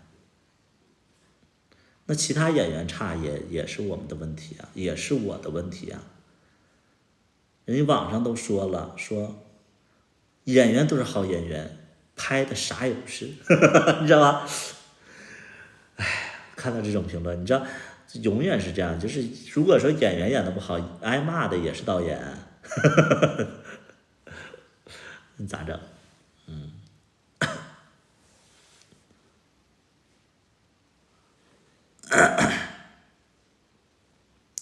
不是啊，我确实觉得他们演的很差呀，我也是，我说实在的，我确实觉得那几个演员演的很差呀，但是我也是没太大的能力去改变啊。我觉得我要是有能力的话，我就是多拉点赞助，然后以标准的那种拍摄团队去要求他们，我要求他们演技好，是不是我得给人发工资啊？我现在1分钱不给人发，人家演的不好，我能怎么着啊？你们知道这个点吗？就是如果说他们是我的员工的话，我们是以那个就是买卖关系或者是雇佣关系的话，他拍不好，那我就是生气。但是他们现在就是纯帮忙，他们做不好的话，我没办法翻脸，我没办法要求他们，能明白不？所以这方面就是他们演的不好的话，我只能就是说，哎呀，心里也难受。但是我不能说太严厉的去要求他们，毕竟我要求不过来，能明白不？我也想要求他们，对吧？人家就是赚没赚这份钱，赚你钱了吗？你要求人家，是这么个事儿，哎。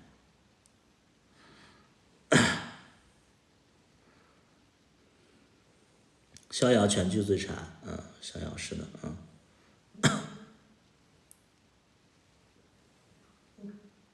本来说我演逍遥，本来他妈定的是我演逍遥，然后我第1集就死了，然后后来那个就是我很怕他们撑不起来，我就说那我演一个配角本来就是第1集逍遥就死了逍遥的那个这第1集就死了，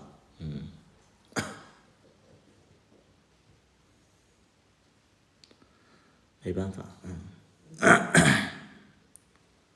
逍遥就真死了。就你们看到我的剧，其实也是你们看到我拍的结果，就是成片的效果，其实也是因为这个，其实就是我的生活和我的阅片量，就是这段时间可能我看的剧就是这个风格，所以我拍的也自然会走向就是这个方向，对吧？新剧。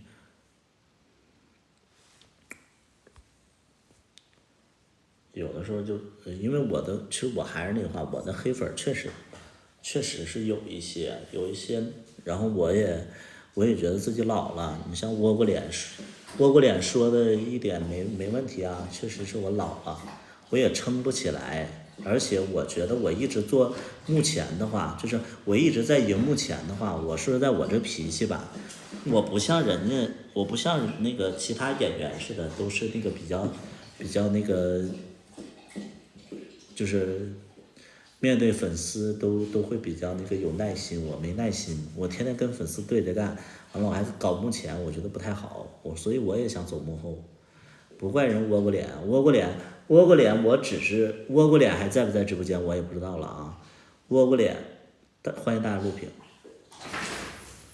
窝瓜脸你好，这两天你说了我很多的话，很多的坏话，但是呢。在我个人的理解里边，我不生气，但你造谣这一部分呢，我希望你举证啊，就是如果说你觉得你不是造谣的话，你举证。第二点呢，你吹牛逼那些事儿吧，不要吹牛逼，太明显了，吹得太明显了。第三点，至于你说什么我老了怎么样的，我脾气不好我都认，但你要说什么一个群里180个都是我的黑粉的话。也请举例说明，我看看这个群里是不是180个人，里边有没有那个狼宝你辉哥啊？可能这个咱们就是一切就是咱们实事求是的去说，我老了，是的，我老了啊。我也挺喜欢那个于小鱼的，于小鱼也行。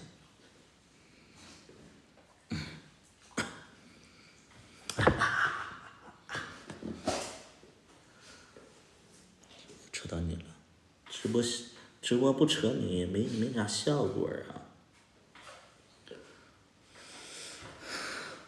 不是90后吗？谁呀？谁是90后？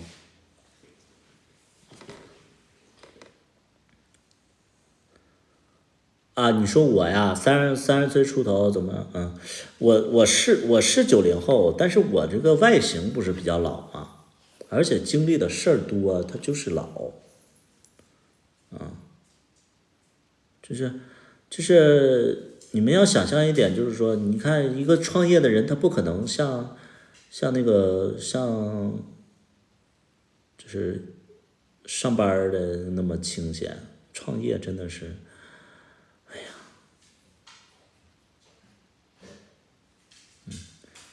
我是长相老，我没说我心态可能也有一点的老，但是我不觉得我老。我要老的话，我能喜欢小孩吗？我喜欢小孩，因为我愿意跟小孩相处。我觉得小孩的思维，小孩的那个就是那个性格，我很喜欢啊。吃点黑芝麻，你创业头发白了，完了你吃黑芝麻，你不就是糊弄鬼吗？你就是严格意义上来讲的话，你头发白了，你就是啥事也别操心，就对，就是别操心，就是然后找一个大爷们一在一起，对。就是不要跟小孩处对象，就找个然后啥事都他管，完了你就天天就跟他去马尔代夫去游玩，然后1年4季都是花他钱，哎，一下咱们头发就黑过来了，哎，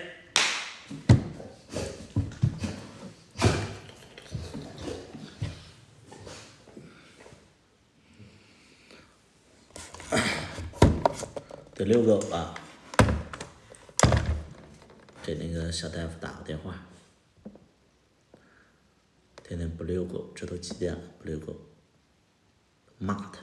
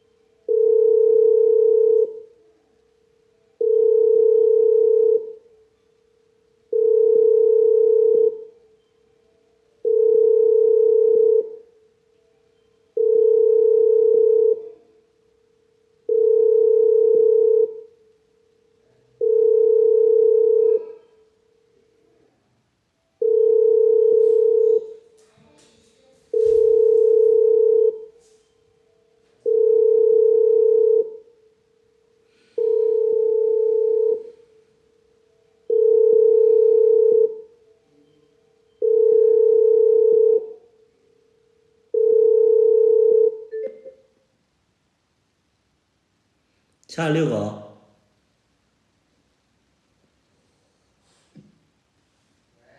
下来遛狗。下来遛狗。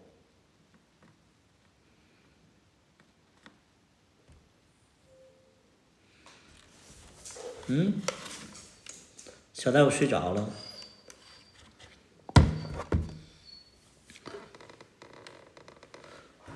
亲的全是那个小大夫，小茉莉里边都是小大夫，芝麻里边是龙二。我喜欢龙二的一点，就是我喜欢跟龙二演戏的一点就是什么呢？龙二在就是有一些演戏的时候，他就完全就是不需要安慰他。就比如说啊，我们演那个就是说那个哭戏的时候，我俩不用商量，我俩就直接来。你们知道吗？我俩演哭戏的时候啊，就是芝麻一的时候，所有的哭戏我俩没彩排过，就是我记住我的台词，他记住他的台词，然后我俩直接上。还冷吗？不冷了。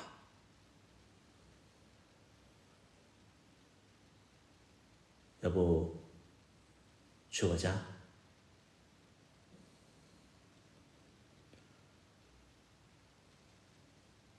就那种，就直接就来，我俩直接就来，就那种。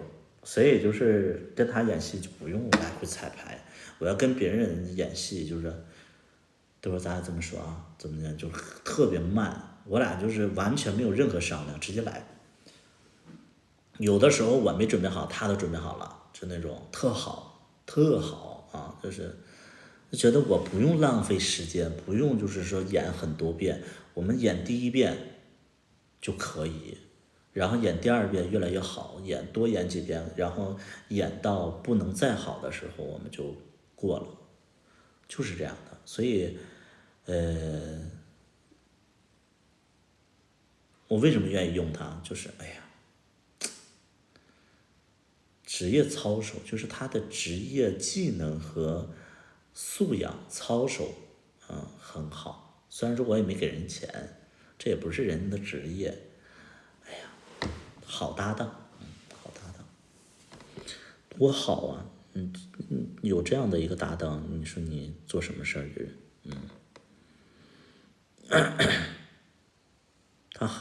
他心里非常细的，所以说你们经常会在评论区里说龙二是个憨厚的人，我说不，我说不一定，我说我也不了解他到底是不是憨厚的，但是他内心一定是非常细腻的人。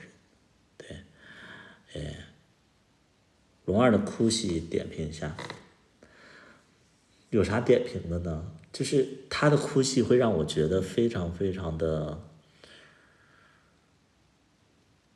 有节奏，就是他是有层次且有节奏的。就是层次的意思是什么？就是他前面就是你有的演员其实在比如说滴完眼药水啦，或者说就是努力的把自己催哭了以后再演，他不是。演之前我们情绪上面上没有任何的波动，当我们演着演着说台词的时候，说一句台词，这个台词就到他心里了，心里他就能产生一些情绪。一句台词加一些台词，因为台词的递增其实就让情绪的递增，它是完完全全跟着这个台词。其他的演员，某些演员其实他在说台词的时候，他压根他都融入不了这个台词，他也没有清楚这个台词在讲什么。但龙二是充分的理解，然后才去演出来的，所以他的节奏是对的，而且他层次非常的有那种递增的那种感觉，所以没得挑。而且他的眼泪落的也是非常的好。我真的不夸张，他的就是他虽然说在资历上没有孙俪厉害，但是在实际拍摄里边，我觉得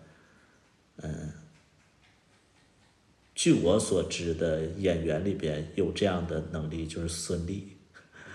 真的就是孙俪，你们记不记得她美术，就是《甄嬛传》里边的那个节奏和层次的把控，就是非常准。其实龙二也是，龙二也是，就是他真的能看懂剧本，他能理解剧本，这很难得，这很难得。一般的演员是看不懂剧本的，也不是一般的演员，就是有一些演员看不懂剧本，然后有的演员可能没有那种共鸣感啊，对角色不信任。就比如说阿赞在演他的角色的时候，他就演得不好，为什么？因为阿赞他生活当中是一个上班族，他不能理解酒吧老板是什么样的，所以他每说一句台词，他是不自信的，他是没有感同身受的。正因为龙二可能生活经历比较丰富，所以他演任何的角色他都能驾驭。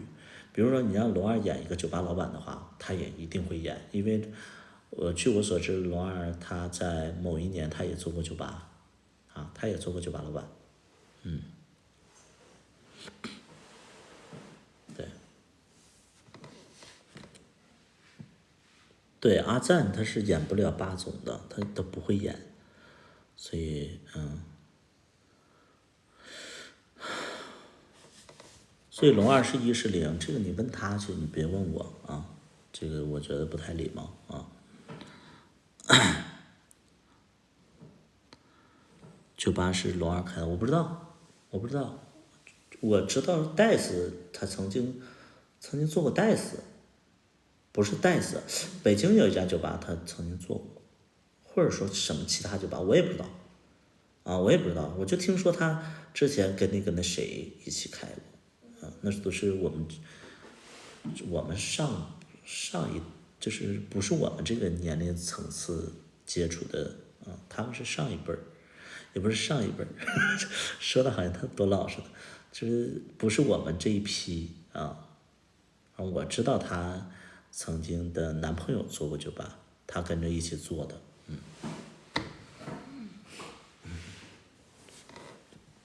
对，这个龙二的演技就是没得挑啊。我有的时候我觉得说，哎，那个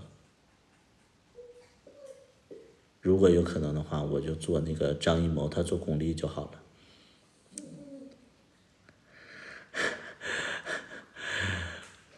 张艺谋、巩俐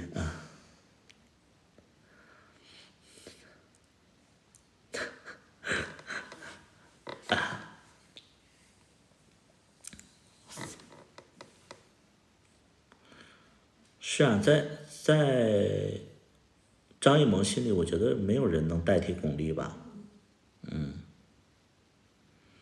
最终分道扬镳，那肯定会分道扬镳。我觉得任何人和任何人的关系其实都不是长久的，永远是不会长久的。你怎么可能会长久呢？你，就亲情也不会长久，更何况是友谊，或者说是一种，合作关系。情侣也是啊，情侣也是啊，任何的情侣，就特别是圈子里的情侣，能长久的太少了。能长久就是大家能为这个长久去付出的东西要太多太多了。就是你要想长久的话，你得忍受好多好多事情。比如说，你的另外一半其实对你已经没兴趣了，你俩亲人了，然后他可能有另外的性伴侣了，这个你要去接受，所以你们才能长久。但是有很多人其实接受不了，你不是奔着长久去找的吗？是，我不是啊，我不是，那个叫哈哈的，我不是，我永远不奔着长久去找，因为就像一个人想得到永生一样，我不相信这个。我觉得什么关系也好，包括结果也好，都是顺其自然。我跟你们不太一样啊，因为我经历过的事儿和我看到的结果都是不长久的，所以我也自然而然的就是不太会去要求一个事情的长久之类的就是我不太会就是经历多了，就从来也不会把这个永远啊、长久啊挂在这边，不会。就是腻了就换，腻了就换。我这么说的话会有点残忍，这么说的话就很渣，但是实际上是什么？如果说你不爱一个人了，你就要跟他说出来，两个人去看看这事儿怎么解决，而不是说我不爱他了，然后我背着他去搞别人，然后我不告诉他，我怕伤到他。你们愿意选哪种？我是会选前者啊，我就觉得说，很多段关系就是很公开、很透明的，就是我们把该说的都说了，不要有隐瞒、有欺骗，没有。我不觉得就是说你的感情里一定要追求长久而去欺骗对方，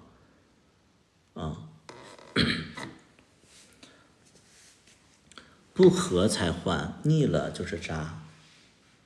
等你们先活到一定岁数，谈过恋爱，你们再去跟我探讨这个事情，好吗？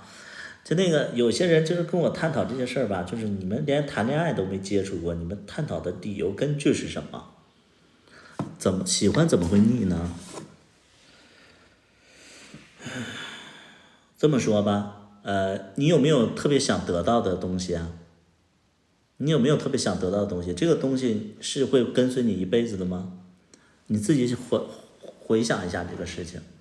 比如说你想得到一个游戏机，你是不是玩了一段时间你就不想玩了？或者说你买了一个游戏皮肤，然后你玩着玩着这个游戏可能都卸载了，有没有这种情况？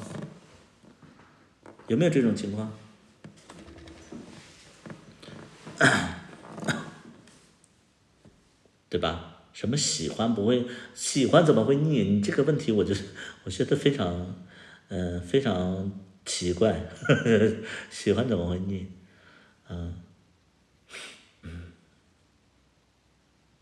没谈过恋爱的就不要跟我谈，就是聊感情，我觉得聊不了，聊不了。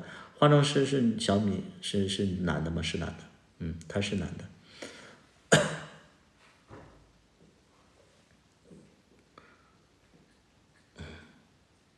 能不能看你家装修？等过一段时间的石头，等过一段时间我装的差不多了，现在挺乱的。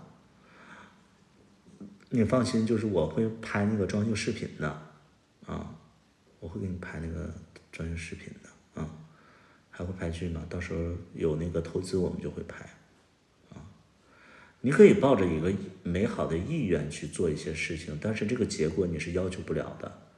你们就记住我这句话。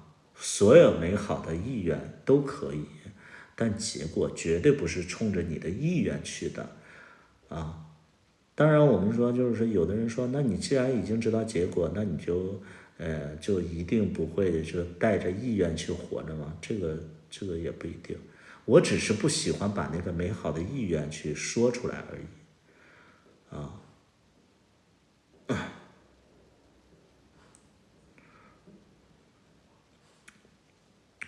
如果不是奔着目的去做，那你怎么会去做呢？奔着什么目的呢？我们的目的就不会去，我们的意愿就不会那么离谱。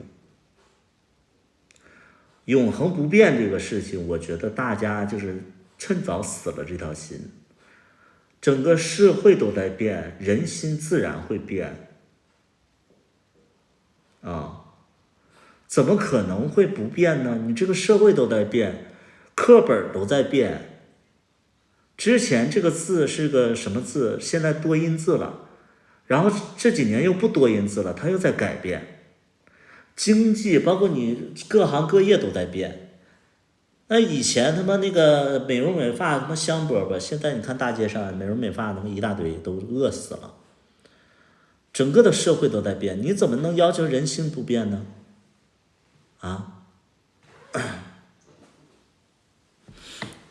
为什么有人有了男朋友？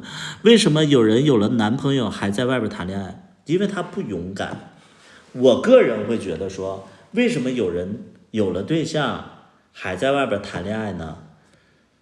我觉得就是喜欢上别人这件事情，其实是有很大的几率的。为什么呢？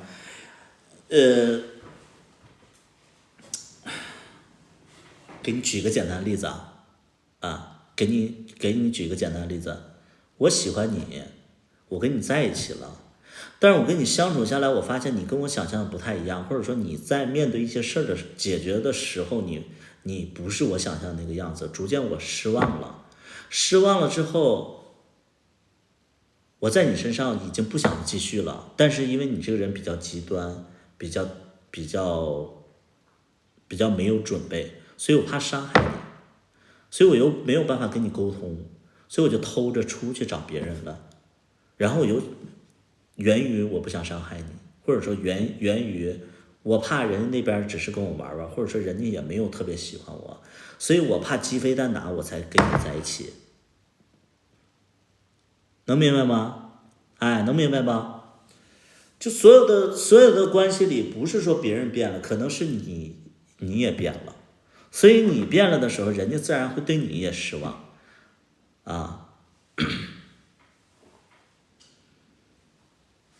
还有什么不明白的呀？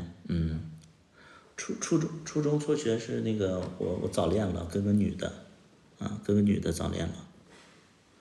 如果在一起是真实的就好了，你在一起是真实的也不能阻碍，因为世界在变，因为你接触的人都不一样。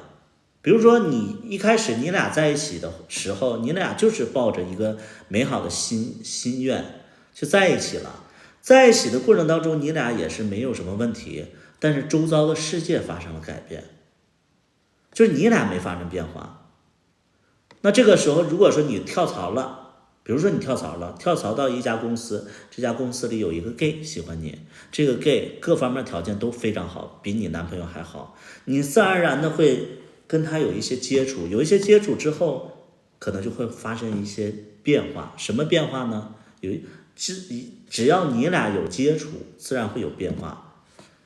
他送了你一瓶香水，你不要，但是他还给你了，给你之后，你就把这个香水给丢掉了之后，然后你突然那个人可能给你发消息了，说香水好用吗？结果你男朋友看见了，什么香水？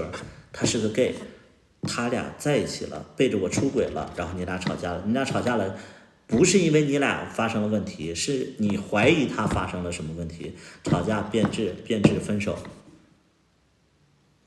所有的事情不是按照你的心意去走，这个社会这个整体的这个发展就你的内心的发展历程都不一样都不一样。我就是有人说那个感情能不能长久，我说能长久。感情长久是什么呢？就是我觉得有一个必要的一个条件，就是你俩不能受外界太多的影响。就比如说什么呢？我觉得如果说一个人一对情侣，如果说他在这个社会里边，他在这个大社会里边，他一定会彼此会发生变化，内心的变化和经历了一些事情的成长，很容易就是感情就会变化。但如果说你俩就是深山老林里边，就你一户家庭，然后你俩天天种地，你俩外界也接触不到，没有手机，然后你俩过一辈子，这是可能的，这是可能的，对吧？这是完全有可能的但是你只要就是说你在这个社会里边就会有外界的那种信息传到你这儿，就会有一些人和事情会跟你有一些相处接触，你怎么能不变化呢？没有人想改变你，这个时间会改变你，事件会改变你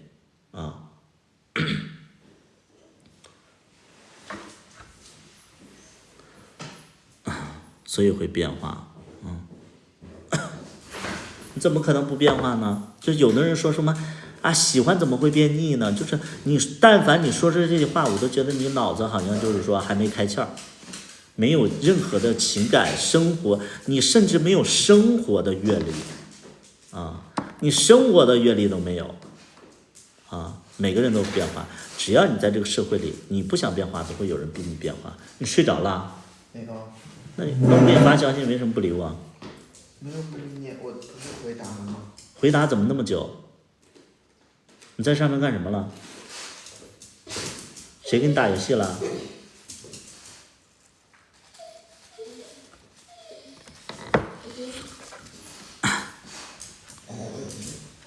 对，每个人都有变化。你带着那种目的，你说实在的，就你带着那种目的，我就觉得你幼稚啊！你不能把你那个希望就是美好的那种意愿表达出来。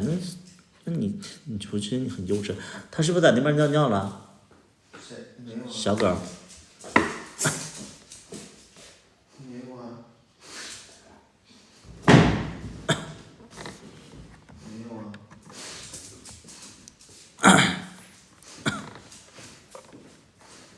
而且就是经常有人说啊，那我也没目的，我也不会去做这个事儿啊，不是吗？你可以放在心里啊，你可以放在心里。我告诉你，但凡你要是跟同性恋接触，你说你好啊，我想跟一个人天长地久，永远在一起，是你吗？这人神经病，人就会觉得你有毛病。这些东西不是拿说嘴上说的，是你内心你能做到。我说实在，我都觉得你特别可笑。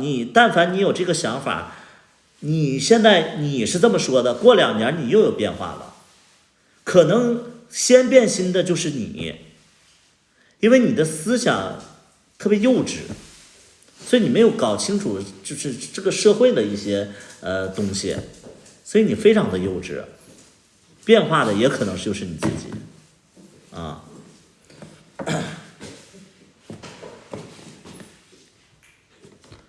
啊，经常有人说那个啊，在一起什么分手怎么样的？分手也不是说一个人主观想分的，是很多事情加起来不得不分啊。有的时候你分手了，是2个人，对方出现了一些问题，所以那怎么能是啊？只要一分手就是一个人的问题呢？对不对？只是理解能力和生活阅历太浅了，就会看待事情就特别的单一。那你单一的话，那就有问题了啊！渣男理论，你在直播间里多久了？你能听出渣男理论？你脑子还好吗？我直播间里在讲什么，你能明白吗？我不是说变化呀，我说的是一定我不是说变化呀，我说的也不一定是指感情正常没目的的，怎么会去做呢？你怎么会去做呢？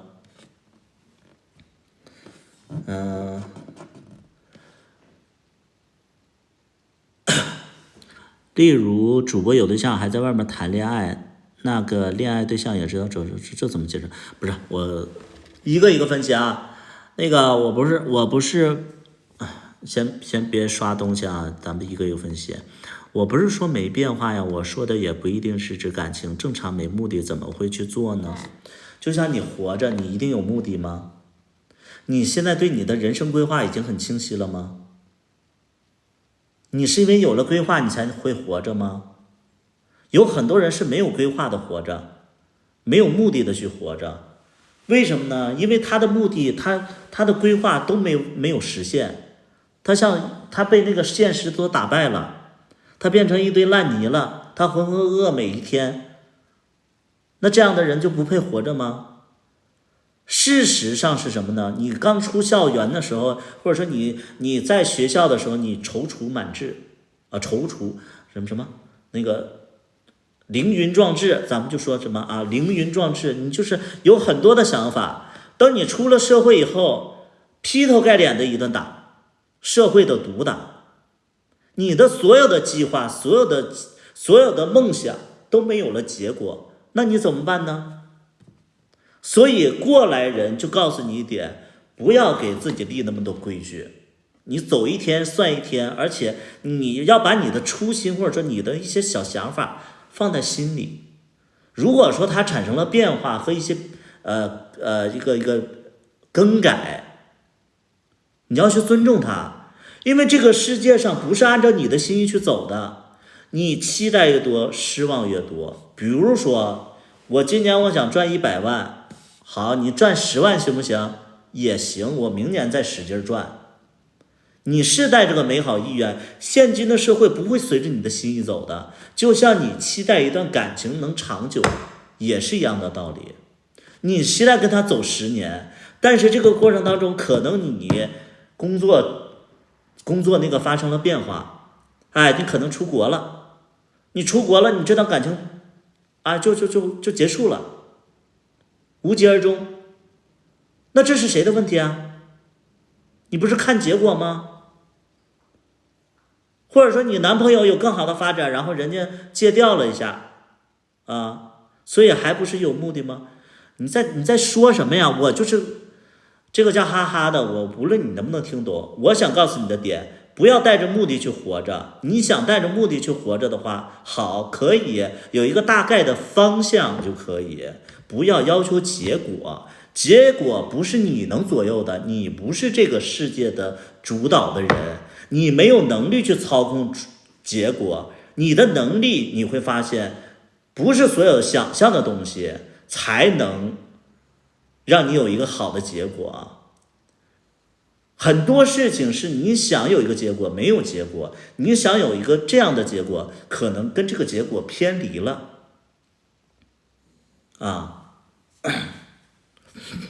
做事肯定有目的性去但你可能不会慢慢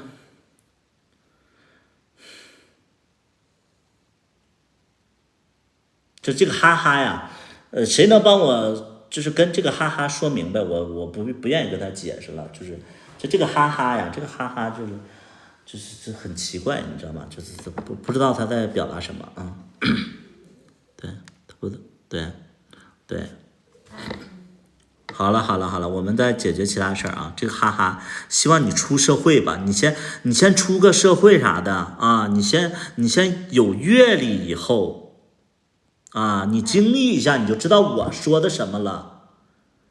我这个叫哈哈的，我觉得你的无论说你年龄多大，但我觉得你的心智非常的幼稚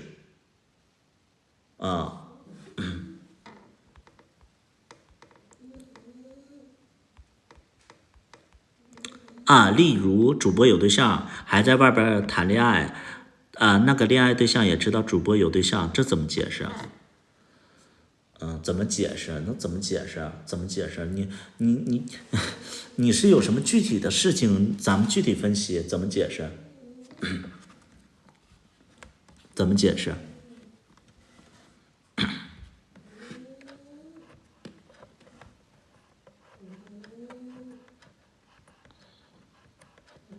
你是经历了这些吗？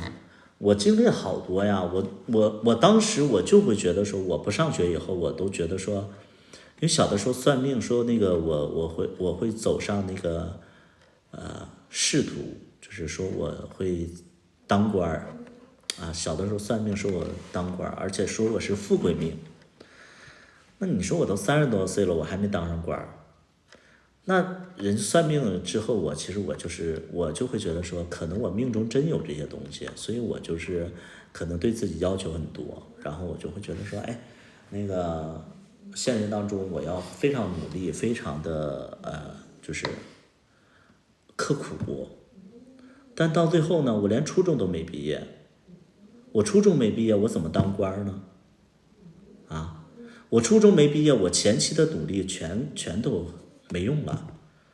但是呢，我虽然说初中没毕业，我当不了官了，但是我走上了自媒体，我拍剧，我写歌，我也赚到很多钱我也拥有财富和这个阅历了。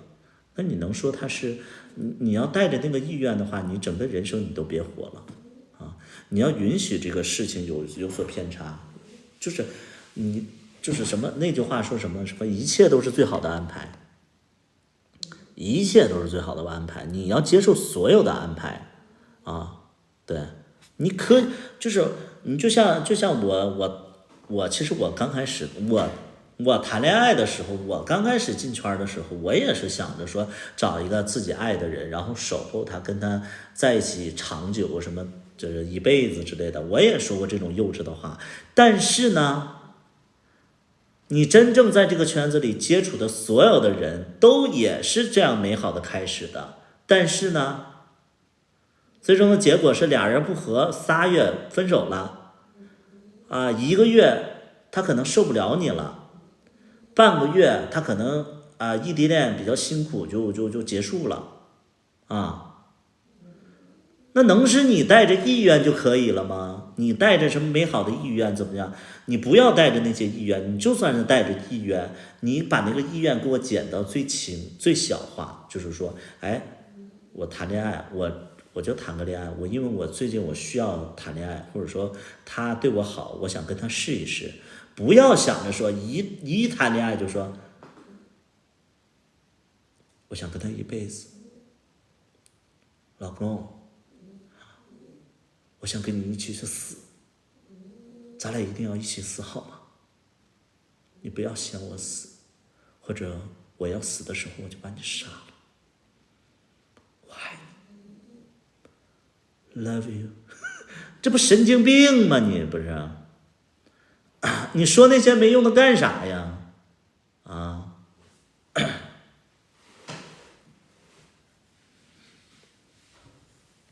让人觉得可怕，你知道吗？刚才说什么？哎呀，又错过了。图图之间说，蜡笔爱上白纸，你他妈又在那块造谣是吧？蜡笔爱上白纸，我再给你一次机会，你要是再造谣的话，我真把你拉黑了。就你这个人，你也是有点贱这个蜡笔爱上白纸，我最讨厌的就是造谣和撒谎的人。你要是在这贱的话，我一定会拉黑你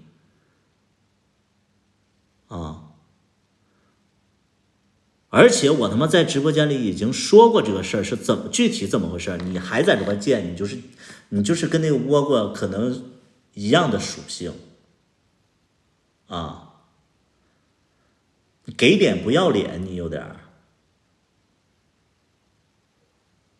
来我直播间这么久，知道我的脾气，你别给脸不要脸。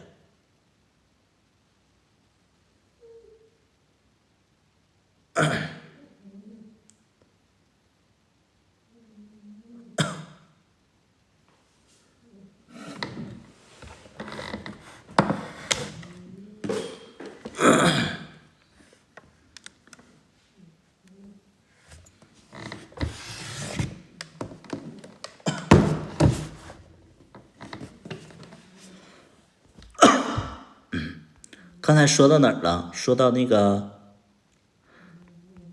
什么有对象什么怎么那个人还在不在？什么有对象怎么样的？有对象那个还在不在？真他妈贱！我就说直播间里有些人真的贱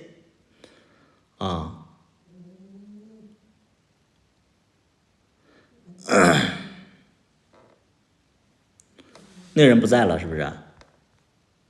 给脸真的太给你脸了不是说你哈哈，不是说你，我说那个蜡笔爱上白纸，我不是说你，你别道歉就那个什么有对象了怎么样了？说哪儿了？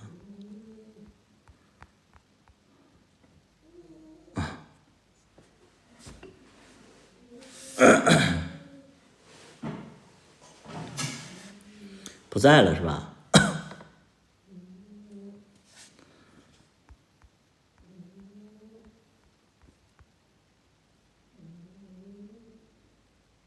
我刚刚问了2个朋友，没目的怎么会有过程呢？我也是这个观点。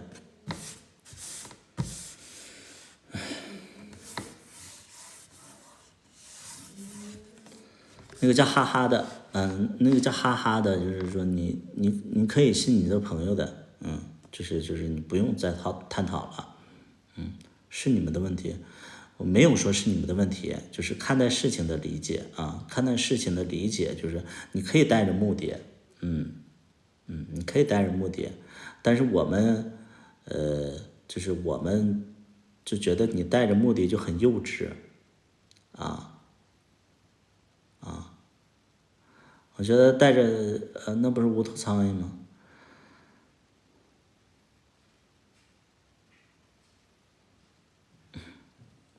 那我想请问一下，这个哈哈先生，哈哈的这个叫哈哈的，你跟我探讨这个问题的，你的目的是什么？啊，那个叫哈哈，你跟我探讨这个目的，就是这个事情的目的是什么？你的目的是什么？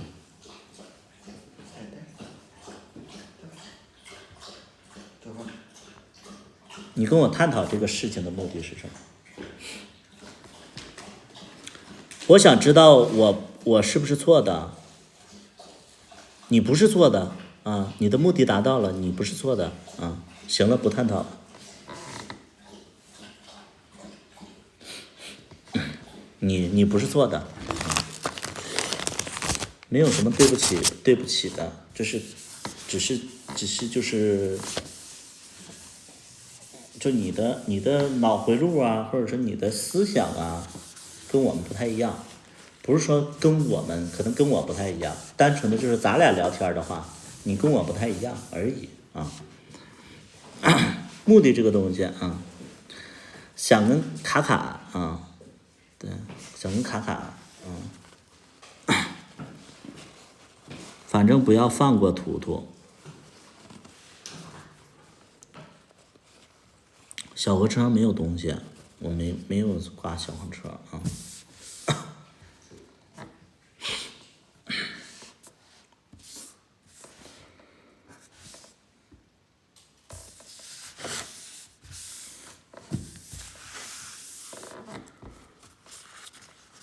毕竟也从21年看到现在了，所以呢，你的目的是什么？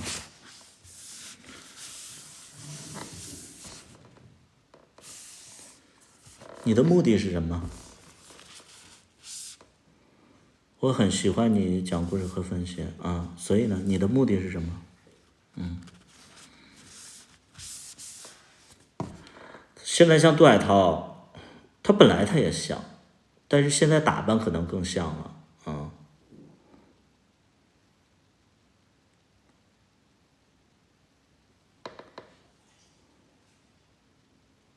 但我现在也明白了，想要改变一个人的观念很难。你为什么要改变别人的观念呢？这观念这个东西是你经历了你才懂，你解释你能解释得懂吗？你必须你得经历了。就像我一直在说的，说你带着什么带着目的去怎么样的这个目的啊，就你不要说出来，而且你不要就是说太期待这个目的这个结果啊，就是这个你怎么能我怎么能给你解释呢？我说的你又不懂，因为你没经历过啊。你改变别人干什么呢？他要不是他要不是没经历过你这些事儿，周明磊是真的，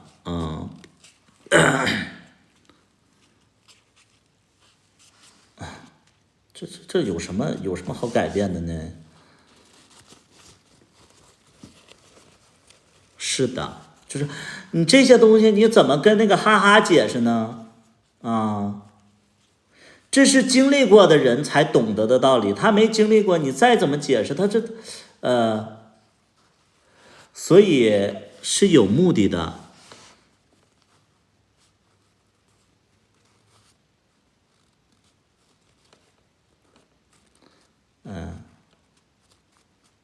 所以是有目的的，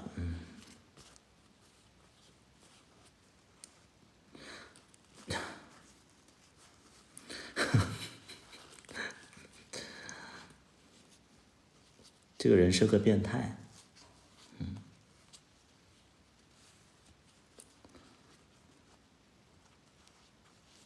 那个叫哈哈的，我跟你聊天没有目的，那我就不去跟你聊天了吗？我就不跟你说话了吗？我对你有什么目的？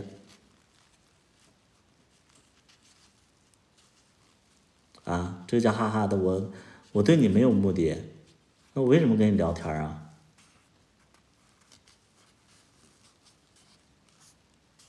我想干什么呀？你觉得我想干什么？我跟你聊天，我想干什么？你猜一猜。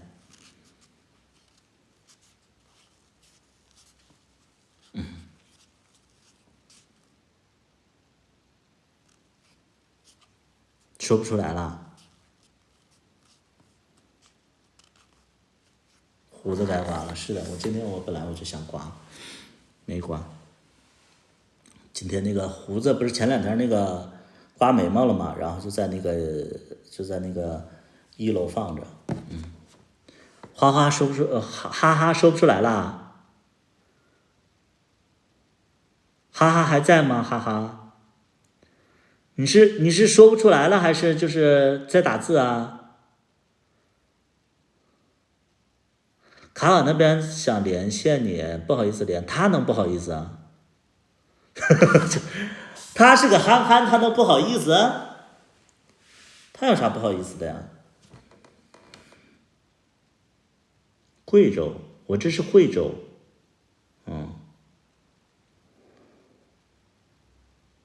惠州不是贵州。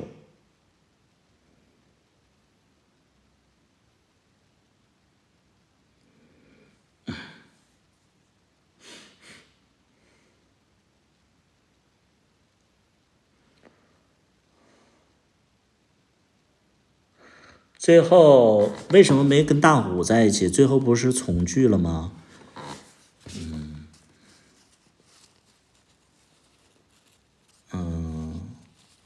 这我也解释不了，这我也解释不了。这没谈过恋爱吗？大家是这个我解释不了。这个怎么解释呢？你们告诉我，就是那个叫林海的那个，你告诉我怎么解释啊？为什么他俩没在一起？哪有那么多为什么呀？这所有的感情都没有，就是不一定就是说按照观众的思维去在一起呀，对吧？在一起就是完美了，我不是想拍虐的，不是想拍虐的呀。那现实当中有很多感情，它出现了，它其实也不会在一起啊，对不对？就是很难理解吗？当时就是那个龚大虎那个角色已经有男朋友了，他为什么会跟郭孝军在一起啊？就因为他俩是主角，在感情里就是他俩是一个剧的主角，然后他俩就是明明他有对象了，完了就咔嚓一下跟别人分了，然后他俩在一起。你这个还要问为什么？我都不知道该怎么解释。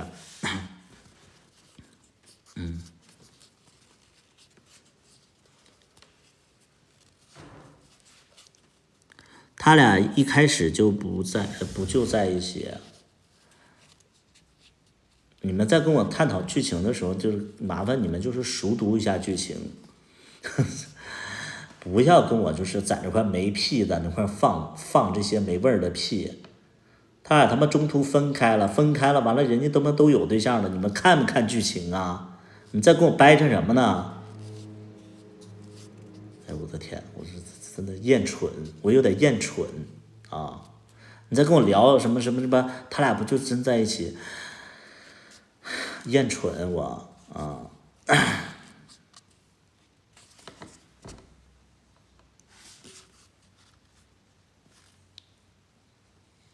郭大虎那个袁成再见到郭小军的时候，再见到小娟的时候，他不是已经有对象了吗？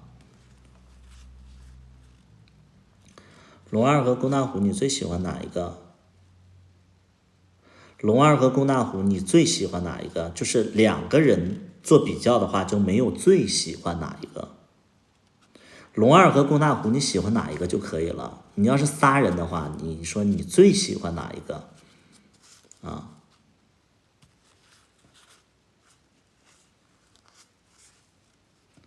龙二和龚大虎，我喜欢哪一个？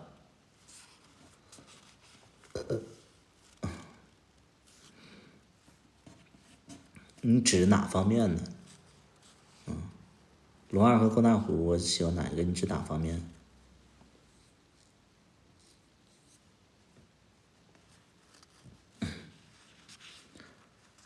性格，哪方面都行。到底他妈谁问的呀？这问题到底谁问的？我回答谁呀？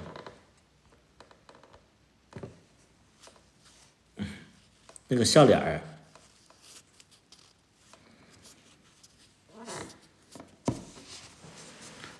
笑脸又不问啦。哎呀妈，这一天直播我都能憋死。哎呀妈，就这帮人就是聊天真的不顺畅，这帮人聊天真的不顺畅。这个问完问题走了，不吭声的。剧情的演员呗，剧情里的演员，剧情里的演员又是什么意思？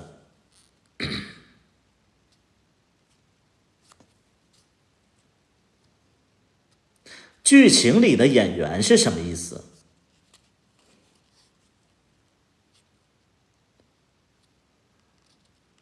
演的那个角色啊，你看剧情里的演员，剧情是角色。演员是演员，哎呦我的天，这问就是这你表达的我就头疼。注销啦？我不知道哎。我不知道哎。跟卡卡连线，他一上线直播全跑那儿去了，跑去呗。我跟他连线干什么呀？有什么说的呀？那叫临海的，你要过去你就过去，你在这块干啥呀？我看看那个什么，那个演的那个角色，演的角色的话，我可能会更喜欢角色，角色都挺好的呀，角色呀，你这几个角色都挺好的呀，袁成也好。它都不是一个剧，你要说演员我能回答出来，剧里的角色我回答不出来。你别问那些稀奇古怪的问题了，我回答不了。对，演员我能回答啊，演员我能回答，你这个什么剧角色我怎么这俩都不是一个剧里的啊？对呀，主人公都不是一个，你让我回答什么？哎妈，有些朋友问的问题啊，真的是愁人呐。演员相对来讲的话，我喜欢龙二。我相对来讲的话，我喜欢龙二啊。如果说这两个演员的话，我更喜欢龙二多一点啊，就是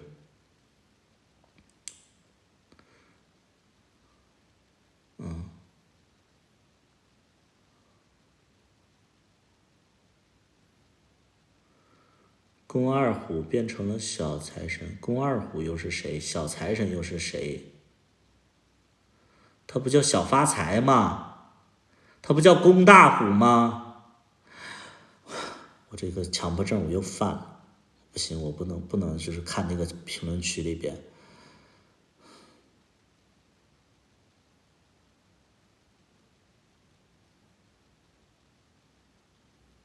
出去造谣，骂他快点！我这真的，我这忍不住要骂人。造谣，图图喜欢龙二。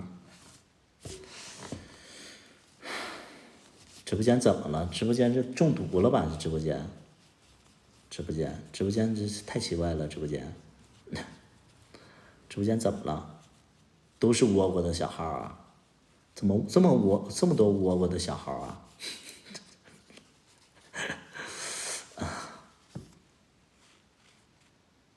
中毒了。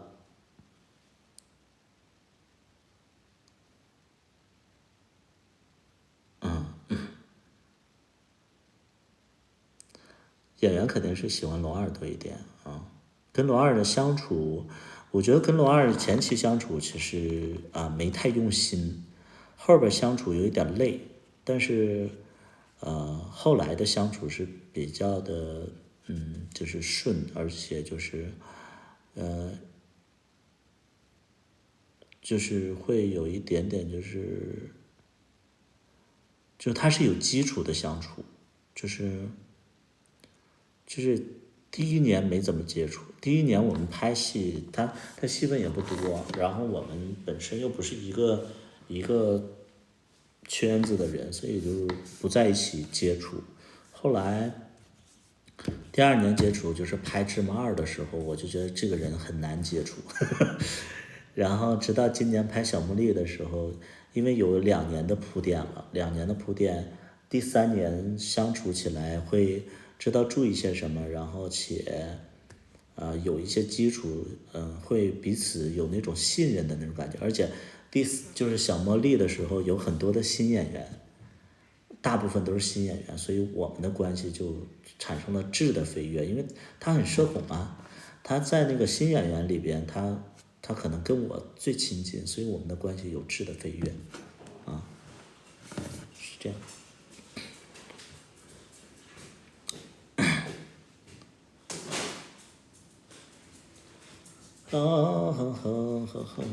图图我对，什么我对呀？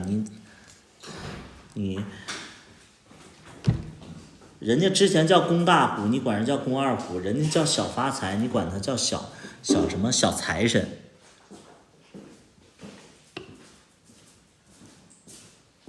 小财神是不是叫小财神？咱们就说你。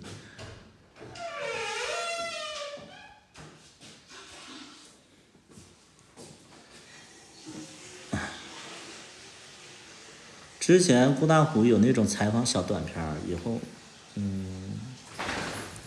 也可以，但是没有太多的精力去搞那些，而且就是，龚大虎他其实是一个比较有娱乐效果的人，但是龙二没有，龙二比较端着啊，所以就是采访的话，他也没有那种感觉，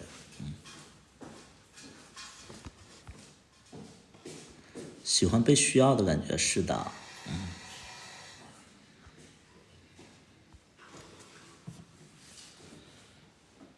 小狗狗，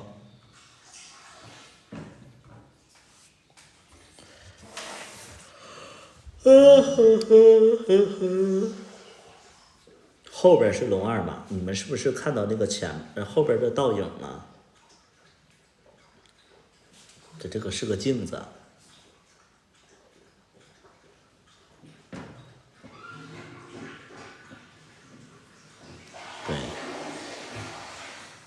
会待会儿卡卡要来连线了，好像。连呗，他愿意聊啥就聊啥呗。他有啥聊的呀？尴尬。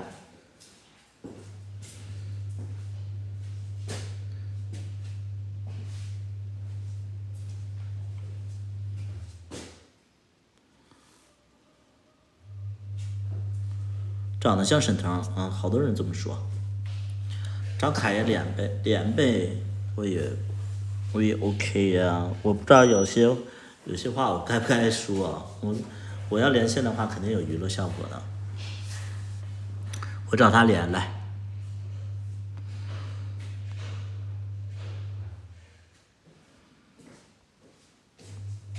PK 连线，他在线吗？怎么没看见他在线？我是没关注他吗？啊，我俩是没互关吧？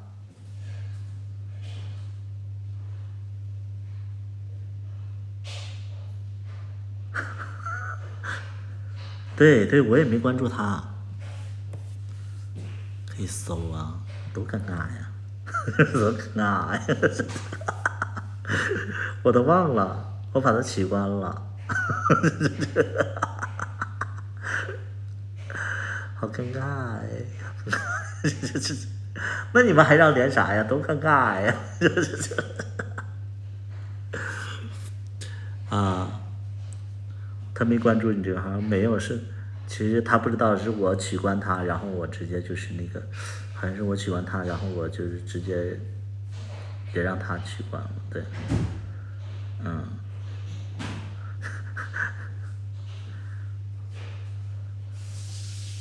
那个时候我们很久不联系了，可能是啊，就取关了啊。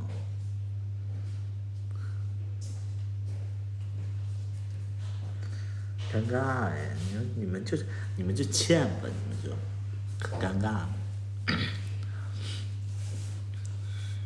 那不那呀？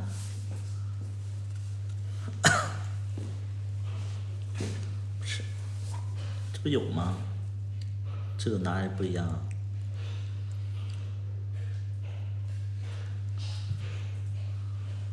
得不到就把别人抛弃了。你查一下。我得到他啥呀？能不能别造谣？我俩他妈串他妈台子了都。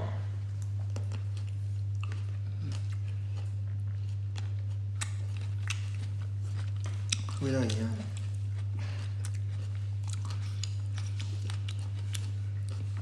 小薇现实当中是真的导演吗？小薇不是导演，小薇是制片人。小薇是制片人，他不是导演。现实当中他有一个导演的搭档，他是制片人。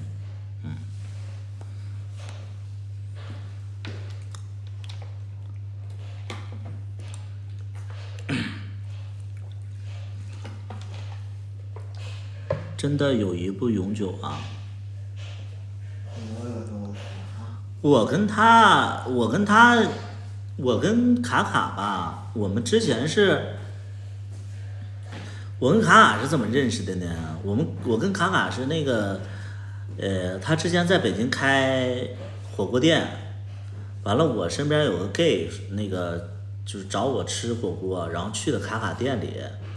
然后卡卡就算是认识了嘛，认识了，当时，哎呀，我说实在的，当时卡卡嘚瑟的，好多 gay 喜欢他，然后我就觉得说，就是我说实在的有点那个那啥，他有点就是有点那个那啥，有点嘚瑟，有点嘚瑟，然后还跟那个就是我曾经的一个演员。然后就传出来一些不好的事儿，然后那个我其实对他印象其实就不太好啊。然后后来呢，就是因为找他拍戏，不是找他那个借场景，就这么的就算是认识，就是真正的相处，然后又找他拍戏，这么个事儿。我们哪有什么坚定不移的那种接触了很多的友谊呀，就没有。这个是，对，是的，怎么认识恭喜的？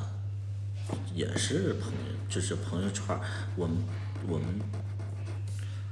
之前推了微信，谁给我推了微信啊？就我跟卡卡没有那么深刻的那种一起共同经历的东西。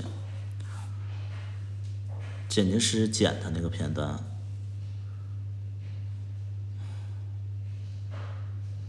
连一下呗，我怎么连呢？我俩都没有那个那啥，怎么连呢？怎么认识你讨厌那个人的？看起来图都比较苍老，卡爷还比我年纪大呢，我还比他苍老呢。我想连，我怎么连呢？我这没关注他呀。连啊。不是，我们连了干什么呀？我们连了，我可以真心话大冒险吗？不是，我跟他连的话，他吃亏。不是，我要跟他连的话，我就忍不住就是质问他一些事儿，他就肯定会就是又是画面里又是我欺负他。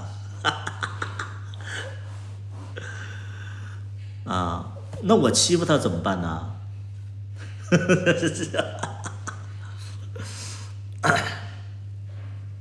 那都和我连可以。那你们在评论区里边那个，我连可以。你们在评论区里就是刷那个你们想知道的问题，把他人气下，不是把他气下播。啊？就我连的可以，然后你们在直播间里问我一些问题，啊，咱们就是咱们就是来一个就是毅力镜采访，好不好？就害怕你不尴尬，就害怕你不尴，我肯定不尴尬啊！毅力镜采访嘛，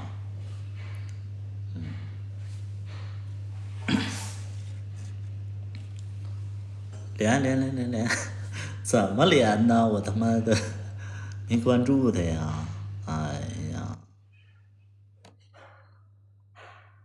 他他叫啥呀？卡爷呀？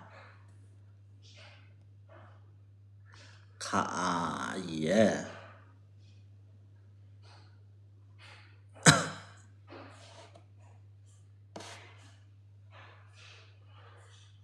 CAR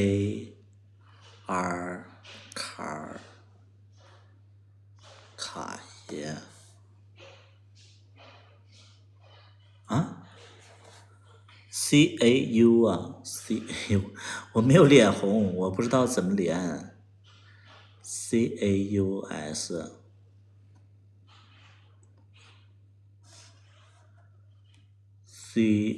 CAUS 卡爷，来吧，我谢谢你。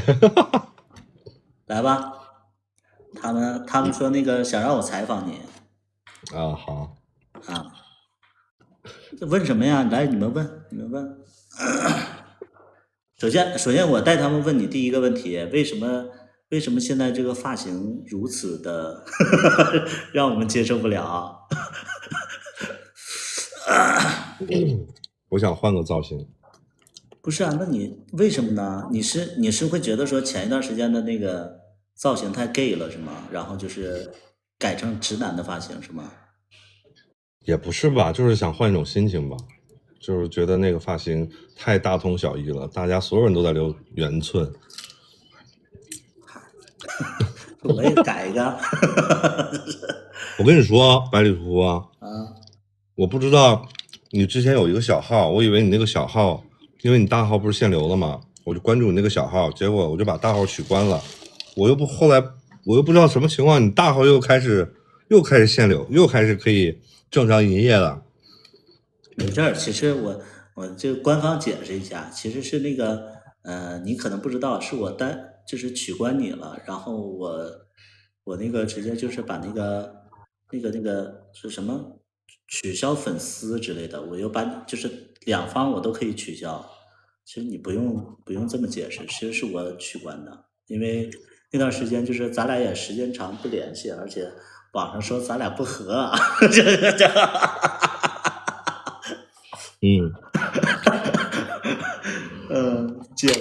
释一下。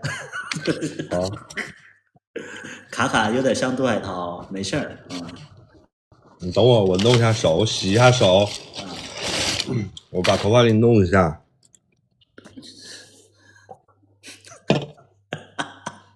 还解释呢。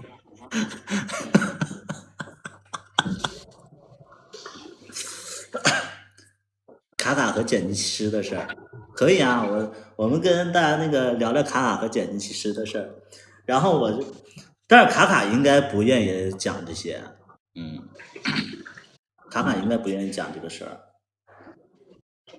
戴假发了没？戴假发，他发型不讲。对，我戴的假发。他们想聊那个你和剪辑师的事儿，可以聊吗？聊吧，没关系啊。知无不言，言无不尽，好吧。有的时候就是我也会聊这个事儿，是这么个事儿。首先我们先说我俩是怎么认识的啊？就是刚才也说了，就是说我俩是因为他在北京开了一家那个串串香店，完了那个当时我有一个朋友叫大勇，然后去他的店里带着我，然后我就算认识了。对他第一印象就是这个老板。应该是在 gay 圈非常受欢迎的那种长相和身材啊，这是第一印象。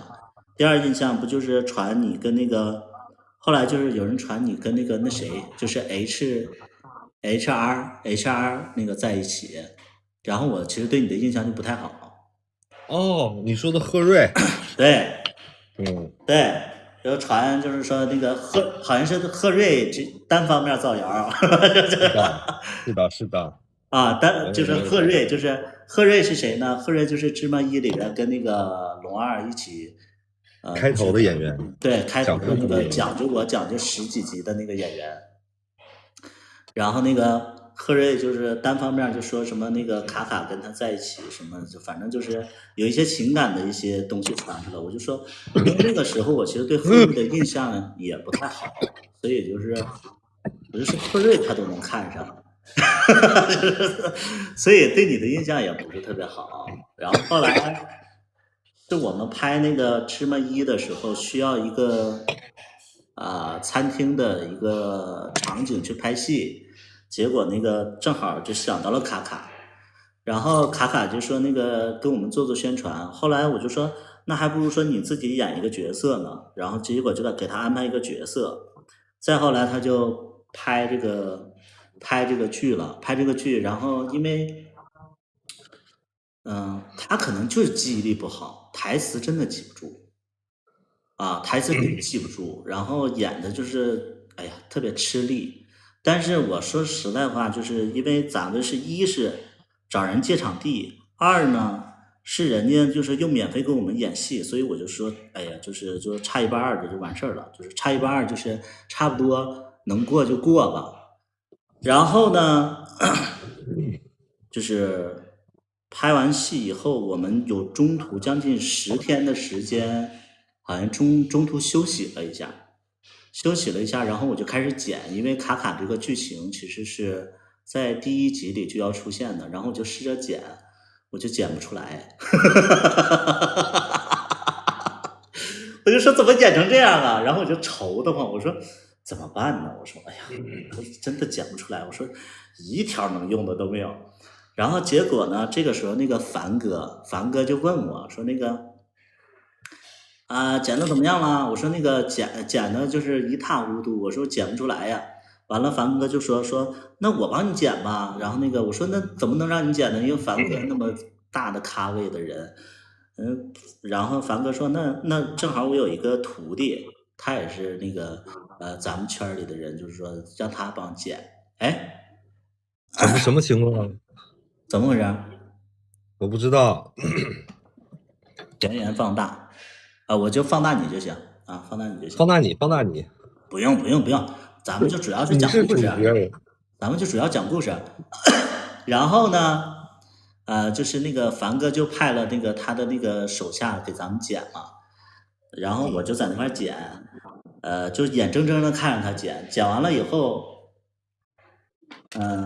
一开始我不知道你记不记得剧本？那个剧本其实你的角色就戏份就很少，然后是那个国瑞给你剪了，就是咱们1集是10分钟的10多分钟，国瑞第1集给你剪了8分钟，就是照顾我那场戏剪了8分钟，我又不好意思说，我说国瑞呀，我说那个我说他那个不是主角。我说那个，他就是属于那个配角当中的配角。我说他只是一个抛砖引玉的一个砖，然后他那个戏份要少一点。我说你看你这么看的话，这一场一集10多分钟，然后照顾了8分钟，观众会有一点疲劳。我说有吗？然后他就开始剪到5分钟。我说5分钟。一个感冒照顾了5分钟，一集半集都在照顾我，我说也有点腻，后来就剪到4分钟嘛。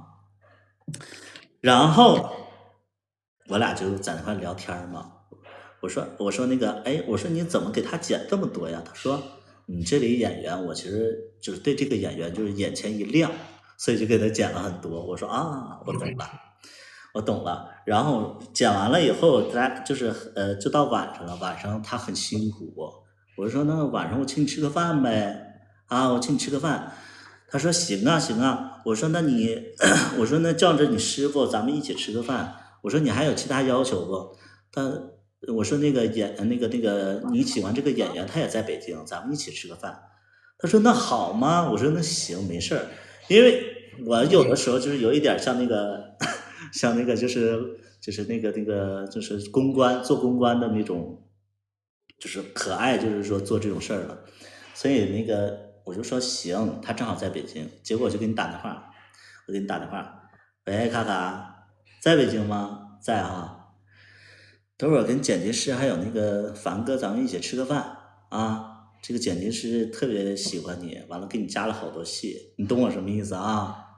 完了，那个卡卡说懂，然后我说呢，我给你发地址啊，你赶紧来。他说好，结果一来了，那剪辑师就像那个就像那个就是特别渴望的在这块端坐，而且就特别害羞，在这块等着卡卡来。然后我们就一直在说卡卡多好多好多好，因为我那天吃饭嘛，他就期待卡卡来。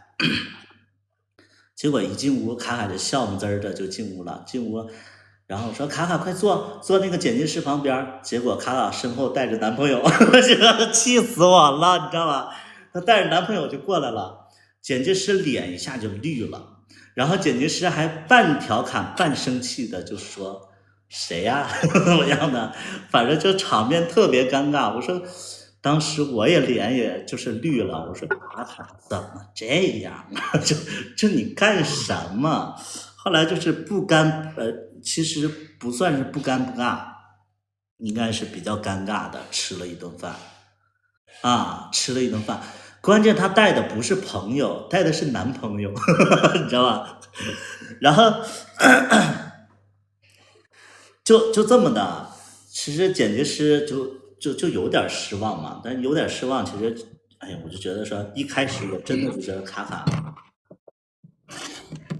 不太能理解，就这个事儿啊，所以就是后来呈现的效果这么好，我一直我觉得有两方面，一方面呢是卡卡就是真的是。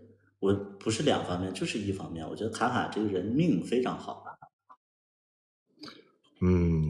我觉得还是怎么说呢？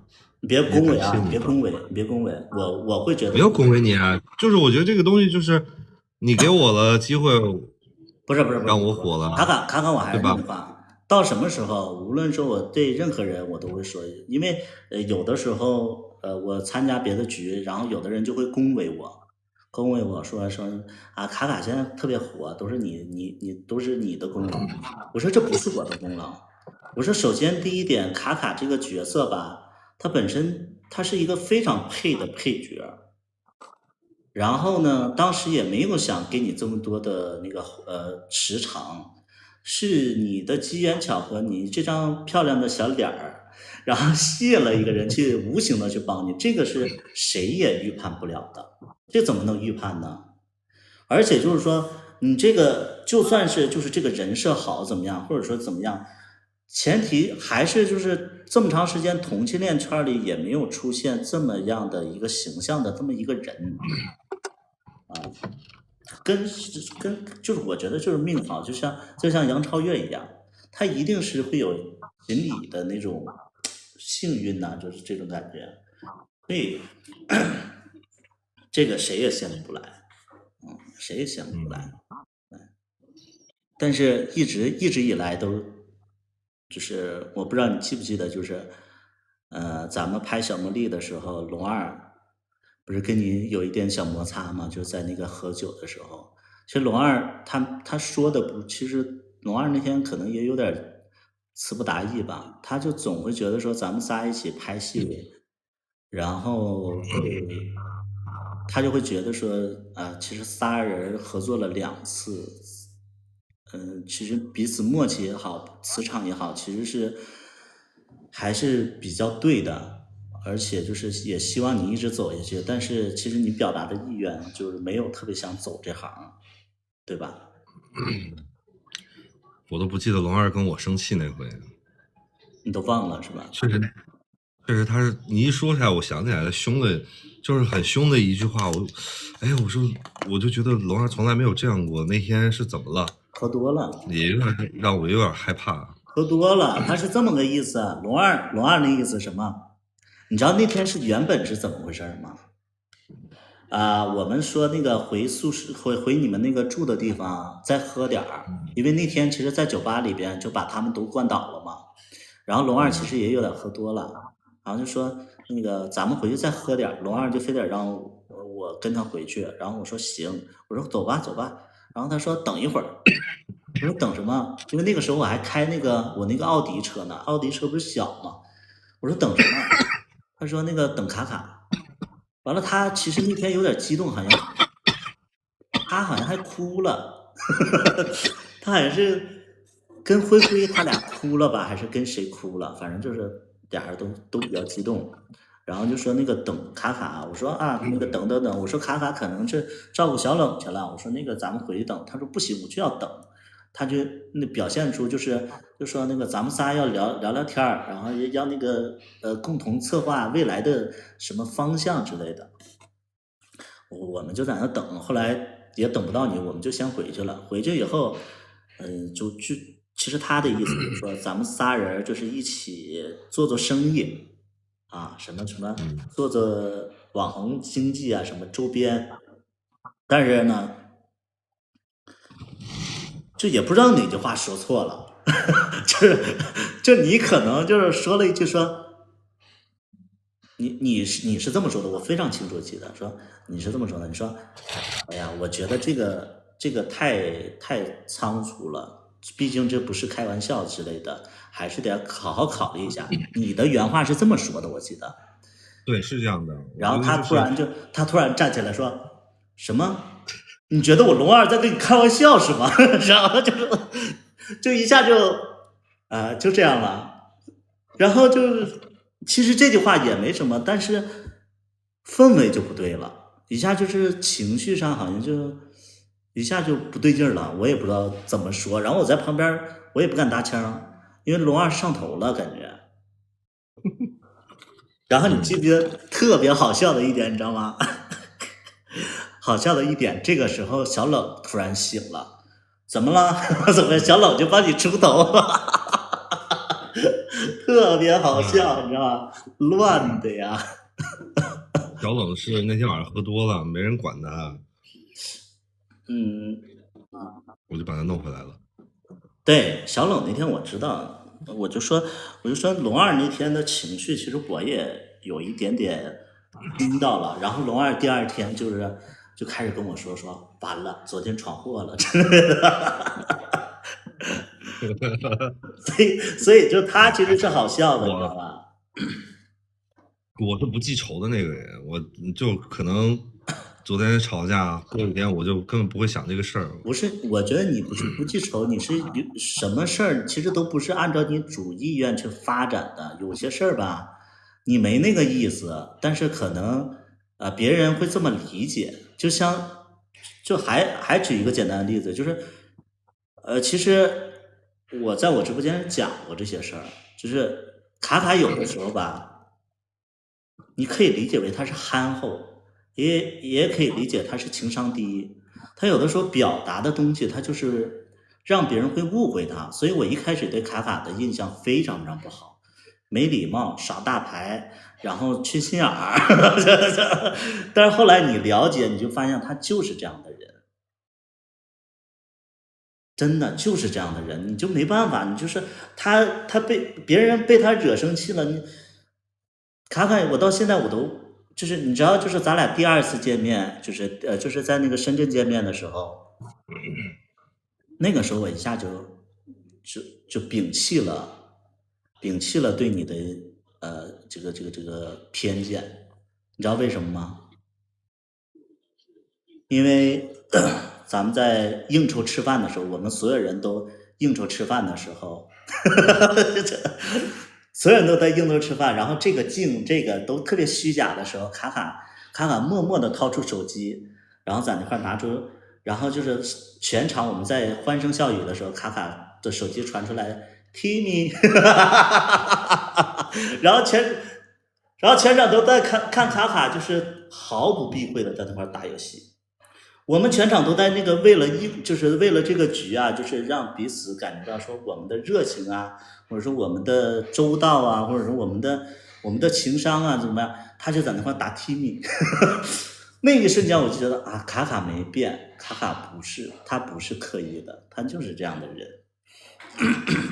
我不太喜欢去迎合别人，我做不出来那种迎合别人的不是事儿。我觉得你不是说做不出来，你是没有这个意识我有这个意识，就是我觉啊，得你有这个意识，你就是故意在我们的局上也不是打故意，不是故意，就是我觉得，我说不出来那样的话，就是，不管，就是，哎，不是，那你会不会觉得没有这个我们的应酬会有一点假呀？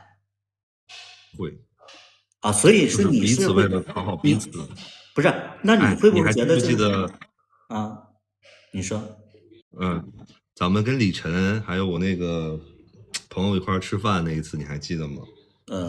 知道从李晨中间劈开，那边是你的人，这边是我们的人。我觉得那场饭局，我就觉得很有意思，就是很搞笑，就是硬拉着两边人在一起吃饭，互相认识，记得吗？但是饭局都是这样啊。饭局那天都是吃饭这样的时候，那天我跟我朋友从广州去了深圳，然后他说深圳有一个朋友邀请他吃饭，然后呢，他来深圳站接的我们，然后我就坐在后面嘛，我有低着头玩手机，他俩在聊天。他说晚上吃饭，百里屠夫，我说啊。然后我跟我朋友说，我说我可以不去吗？因为咱俩那会儿关系没有那么好，就你有点小矛盾吧。然后后来我朋友说你不去，我也不去。我说不行，人家请你吃饭，你能别不去？你说我有事儿。后来我坐车做了半天思想工作，我说操，必须得去，收拾的漂漂亮亮的去。去了之后，然后我就看啊，然后他说他朋友叫李晨，后来才知道后面坐的是我。然后他跟老黄说，就是我那个朋友说，哎呀，我们两个之间的关系让他俩坐那儿也很尴尬，你记得吗？就是他们私下跟我说的，是说你们的关系坐在那儿，你跟百里的关系处的让我们俩坐在那儿就很难为情，很尴尬。我们又得照顾你们那边对面的朋友，就是李晨在照顾我们这边的朋友，我的朋友在照顾你们那边的朋友。是，我觉得还好。后来那天晚上喝完酒，那天晚上吃完饭，你发了微信叫我去什么来着？去什么员外？猫员外。对，然后我们俩又去了 KTV， 然后我发了个朋友圈，我说不在意就不会难过。你有印象吗？我有印象，但是其实在猫员外的时候，我已经有点飘了。我就发现你酒量真的真的好，因为我那个时候已经飘了，然后我就说找你喝酒，然后我好像说了一句话，我说卡卡呀，我说我也不是说想什么道歉，我觉得道歉有点太严重了。我说之前就是可能会有一些理解上的不同。因为我其实，一直也没正式的跟你讲过，就是说我一开始对你的意见，其实就无非就是那么几点。第一点呢，其实就是那什么，那个老 baby 这首歌，我明明让你不要发出去，你还是发出去了。对，这首歌本来就是我收费专辑里边的，然后我就非常气愤，这是第一点。第二点呢，就是说白了，就是你有的时候就是，你看我现在为什么就是跟你关系变好了？因为那个时候我会觉得说，咱们是一个团队，是一个团体，所以你看，无论凡哥也好，包括那个池哥也好，凡哥也好，七哥也好。每次有这些大人物的时候，我都希望就是说你稍微懂人情世故一点。你要不懂人情世故的话，我会挺尴尬的。因为就比如说我给你引荐凡哥的时候，然后你戴着墨镜，戴着耳机，其实凡哥私底下会觉得说咱们团队没礼貌。第二点，你看齐哥在撮合咱俩的关系，因为那个时候咱俩已经闹得有一点点不愉快了，然后齐哥就说了一些综合的话，结果你就不往上走，反而说了一句，你记不记得你当时说了一句什么话？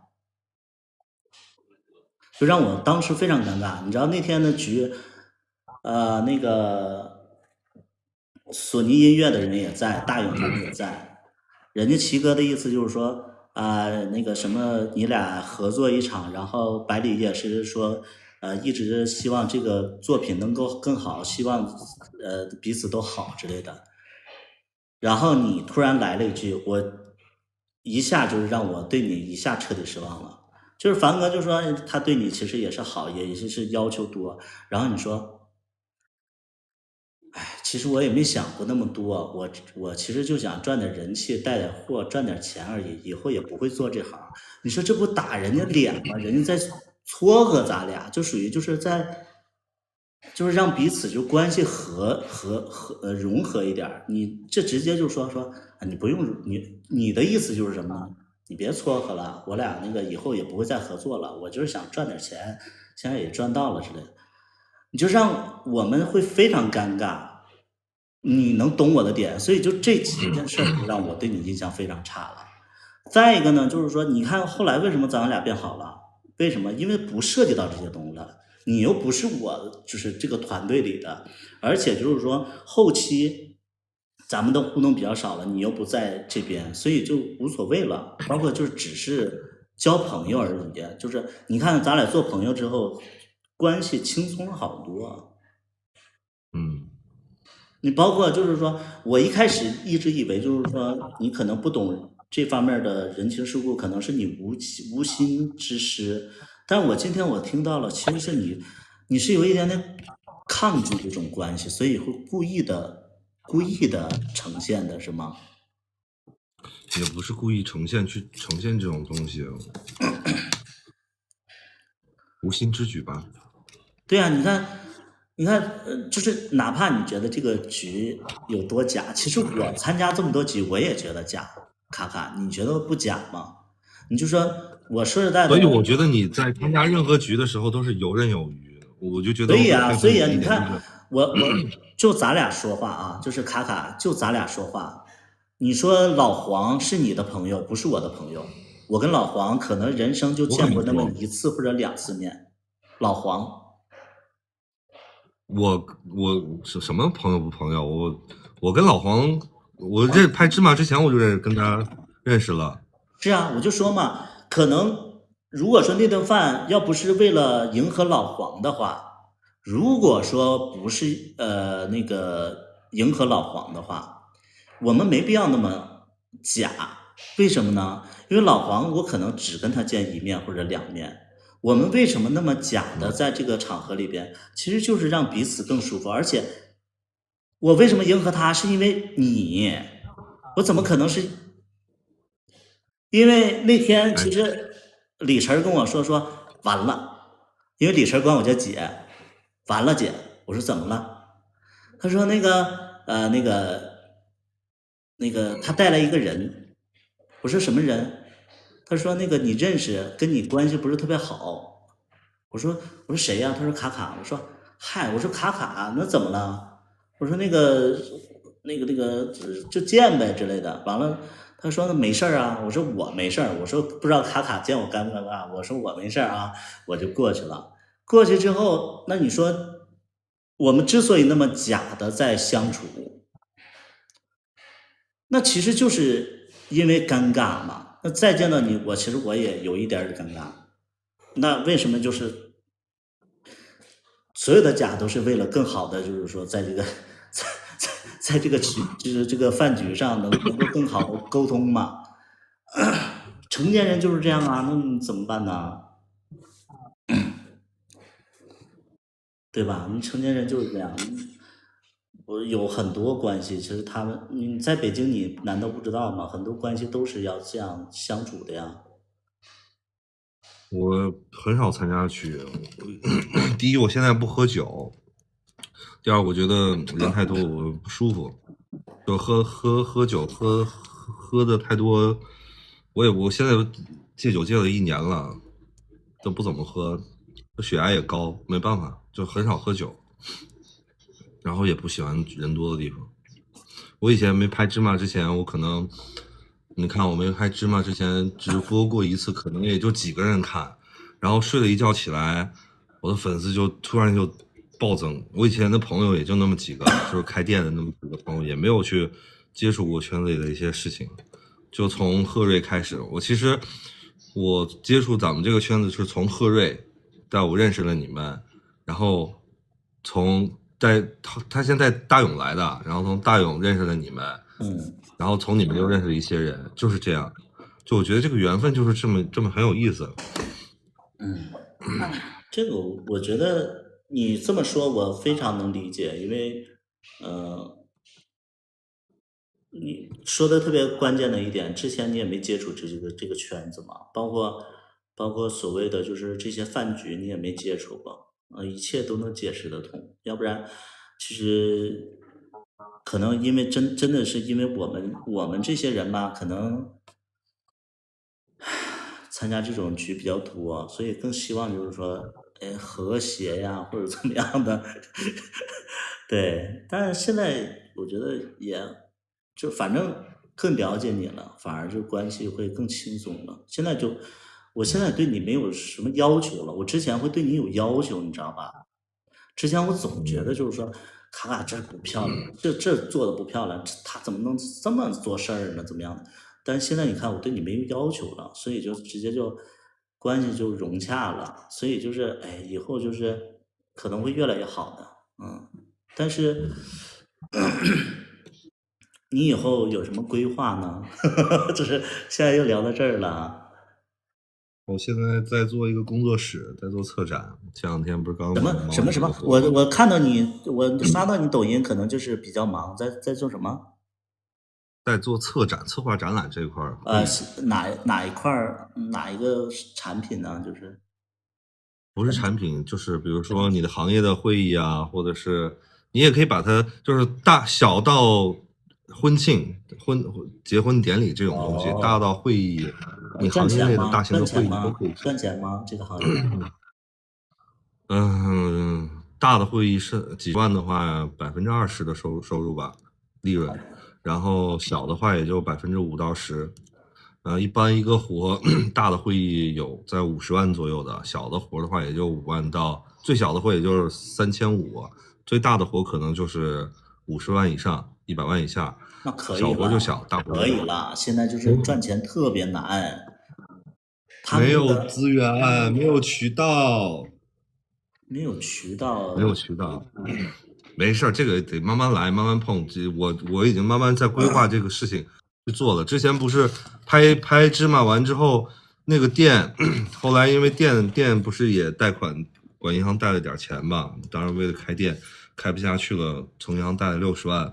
然后那时候我不是上班去卖保险去了嘛，后来也卖不动了，就已经到了瓶颈。后来我就觉得做保险这个事情对我来说也很难，就是每次交个朋友的时候就觉得这个利益就很利益的去交朋友，就觉得为了卖保险去交这个朋友，我就觉得算了吧。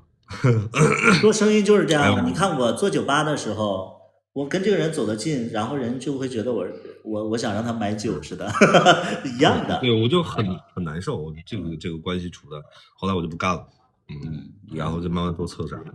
现在就完全不做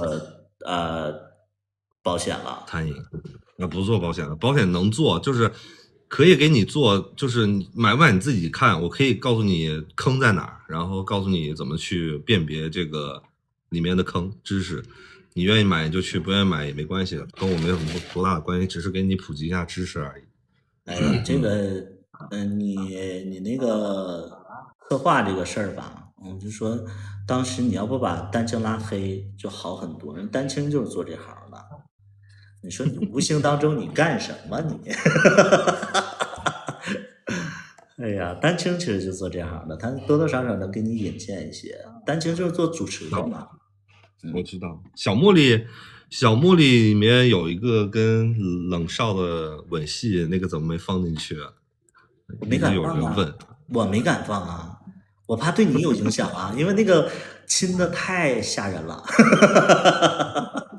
那个亲的太吓人了。你可以放到外网上啊，这是你主动要求的啊？因为对，那谁猫熊啊，不会介意吗？不会，我拍完之后我告诉他了，他给我骂了一顿，但没说什么，不是，他也能理解。但其实就是说那场戏是我临时加的嘛，你也知道，而且那场戏其实是想让你跟小冷关系是快速的升温，所以才加的。那场戏本来也没想，是挺升温的。你对呀把我俩安排一个房间，第一天晚上给我俩安排一个房间，我俩各睡各的。不是，我觉得演员其实就是应该有这么一个过程啊，你就是要熟悉，互相熟悉。对，对呀、你要有身体接触啊，你才能就是信任彼此啊。反正我没敢放，而且我会觉得说，本身它就是一个热场的一个戏，但你们要想让我放的话，我也可以放。你去，小冷愿意吗？小冷愿意，我没意见。小冷，我觉得他应该没意见。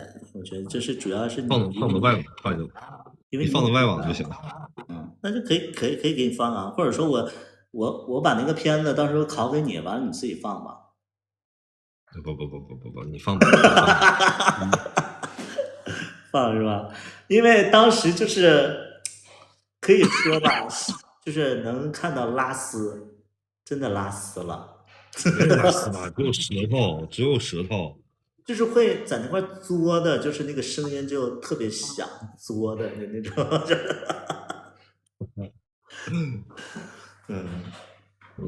但是其实你一直都没听过我对你第二季的点评，因为其实你第二季其实我真的会发现你自己演戏的时候还挺好，就是你演单独的戏的时候，你这个人跟别人搭档其实有一点点难，因为可能你听不到别人说台词，可能你没有一个来回的那个就是反应的时间，所以你自己演自己的戏，就是比如说你静态的那种画面什么的，我觉得都挺准的，但一旦跟别人有台词互动的时候就不行，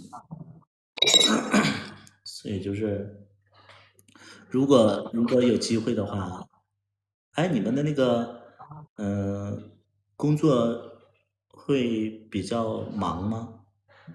我现在的工作从我1个星期前就忙完了，到过年我都没事儿了。然后接下来21号有个会，之后就没事儿了，到过年。行啊，年后的话也就1、2个活，年后再看吧。这个活有的话就交给下面人去做就行了。我还听说还听说一个方向，就是你可能以后要结婚呢。我想结没人。不是，那你家里不是还在逼婚吗？天天逼，天天催，我憋不住了快。我爸都已经直面的问了我还是没承认，没办法，只能憋着。我妈现在应该没有，我爸是把我能看的都看了，什么电视剧、网上那些东西，连小可爱都知道，连我电脑里那些黄色电影他都看过。哎呦，哎呦，不是。然后我说我在学习，我在学习这个圈子里的事情，然后想给店里增加点收益。你说到这一点，我其实一直好奇，就是你的黄色的小电影都看哪方面的？因为网上对你有一些传言，就是你网上可没有任何漏的照片。不是说你漏的，是那个网上你看什么类型的？因为传说中你是字母圈的。能说吗？我不看字母的东西啊。不看字母的，但是呢，会看欧美的会多一些。欧美就是哎，我们不聊这个，一会儿你被抬走了，我跟你说，咱俩都要疯。不是，那聊什么？我一直都听说你是那个字母的。没有。啊，不是啊，行，这也算是辟谣了。你跟你的小大夫是闹分手了还是什么啊？没有啊，前2天是吵架了，但是没分。和好了吧？就一直都是那样。我觉得跟他在一起2年，其实还都是那种就比较平稳的状态，嗯，有那么一两次大吵，对，但是基本上就是，唉，就那么回事儿。我觉得吵架是正常的，就是越吵越轻，该吵才能更爱。走一步看一步吧。我现在会觉得那个酒吧，龙岗那个酒吧还在吗？都关了，那个酒吧开了多久啊？开半年了一个多月，2个多月就被举报了呀。被举报的。对呀，当时是那同行举报个我旁边有一个酒吧是那个胡桃里的那个老板，然后其实也不怪人举报，是那个你看我们那个酒吧不是那个在那个商场嘛，在商场，然后9、10点钟就有一些小胖子喝多了，就在那个大街上就跟人啃啊，就影响市容啊，这个不怪人举报嘛。但是主要是胡桃里那个老板，就是因为他是属于跟我基本上就是同期开业，但是我的人气就他太生意好高了，我的人气太高了，所以就直接就是他就心里不平啊，他就觉得说也不搞特价，然后也不做宣传，然后直接人满，他就觉得心里不平衡，他就举报了。所以就是那接下来还要开酒吧吗？不开了，我这2年我就啥也不干了，我打算是你准备啥也不干干什么？打算啥也不接下来准备做啊，拍戏吗？还拍戏吗？可能会拍吧，但是这2年肯定是没有投资，可能是自己出钱拍呗。拍个芝麻3，你知道我们俩其实是有个伏笔的，你知道吗？什么伏笔啊？片尾里面有一个，我说我记住我的电话了吗？你不会可能忘了，就是你不会没有这个你不会吧？啊！但是你记不记得，其实那个时候那个龙二就是突然就是消失的时候，我其实打算让你演结局的，你记不记得？第一部的结局是打算让你演的，然后但是龙二又回来了。挺好的，我觉得龙二演戏太牛逼了，哭戏无间，太牛太配合逼了！我就说太牛逼了，就是他应该是去走娱乐圈，真的。娱乐圈他不了，但是我就说，哎，就是演戏这方面儿，对，网上有一个声音，就说什么那个我不喜欢你，然后那个喜欢那个龙二，然后就一直捧龙二，这真的不是我捧，是龙二太他妈厉害了，就是龙二的给我的感觉就是好像就是一个班级里就是学习特别好的学生，那你说班主任能不喜欢吗？就咔咔的，那演戏咔咔的，我都惊呆了，有的时候我跟他演戏的时候我都接不住了。我说他怎么眼泪这么多呀？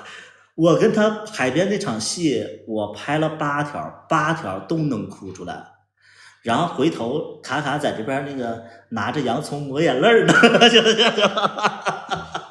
我哭不出来，我必须得有那种环境，我得看特别感动的那种视频，我眼泪自己就下来了。那也不行，我觉得你脑子里就算是看完那个感动的视频，你还要赶紧要想着自己的台词，你一心还不可二用，就懵了，你情感都丢掉了。我是一个感性的人啊！把你的镜头放大吧，好吧，把你的框放大。没事啊，挺好看的，挺好看的，没事你就放呗。我说还想着说拍个小茉莉前传呢。可以拍个，我觉得去搞一个叫什么综艺也挺有意思的。综艺，你说咱俩咋办呢？我也想综艺，我说咱俩咋办呢？那你也有对象，我也有对象，咱们还是恋爱综艺，咱俩要跟别人谈恋爱，然后组 CP 的话，就是没有那种感觉，人们就会觉得假呀，对不对？我当时我特别想谈恋爱的那个综艺，我觉得恋爱综艺特别火，特别好。我觉得还比较稳定。什么？龙二现在有对象吗？我不知道啊，所有人都问我这个问题，我说我不知道啊。好神秘，好神秘。就是我跟他聊过这个事儿，他说他对感情的需求就没有那么大了，你知道吧？就是你看，其实龙二相对于咱俩来讲的话，人家是圈子里的那个就是比较资深的这个前辈了，那人家可能进圈儿也早，完了人家的境遇也比较多一些，所以人家肯定就是可能有轰轰烈烈的感情，因为我跟他聊过他的感情史，他也有特别轰轰烈烈的感情，现在对感情的需求就没有那么大，这是他跟我说的，跟我说的，这个没办法。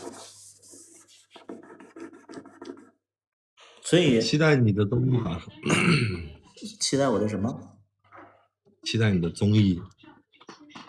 综艺？可能会先拍剧吧，综艺太费钱了。我可能会拍个前传，但是也不知道啥时候能拍。我打算自己投个10万20万的先拍吧，要不然没戏拍，我就觉得好无聊啊。因为我现在酒吧又不开了，对吧？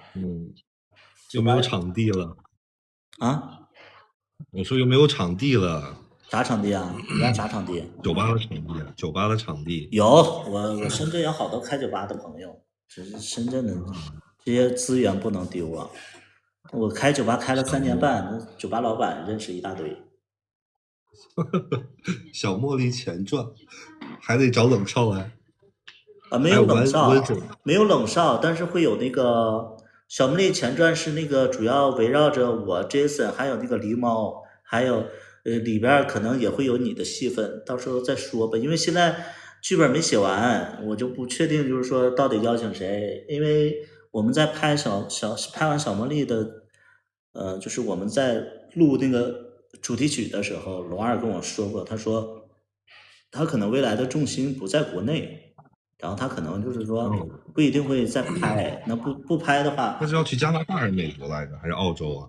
不知道，那我都不记得了。反正他说他的重心可能不在这边，不在这边，那我就说那就剧本就不写他喽，对吧？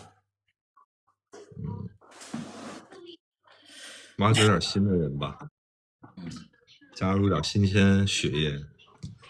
哎呀，加新人，我就说小茉莉其实乱糟糟，我不知道你看完什么样，我就觉得我没看懂，反正有些剧情其实连不上，但对，是我看那个课代表，因为主要什么呢？主要就是说演员就是你看那几个演员，你能说他们演的好吗？也不是说演的不好，但是有些东西他们表达的不清不明白，就是包括那个中途那个小嫖客，他有一些戏份都删了，因为他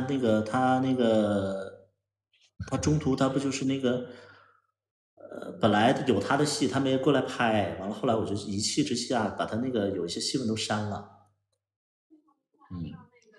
反正就是挺乱的。但是我就说下一部戏就不要有那么多演员了，那么多演员，就是哎呀，就是演技参差不齐，没必要，反而就是增加了一些不好的印象，还不如把这几个演的有经验的人就是叫到一起演一演得了。行，今天也是聊了好多呀，然后那个评论区里也知道，就是也是能看到，就是咱俩的这个关系得到缓解。但是我刚才在我这边还是有人说什么百里那个就是故意就是刁难卡卡才说这些，没有啊，就是因为我这人有什么说什么，一直以来可能我这人嘴黑，但我这人有一点就是说我不造谣啊，就是可能就是不给，就是可能在聊实话的时候会不给别人面子，但是我觉得聊开了就是聊开了，因为很多时候都是别人瞎传来传去就变了，那还不如说就彼此就聊清楚。确实有的时候就是会有一些比较啊，说什么你更喜欢卡卡更喜欢龙二之类的，就是有这样比较。演员我几乎没对演员产生过什么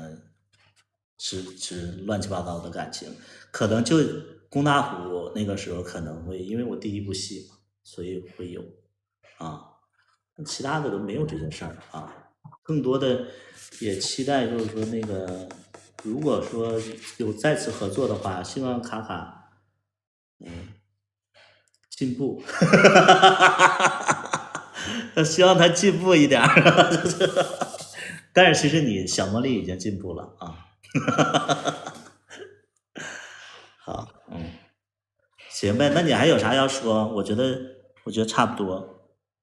就是我其实我希望就连线把该说的都说清楚，别有一些误会啊。如果说有一些误会的话，我觉得就没必要。你要是说开了，你确实讨厌这个人怎么样，那就讨厌这个人。但是我就很怕有误会啊。好，反正你没事，你想连线了，我随时都在。要不要互关一下？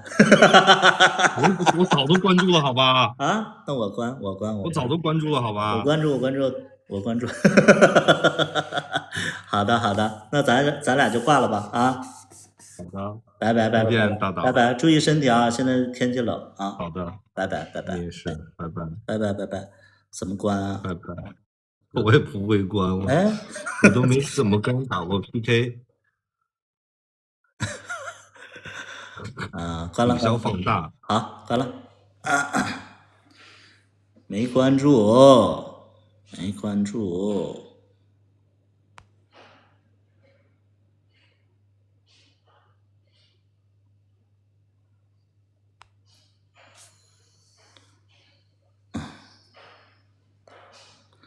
说因为换人了，你居然对龚大虎有感觉？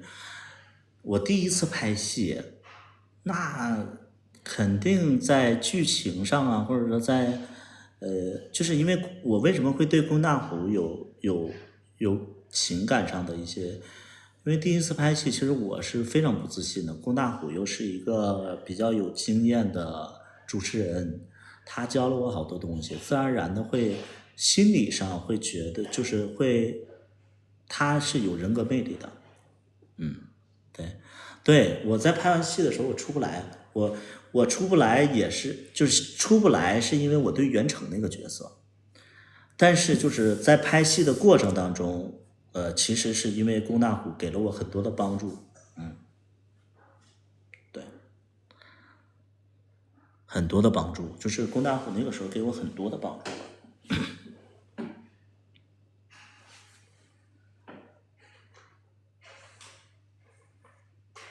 刚才有人还来我直播间里说啊，你就是为了讽刺他怎么样的？怎么的都是问题，合着我俩就是老死不相往来就完事儿了，是吧？可以放映卡卡吻戏吗？我得找一找，那个是在我的 U 盘里边，那是在我 U 盘里面，因为我一直都没敢放，因为我还有机会看不到，为什么呢？因为他那个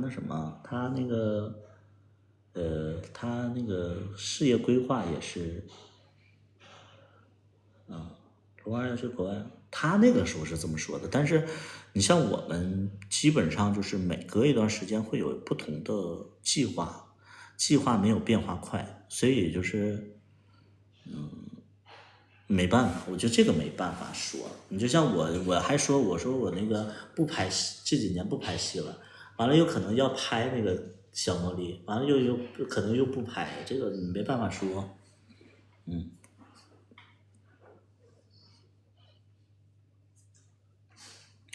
后爹教育孩子小心翼翼，怒其不争，又不敢发火。没有后爹，我是后爹。垃圾不倒，你别在这块扯了。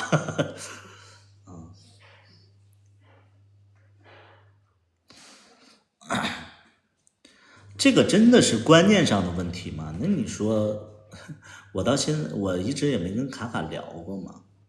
那我会觉得说，你在一线城市这种场合，你还是要就是聪明一点嘛，或者说就是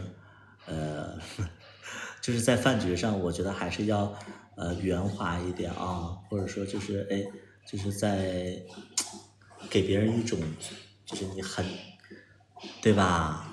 你很泛舟文化，对吧？那我会觉得说，这可能是必须掌握的一些技能，因为我们都不年轻啊，对不对？然后我觉得你要会的话，其实别人就会，可能别人会觉得你俗，但是别人不会觉得你没礼貌啊。你要不做的话，可能有些人会觉得你没礼貌，能懂吗？就是我，因为当时卡卡是我剧组里的人，所以他没礼貌，我其实就打我脸，我有这种感觉啊，是这样的，所以对，那你说，哎，这个每个人理解不同啊，真的理解不同。那有的人就觉得我们假，我们一大帮人在那块就是，哎呀，那个哥呀，怎么样的，怎么样的，就假。那这个东西你没有办法寻找绝对的认同，对吧？有的人他就不喜欢吗？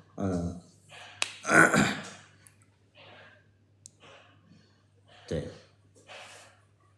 卡卡可能这方面他可能有自己的理解，但但是你像深圳这个事儿吧，我就没有介意，因为深圳这个事儿吧，其实我们主要也是给他面子，或者说给他朋友面子。至于说他们怎么去处理，那我们做到了就可以了，啊，我们做到就可以了，对吧？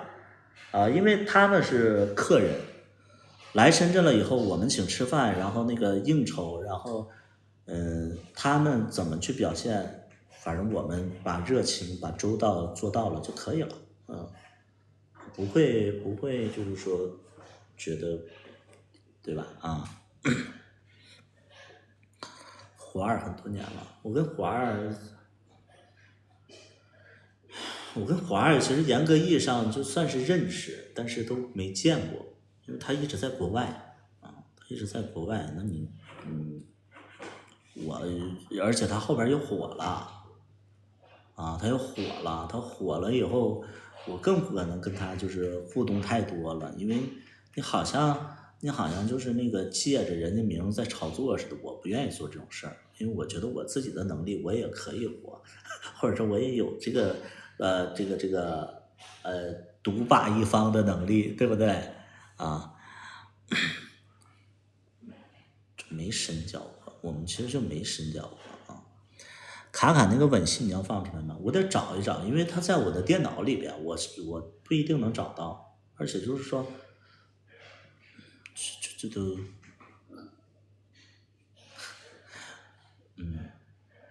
就是其实是这么个事儿啊，宝宝们其实是这么个事儿，我其实不打算发，我为什么不打算发呢？啊，他手机有让他发吧，我不打算发，为什么呢？哎呀，就是我跟你们说完，你们就知道我为什么不打算发了，因为卡卡的那个小可爱，卡卡的那个小可爱啊，就是她那个男朋友啊，算是我的好朋友。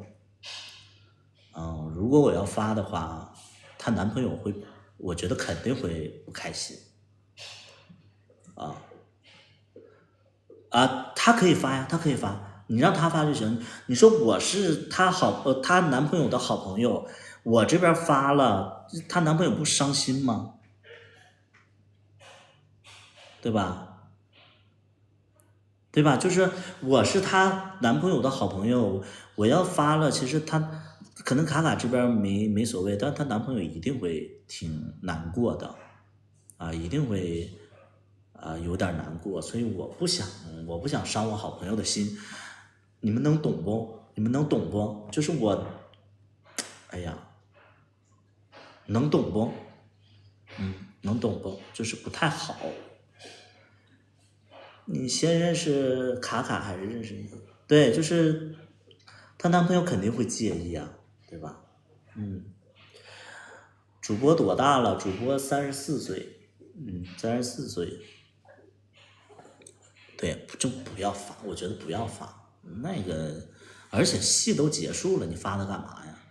表现卡卡的吻技多好嘛。这个万一以后卡卡要结婚的话，这些东西也不太好吧？起码现在卡卡在网上也没有太多的这些画面，也没有太激烈的画面。但如果说你说万一卡卡以后结婚的话，网上要流传这个视频是不是不太好？有什么呀？卡卡有什么激烈的吻戏、什么床戏吗？没有啊，没有啊。上一边捣乱去，去一边去啊！别在这块起哄你要让反正卡卡手机里也有，他就发呗，让他自己发就好了。我不想，确实都一个1无所谓，但一个0肯定会难过。你就想一想，你男朋友拍了一场戏，然后跟别人的吻戏，然后本来可以不发的，这个时候，我闺蜜发出来了，完了我男朋友无所谓，但是我肯定会难过，能明白不？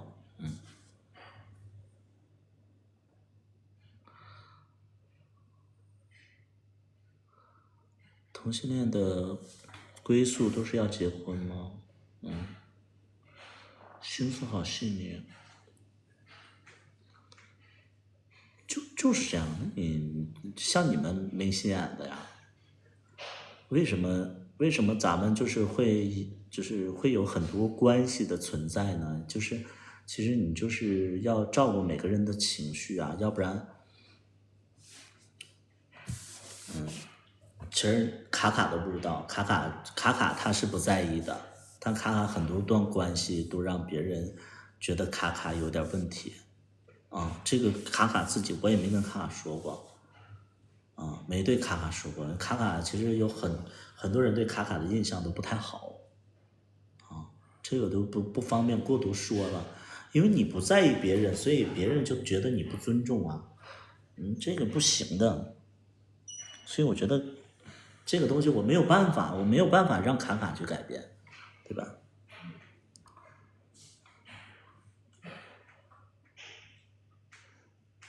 看起来不懂事就不要惯着呀，就是该骂的骂，该揍的揍，也不能揍，该骂就骂，该那个就是分手就分手，不能惯着因为只有就是说真的就是做一些事儿了，他才能知道这个利害关系他就知道利害关系了。你啥事儿你都包容，其实出不了结果的，出不了好的结果的。你像我现在就是，如果小大夫就是哪方面做的不好，我就直接说他呀，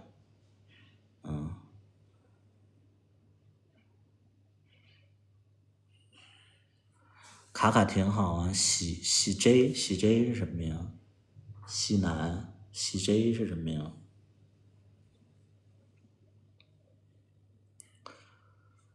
喜京是什么呀？我知道了，我知道我知道他没承认，可能网上不能承认这些东西吧。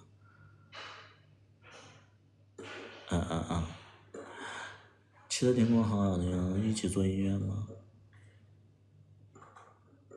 那首歌，那首歌其实，当时他还没火的时候我们合作的，后来，你让人有压力感，卡卡让人感觉很累。你让人有压力感，卡卡让人感觉很累，什么意思？没懂。其实我通过活儿复古，那首歌是他没火的时候我们就合作了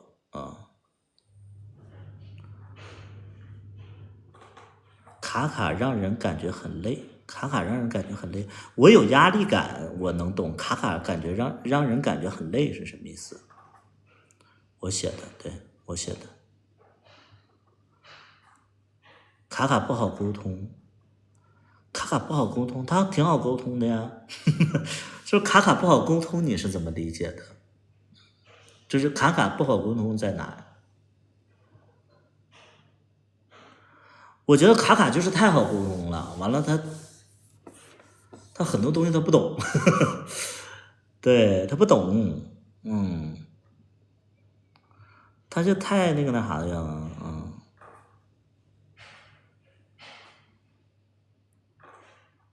卡卡比较内向，不，卡卡不内向，就卡卡就像他说的，他可能接触圈子里的人和事儿太少了，他就是接触的那个人和事儿太少了，所以他就是人情世故这一块儿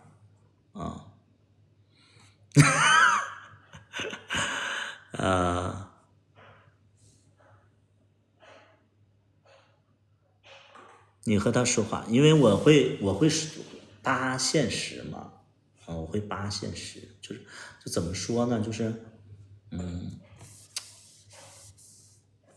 因为我跟他连线主要就是也是一方面是聊聊天，一方面就是澄清一些东西，因为很多人都不知道具体是怎么回事儿，然后我单纯的从我的直播间里去讲，大家就觉得说我在欺压，但是我们一连线，其实那些事儿，我看卡卡他也认可，那其实这些事儿就是真的呀，对吧？紧张，他见我当然紧张，因为我会凶他。拍戏的时候我会凶他，我就会发火的。他见过我发火，说他不喜欢我，这个没办法，对，我会凶他。他演戏演的不好，我当然会凶他。我就会在片场大喊，会的啊！你别说他了，龙二我也凶过呀。龙二我也凶过呀，谁我都凶过。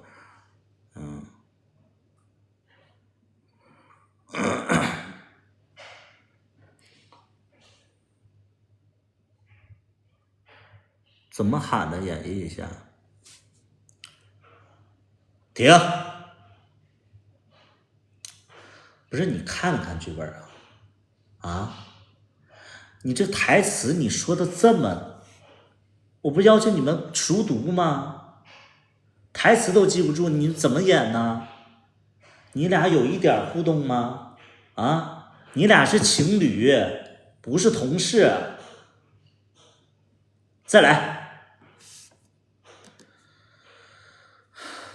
，3、2、1，卡，台词错了，再看一看。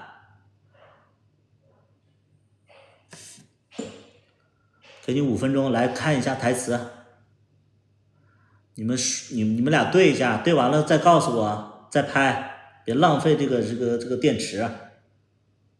就这种，我是这种，对吧？就是这样啊。那你，对，要求只是熟读，熟读他们都做不到。哎呀，熟读都做不到，你还要求他们背？你知道龙二是背台词，他们是熟读都做不到。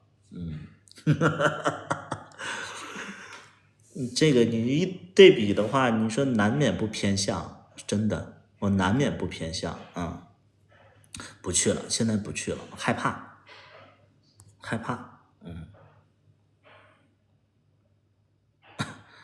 他全名叫彭博，是不是？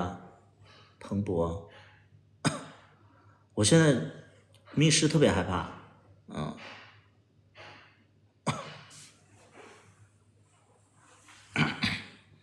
害怕死了都，哎，吓得都不行了啊！你知道，就是我玩过一个游戏啊，那个游戏是什么游戏呢？就是第2关的时候，我抽到了一个角色。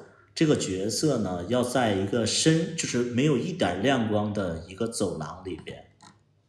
我那个角色要一个人，因为他们在屋子里，然后我一个人要走过一个长廊，在长廊里边，我因为没有灯光，你还得往前走，这个时候就会有工作人员就吓你，那我必须得往前走，我应该怎么往前走呢？别人给我一个 DV， 这个 DV 有那个这个叫就是红外线。是红外线嘛？就是反正就是夜视功能，我就必须得拿着 DV 往前走。这个从这个DV 的那个画框里边，我才能看到外边有没有人。等我看到外边有人的时候，都能吓死我。就必须得是一个人，自己吓自己。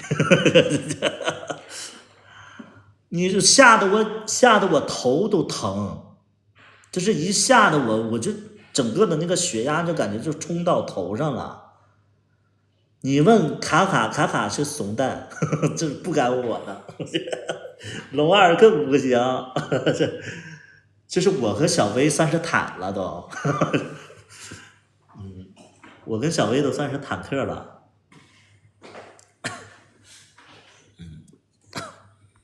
你想想多吓人吧。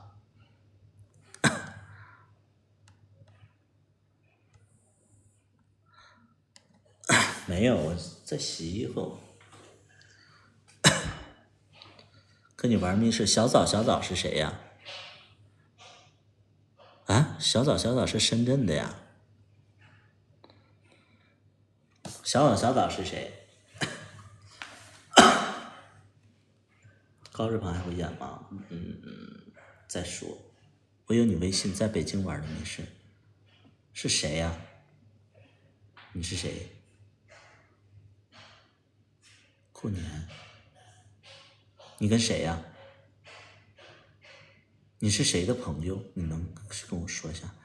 下播我发你微信，你现在发就行，我看一眼，我好奇心来了。小枣，你是谁？你现在发。哎，等一会儿你发之前的话，你别尴尬，万一啊。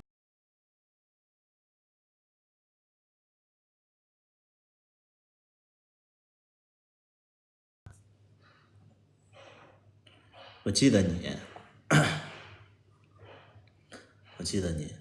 你是在北京，完了你是个瘦猴子，发了，瘦猴子啊，然后是我一个粉丝，对吧？你算是我粉丝是不是？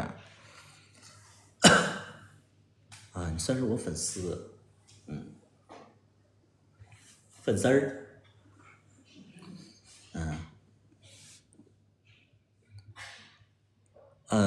我将朋友圈乱开玩笑，乱开玩笑现在讲复古鹰是复古熊啊，你能意识到就是说你开玩笑然后被我删了，这其实已经很不容易了，有的人其实都不知道，有的人都不知道被我删了，人会觉得神经病。有的时候就是有的时候也是因为就是有的时候我删粉丝微信的话，其实就是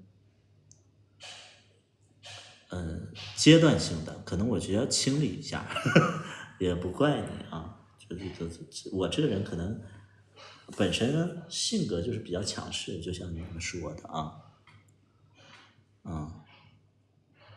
笑死是吧？小枣。哎呀，脾气是大了点，但是我这个人脾气是大了点，但是没有坏心眼子，而且我这人就是从来不说谎，也不是说从来也会说，但是在大多数的时候就事论事，我这个人是合影，油腻大叔合影，38岁油腻大叔合影。一直骂结束，心眼不坏，对，我心眼一点都不坏。你就像那个我跟卡的一些事儿，包括连线什么的，大家都能听出来，就我对他有要求，他对自己可能就觉得说这些不是他看中的，对吧？对吧？你们其实通过连线，你们就能感觉到，就是我其实我这个人吧，就对人都是有要求的，啊，可能对他戏有要求，对他日常的生活里有要求，但是人家可能觉得说没必要，他看中的是赚钱吗？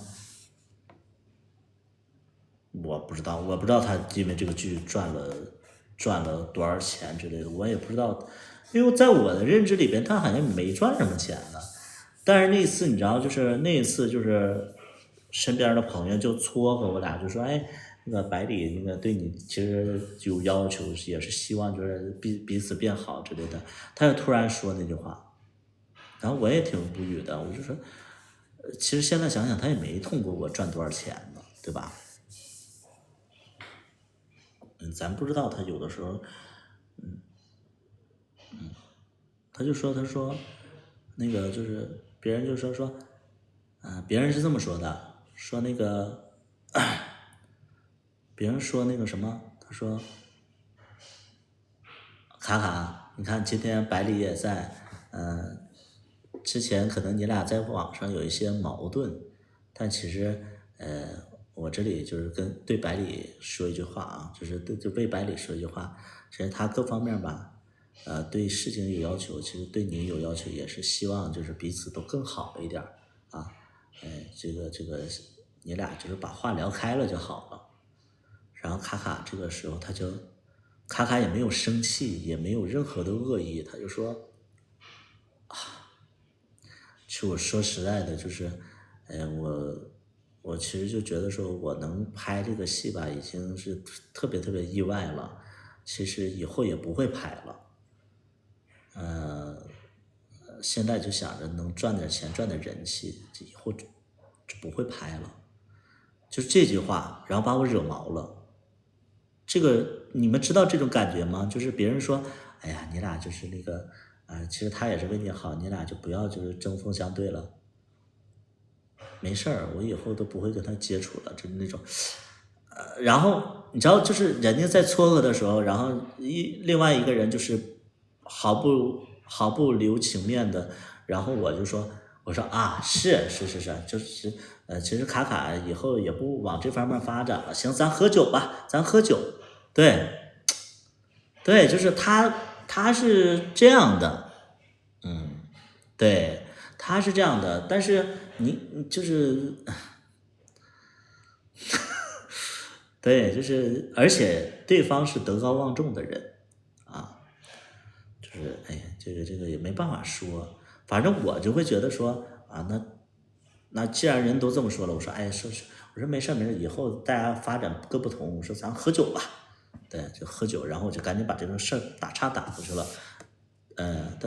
但其实从那以后，我就基本上就是不太爱跟他说话，就我就觉得说，就还好吧，就他可能真的不想往这方面走了，所以你看后边的戏份我也没找他了，对吧？那他都这么说了，那你说我后边戏份找他干嘛呢？他都表达出来了，对吧？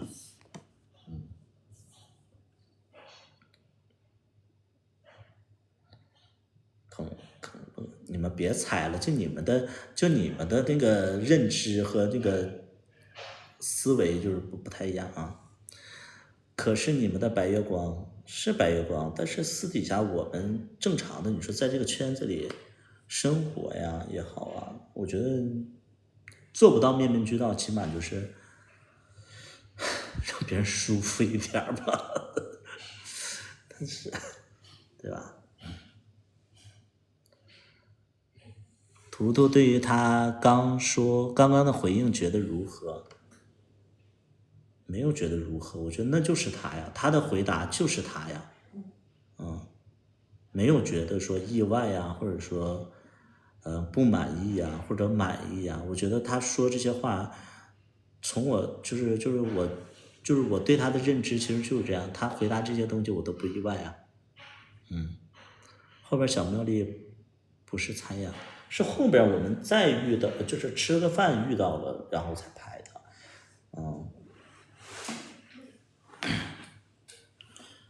就你们知道吗？就是我还是那句话，就是我不知道有多少人能明白我的点啊。谈恋爱，如果说你碰到这样的人，就是碰到凯凯这种性格的人，我觉得没问题。谈恋爱的话没问题，但工作遇到这样的人的话，会非常苦恼。就是你们要分得清楚，我跟他是工作关系。他谈恋爱，你们想跟他谈恋爱没问题，但是如果说是他的上司，或者说他的同事，或者说他的下属，就是跟他在一起工作的话，会非常头疼。对，所以就是这个就是分别，就是每个人的立场不同啊，每个人立场不同，或者说每个人分析事情的角度不同。这个你没有办法要求你们懂我的点，或者说怎么样的。谁不希望自己的同事就是说跟自己做好配合，然后把工作做好呢，对不对？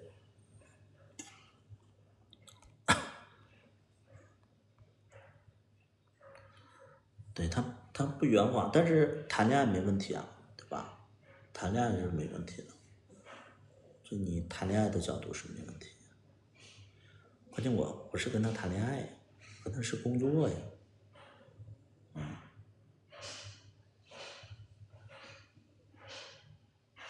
改变别人很难，我现在不改变了，他就做自己就好了，做自己就好。他愿意做什么样的人，就是他自己怎么舒服怎么来。因为其实我单方面我也会觉得说，以后我的剧啊，可能也不会给他那么多的幸运的那种感觉了。能懂不？就是我觉得他，就像我说的，芝麻其实带给他很多的幸运的方面的东西，但是我觉得这个幸运不会每一部戏都有这个幸运，对，都不是说每一部都会给他带来这些幸运、好运之类的。那，其实他在参与我的戏，其实也，我觉得也，就是我实话实说，我觉得他参加我的剧也没啥意义啊，没啥意义啊。万一有遇到他的剪辑师，起码在我的剧他碰不到啊，对吧？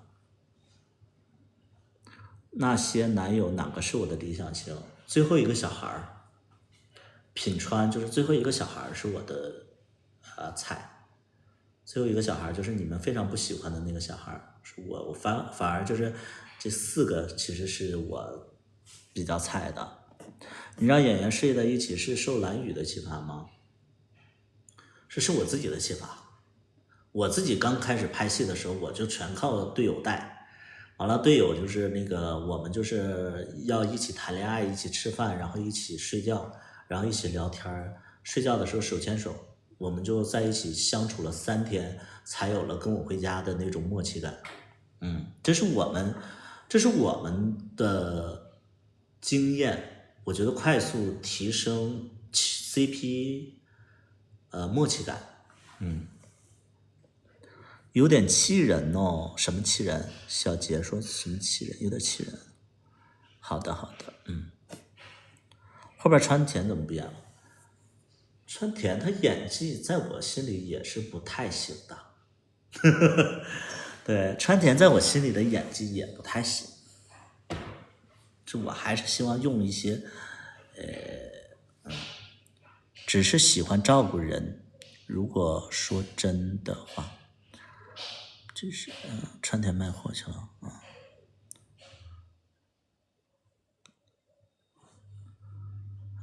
什么，我现在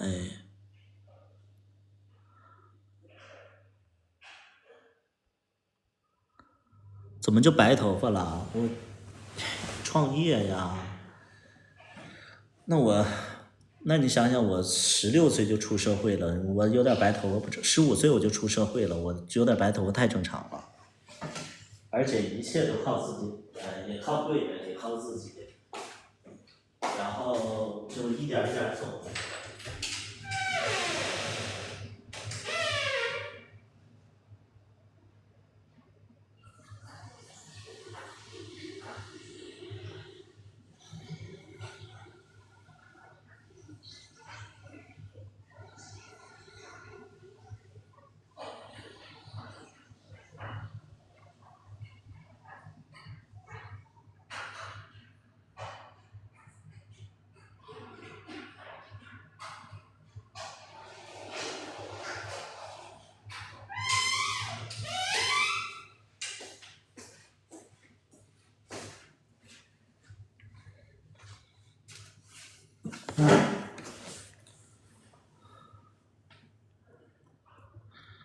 现在有老公了吗？我才是老公啊。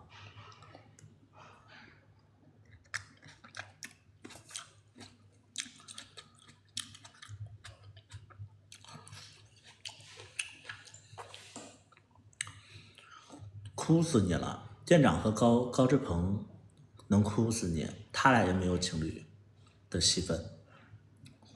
18、19啊。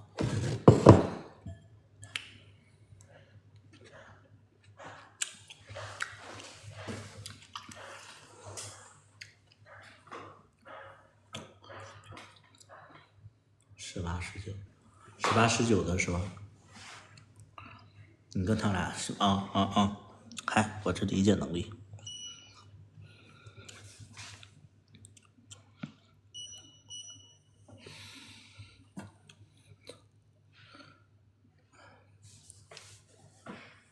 准备睡了，晚安吗？太夜了。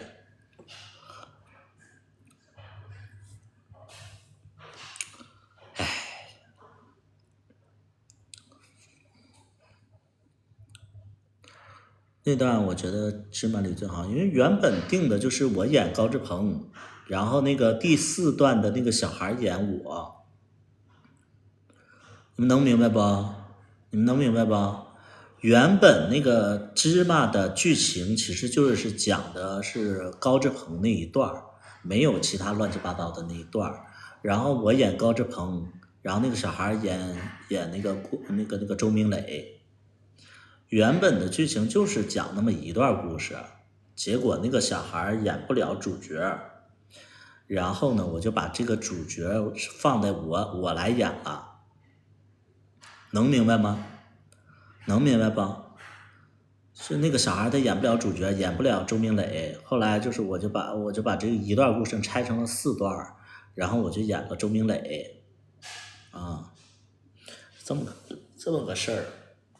要不然我演铃演的咯咯的了，演馒头那个人叫啥？就叫馒头。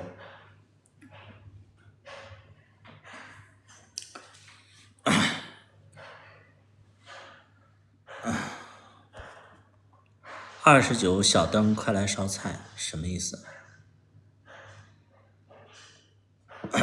这啥玩意儿？说啥呀？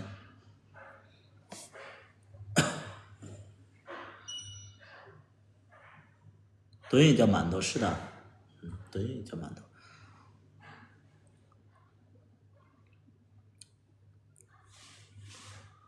有点不知天高地厚。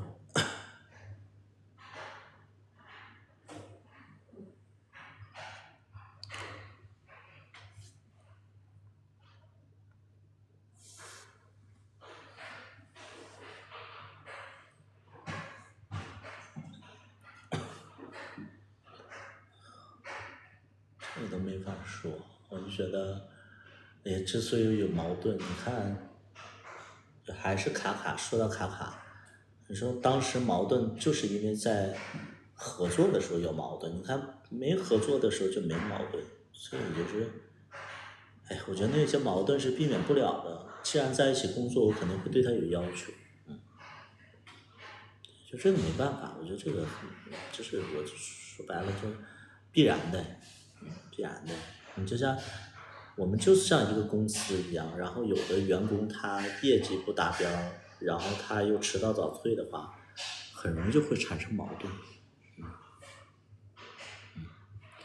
挖掘一个卡卡出来，我还是那句话，卡法能成名又不是说我挖掘的，那是他自己，他自己的他的自己的命，他命横就是有命中有这么一个幸运的点，不是所有人都有。你让杨超越再重新参加一次比赛的话，他不一定有这个幸运的点。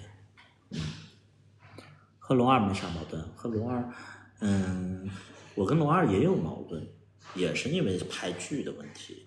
但是呢，就是，我觉得矛盾，我觉得跟谁有矛盾都正常吧。我觉得人和人都有矛盾吧，我觉得不可能没有矛盾的，对吧？会不会私底下互相乱吃什么的？据我所知没有。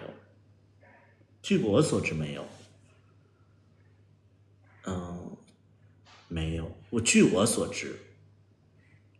知没有。那我不知道他们私底下，你可以问呐，我觉得这可以问。据我所知没有，我只能说据我所知没有。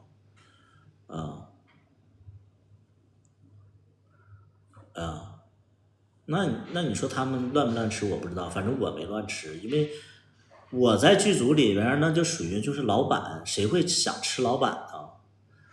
老板就是天天在那个上班的时候已经天天就骂他们了，谁会舔着脸呢？对吧？我在剧组里的人缘非常差的，对吧？你们想想，你们会喜欢那个凶神恶煞的班主任吗？不会，是的，但是可能就是，谁不想吃老板啊？吃到就变成老板娘。关键我现实当中有老板娘啊，对吧？都被演员吃，我们没有那种，起码我们没有我们真的没有，就是我跟任何的演员都没有，唯独有一点点就是唯独有一点点是什么呢？有一点点就是当时那个小馒头他演不出来，哎呀妈，他笨呐，他演不出来，他没有生活阅历啊。我就说那啥，我说小馒头啊，我说小馒头，你今晚上别走了，你就在我家住吧。我说可是我朋友得让我回去，我得跟他视频的。不是，你别误会啊，我是今天晚上你就别走了，因为你演戏就是现在最大的问题就是没有 CP 感，你在我家住，然后咱俩就是我也不会对你做什么，哪怕我搭一张床，你睡在我床，我搭一张床，咱俩能聊聊天，了解一下彼此。给小馒头吓死了，给小馒头吓死了，小馒头就觉得这是那个潜规则，但是其实是因为什么呢？就小馒头演的太差了，小馒头演的太差了，但我其实没有恶意的，我就是说那个演的不行，对，他肯定觉得我要潜他。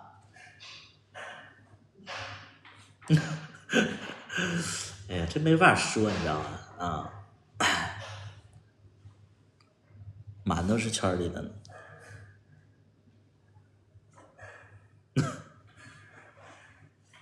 所以就这么个事儿，就可能是被传出来说潜规则，其他没有，完全没有。再一个吧，我这人有一点点就是这其实是不好的现象，知道吗？我这人特别爱带着演员去让他们认识一些大佬，就是我这个人有的时候就愿意带着我的演员去见一些娱乐圈的也好，包括就是gay 圈的也好，就是我喜欢带着他们见大佬，然后在他们眼里吧就觉得没必要，但是我就会觉得说我带着演员去跟这些大佬认识认识，说不定对演员也有帮助，但他们就不理解，他们就觉得说他们可能觉得这是一种应酬，但真的我多希望就是我在一个剧组里边，然后那个我的导演能带我见识一下世面，然后认识一下大佬，说不定我就进入娱乐圈了，你知道吧？啊，我多希望这种啊！但是他们可能就觉得说好有压力啊！哎呀，我在饭局上说话还是不说话呀？怎么样？哎呦，这种局我真不想去。他们可能是这种啊，但是我是非常非常想参加这种局，我是会觉得说，哎呀，这么多人和事儿。这是花钱买不来的这个阅历，这是经历啊！我得去，比如说这场酒局上要跟谁谁谁见面，跟哪个导演见面，我就得提前，我就从穿衣服我就开始准备好了。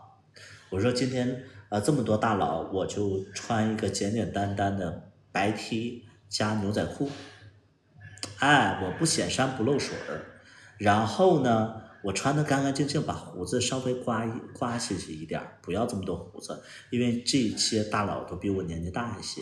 哎，在饭桌上我就不要那么多话，我要表现出那种稳重且阳光的感觉。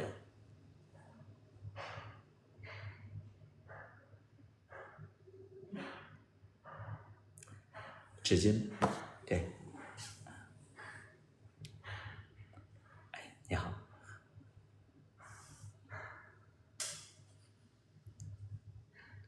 对，我是这种，就我可能是这种，对，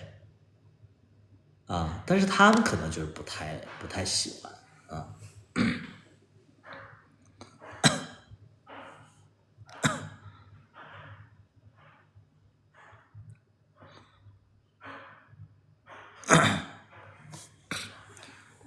没听你说过龙二见大佬呢？龙二见大佬什么意思？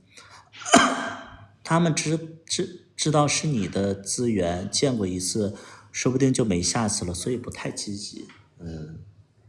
不会呀、我觉得这个各凭本事吧，我觉得我觉得这个各凭本事吧，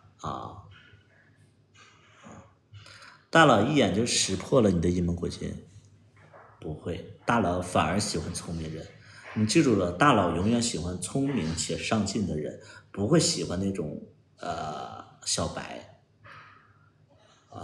你就咱们就是放眼，就是等你们有生活有阅历的时候，你们有朝一日你们回想我这句话，大佬都喜欢聪明人就是你看那个什么《还珠格格》什么小燕子那种。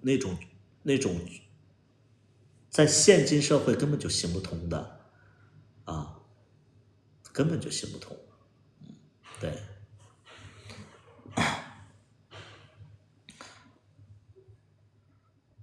龙二不是喜欢做生意吗？应该喜欢见大佬。做生意怎么会见到大佬呢？做生意怎么会见到大佬呢？你告诉我，就是你们的思维逻辑都不太通顺，做生意怎么能见到大佬呢？你告诉我，做生意怎么会遇到大佬呢？你龙二的那个这个服装类的，他怎么能遇到大佬？遇到什么大佬？服装大佬，人家也觉得说你的服装有什么用呢？为什么要认识你呢？思维逻辑在哪里？他的意思，龙二喜欢见大佬龙二喜欢见大佬，那我不知道。这个据我所知的话，我不知道，对，我不知道你说谁喜欢见大佬，我不知道，反正我喜欢见大佬。我喜欢见大佬，因为我觉得我每次见大佬，我都收获了好多，成长了好多。我喜欢去经历这些所谓的成年人的世界，我喜欢就是吸收一些我没有的一些能力去学习，去长见识，我非常喜欢。我有的时候我会觉得说见多了，我就就是潜移默化的在往他们那个方向去走了，我喜欢没有这么圆滑，但是完全没有低情商。有的时候啊，你们记住了，有的时候不说话更好，有的时候不说话更好。说话的人可能会给你一种感觉，就是这样的人其实没有就是可能会在一个局里边，就是快速的，就是让大家认识他，然后去跟他有所交集，但是不一定是爱情，可能是工作合作啊，包括就是聊天上的愉悦。但是有些人不说话，反而就是说，哎，他好特别啊，他好特别。大家都在忙着应酬，他不说话，好特别。但是呢，就是不说话，也不代表你可以打 Timmy。Timmy 这种行为呢，是一种比较不尊重人。这个就是，哎呀，这个没办法啊。对，没有，他基本上不说话。龙二聊天不说，就是龙二在很多场合，因为我跟他出席过一些场合，他都不说话，他是真社恐。对，龙二是真社恐，就是他是那种真社恐，除非就是他喝多了，然后他开始就是有话聊了，但是平时的他是真社恐，他是非常非常社恐的，他不是一个主动去，特别是有一些大人物的时候，他会社恐，非常害怕，他非常害怕。那第一次来我剧组的时候，我都觉得他，哎呀，害怕，他害怕的。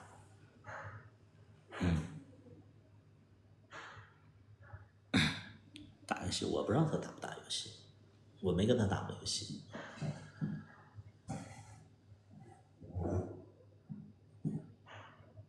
所以说我觉得我跟龙二还有卡卡，我们仨是不同的三个人。我们是真的不同的三个人。那你每个人都有每个人的特点。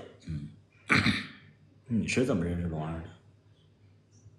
就是我当时想拍戏啊，然后有人给我推了龙二，然后龙二跟我说他之前他也联系过我，但是那个时候联系我的可能是我没收到啊，他说我没收到的，所以就是他主动找过我，但是我没收到。后来我在拍戏，然后别人给我推荐的他。你们仨谁好相处？谁好相处？那不能是我来评判的，因为我在这三个人当中啊，我怎么去评判呢？谁好相处？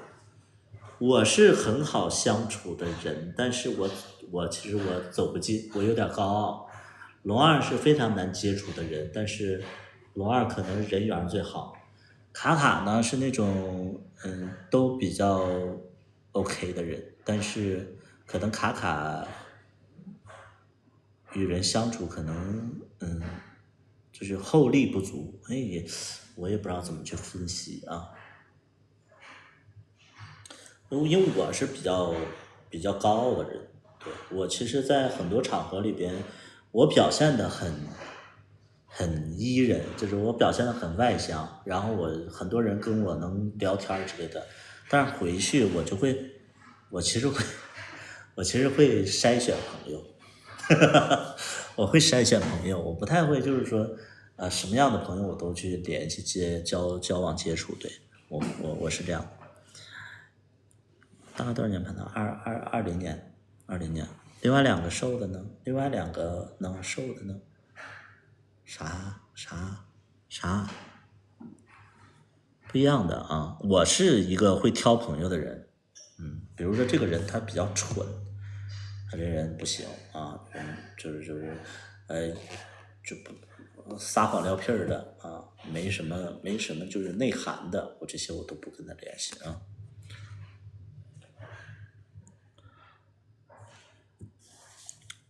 变了好多啊，这巅峰时期，我他妈又没死，怎么就代表那是我巅峰时期呢？小孩儿啊。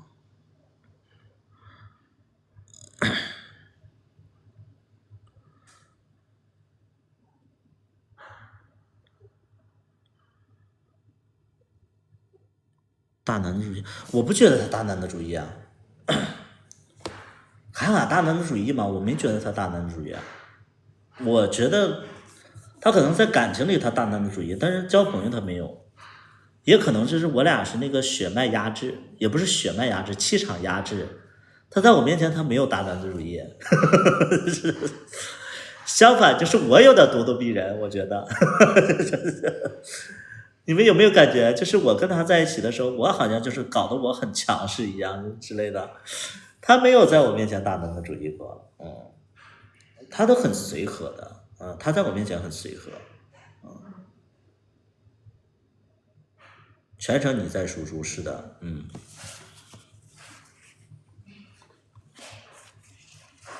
亨利啊，亨利也算是啊，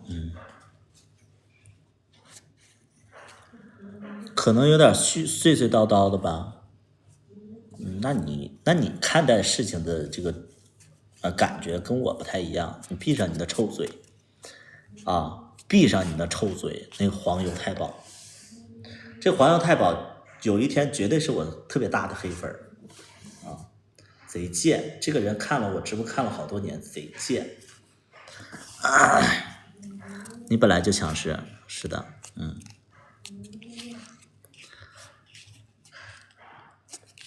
看我不知道是谁，肥瑞我也不知道，我只认识亨利和龙二，因为我不太关注熊圈的事儿啊。我觉得就是你们不知道，你们知不知道有一个熊圈的一个人，我觉得长得非常的好看，而且就是非常有气质，但这几年好像有点变了，就是有一个熊圈的，我觉得他也不算是严格意义上熊圈，但是我觉得他真的算是各方面比较突出的，我不知道你们认不认识，叫走过80，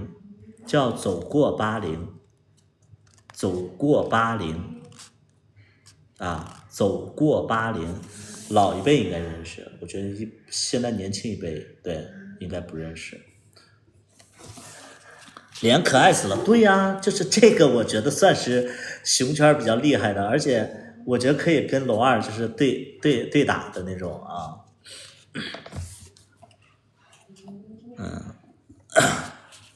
对，不好看，你是喜欢一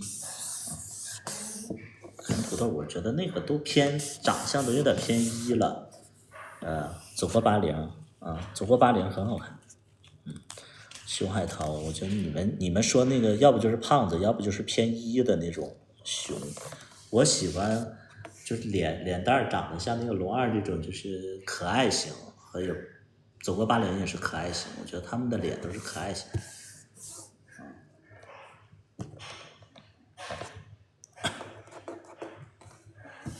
兔子是一吗？是的。你觉得我可爱吗？我看看你可不可爱。我看不见呢，看不见。但是感觉就是我现在只能看到一个小头像，我现在只能看到一个小头像，但感觉还行。你们帮我看看好不好看？你们帮我看一下姐妹儿看看好不好看？帮我看一下。是不是我喜欢的类型？你们应该知道我喜欢什么类型。不是啊，你们说话也太直接了。甜心糖是吗？甜心糖是吗？甜心糖是吗？甜心糖是我喜欢的类型吗？你们点进去看一下。甜心糖是我，可能是。甜心糖可能是吗？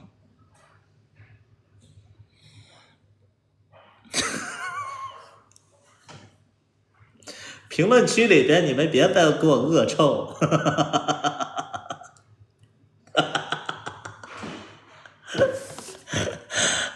像女的。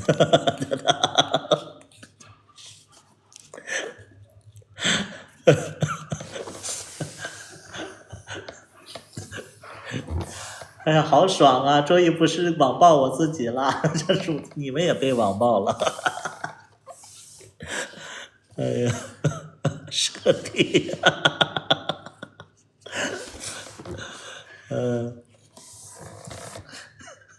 审美是怎么样？我喜欢可爱的，我喜欢可爱类型，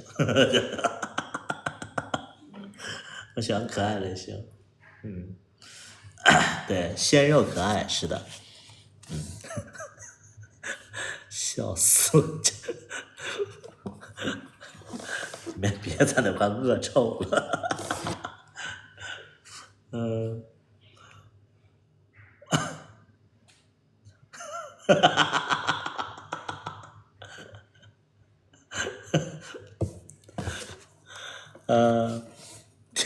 我看甜甜堂啊，甜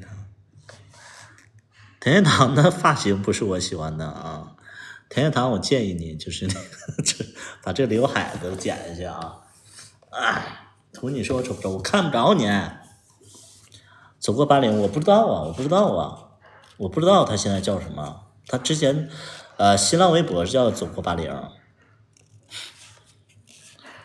说我丑我认了，我看不见，姐姐妹儿。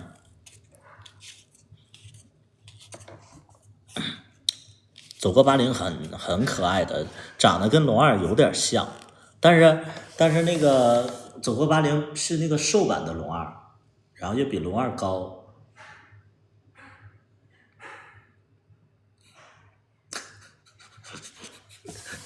不能再说了。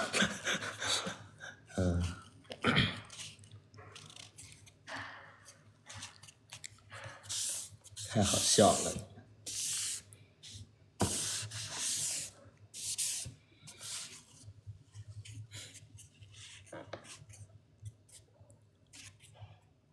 瘦版的龙二，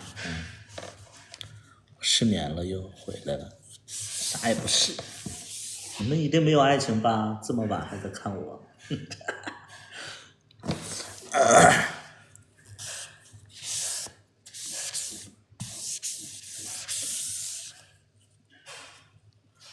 对他俩像，对，很像。我就说当时我很喜欢走过80，很喜欢走过80。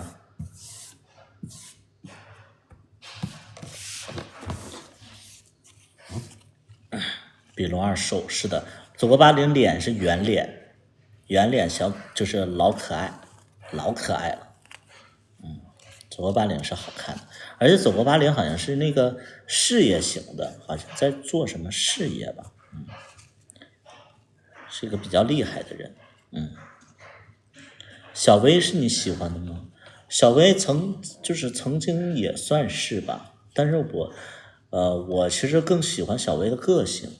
然后当时我其实那个时候啊，我刚认识小薇的时候，我就说，哎呀，小薇也那个时候她那个对象，就是我一开始也不认识人，但是那个时候我就说小薇是做制片人，我是做导演，我说我俩要在一起就好了。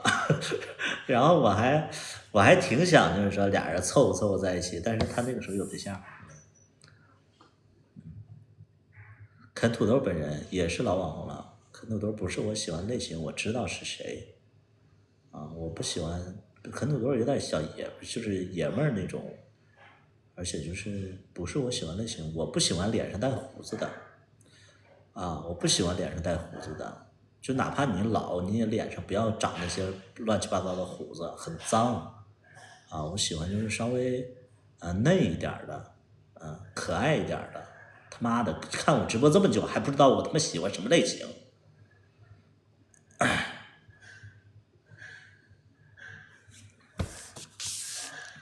嫩一点，对，我喜欢嫩一点。对，你为什么要留胡子啊？我这2天是那啥，这2天那个没剪，我那个刮胡刀在1楼，我每次都忘剪。啊，对，因为我胡子特别茂盛，然后我有的时候就剪不过来，就好比就是我这个白头发，我这白头发多啊，就是长得也快，所以我就没有办法经常的去染。对，乐乐熊就是童颜，乐乐熊就这仨字儿，我都觉得我能听出来有200斤，这个对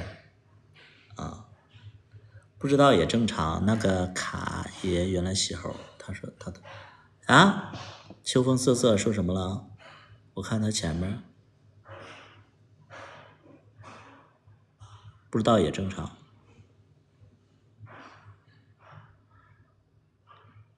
他现在说，秋风瑟瑟，不知道你在表达什么，没跟上。播到3点咱们就下播啊，播到3点咱们就下播啊。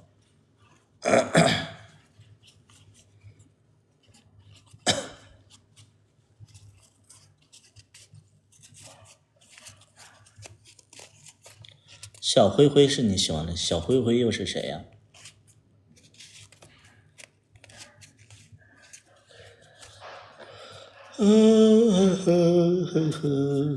不知道你喜欢啥类型，我才会。你不是说看你直播这么久，不知道你喜欢什么？我没跟你说，我跟那个黄油太保说，你的情敌，那怎么可能？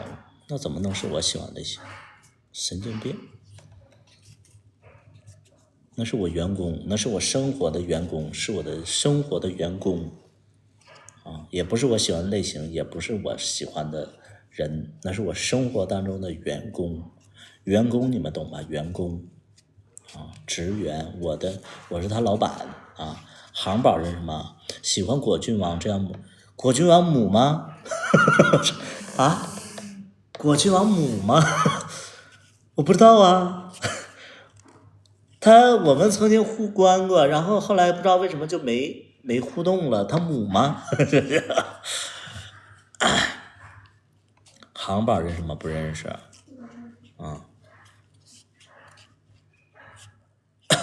我看一下你们说的都是谁。果郡王是北京那个果郡王吧？果郡王不是果郡王吧？我搜一下那个乐乐熊啊。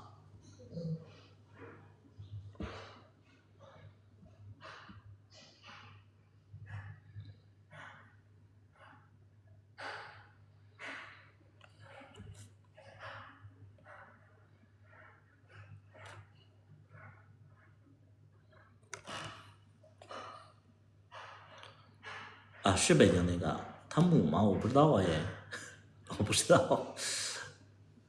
乐乐熊是吧？乐乐熊，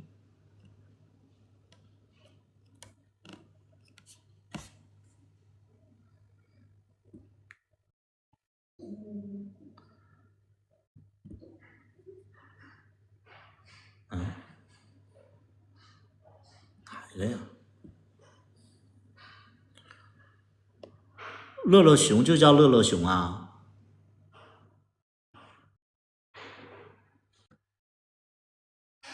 多少个粉丝啊？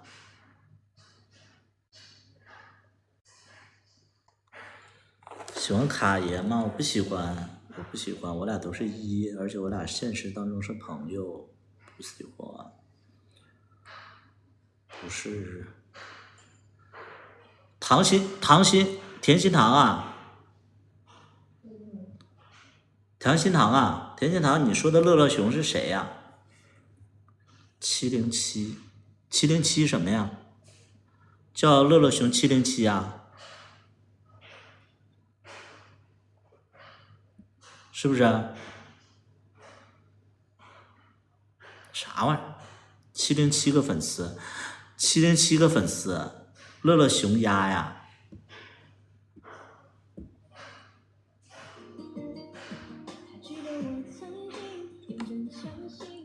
不是。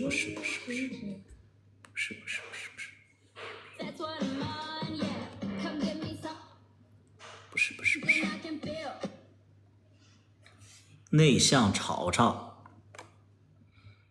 这名起的呀？为啥就不是啊？内向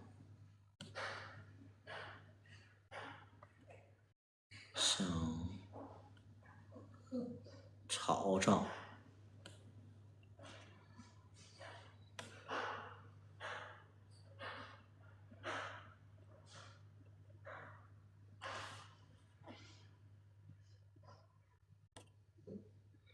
哪个朝啊？朝上。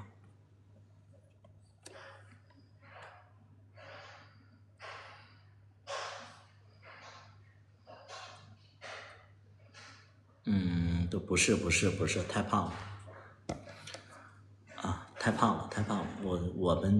我们不洗那个胸圈啊。啊，不行啊，不行。我看果郡王。果郡王。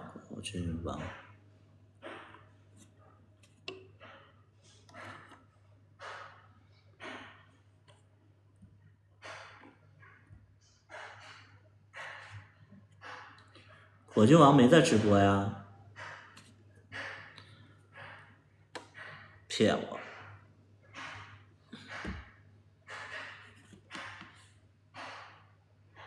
啊，二场有点像，是的，几乎。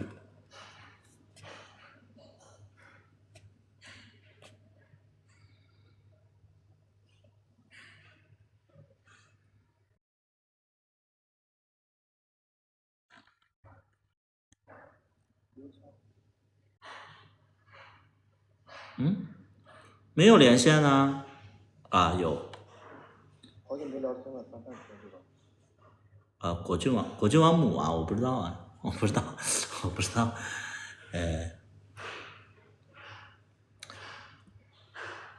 馒头仔好像。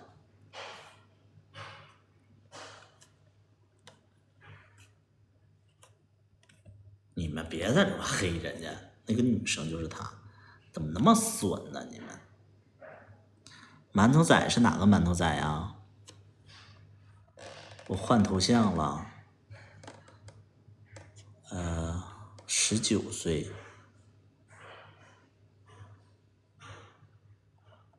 粉丝34个。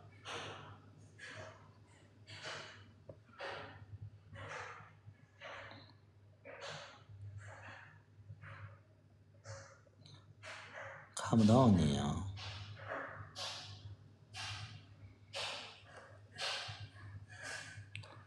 私底下母的。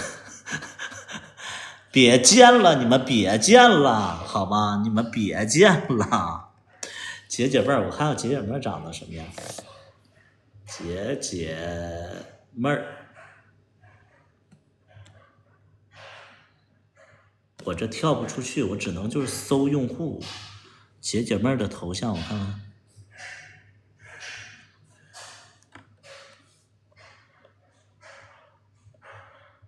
上哪儿找去？粉丝都太少了，找不到了。找不到了，姐姐妹儿。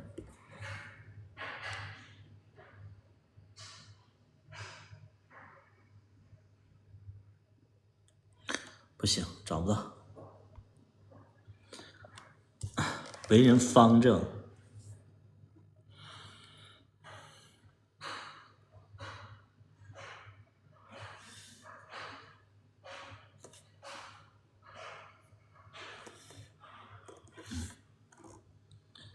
人家母咋的？人愿意，人那个人自己愿意，你别在那块说人。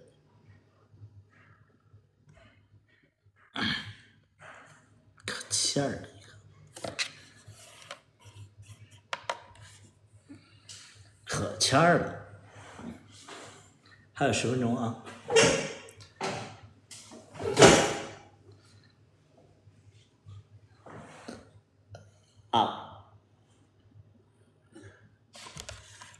你把头像换成自己了，我看不到，你们的头像太小了，我看不到。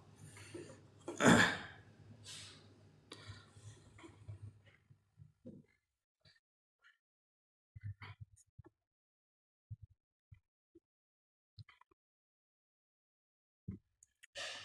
呀，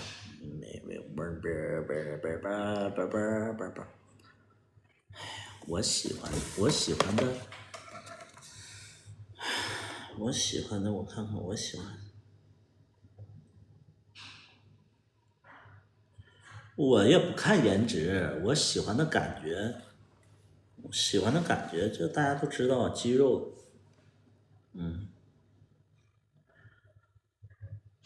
我喜欢的类型就宅男乐嘛。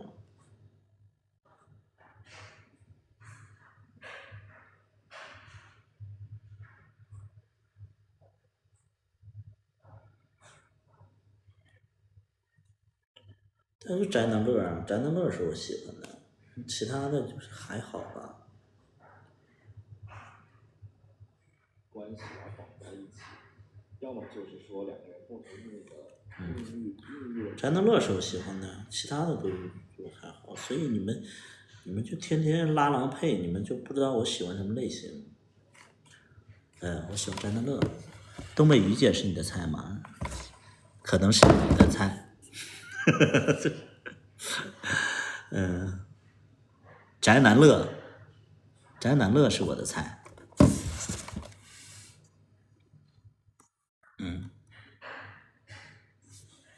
不是啊，你照片再好看，你能咋的呀？你这还是相处起来最重要啊！相处起来最重要啊！你长得好看有什么用啊？对吧？你只能对着手机舔撸，有啥用啊？对吧？你实际的你还是得看相处。你相处不合适，喜欢有保护欲的，有被保护欲的，反正就是性格更重要啊，对啊，熊抱着舒服，没觉得熊就是夏天抱着出汗，完了还打呼噜，还他妈抢被子。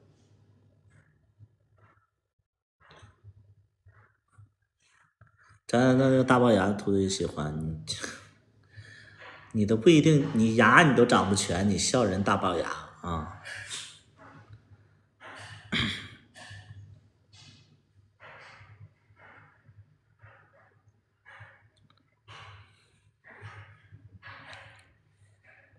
那身材绝了宅男乐的身材绝了我洗猴，对我偏洗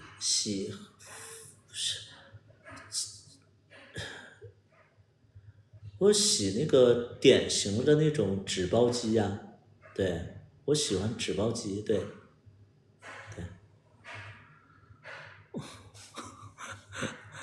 对我喜欢纸包鸡，就是要有健身痕迹的纸包鸡我不太喜欢熊，就所有的熊我都不感冒所有的熊我都不感冒，没有什么兴趣。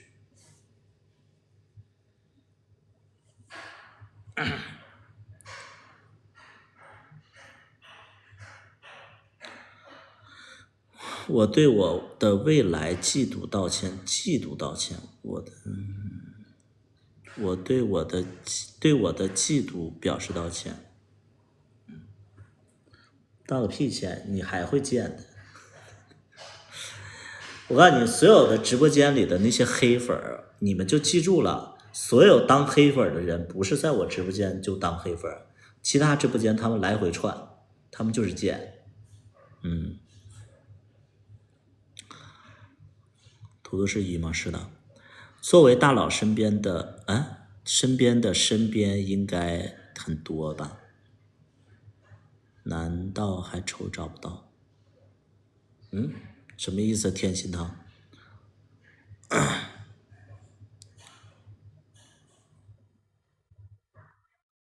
小大夫是纸包鸡吗？小大夫不是，就是小大夫严格意义上不是说我喜欢的类型，但是性格比较合适，再加上相处起来比较开心，所以就在一起了。他其实从外在和气质都不是我喜欢，气质也算，但外在不是，身材不是，主要是身材不是，大佬的身边应该蛮多的，不都抢着上炕吗？往上看，你说谁是大佬？我是大佬，我是大佬。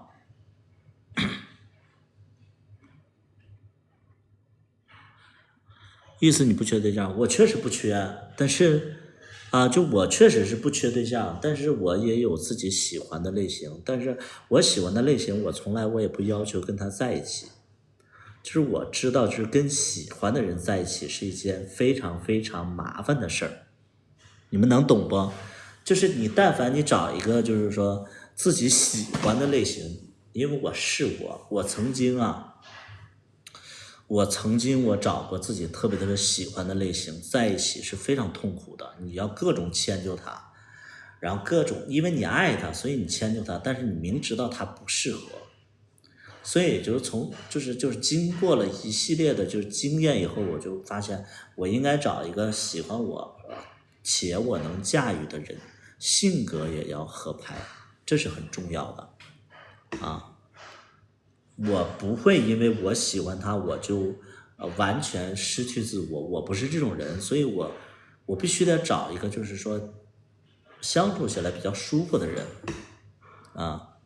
对，我会选喜欢我的，对，我会选我喜欢我的，对，要互相包容，不会的，有些人仗着你喜欢他，他不会包容你，你越主动的话，完了他就越会就是践踏你。会跟学生妹交往吗？你直播间挺多的，我第一任就是学生妹啊，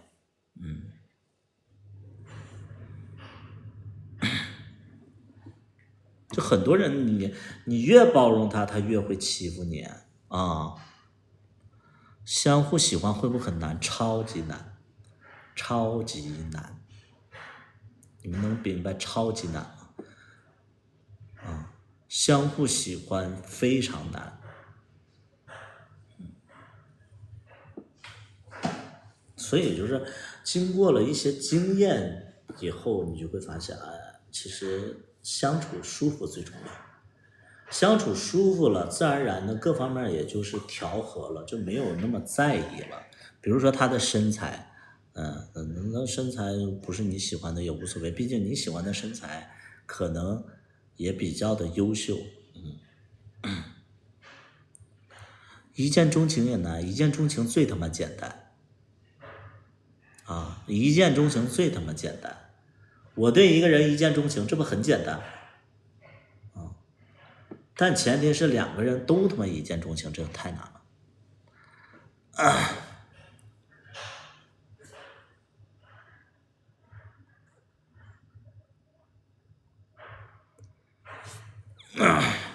相互吸引很重要，精神上的共鸣，反正就是反正就是你逐渐的你就会对感情吧，你就不会有太多的要求和期待，相反的是顺其自然，而且就是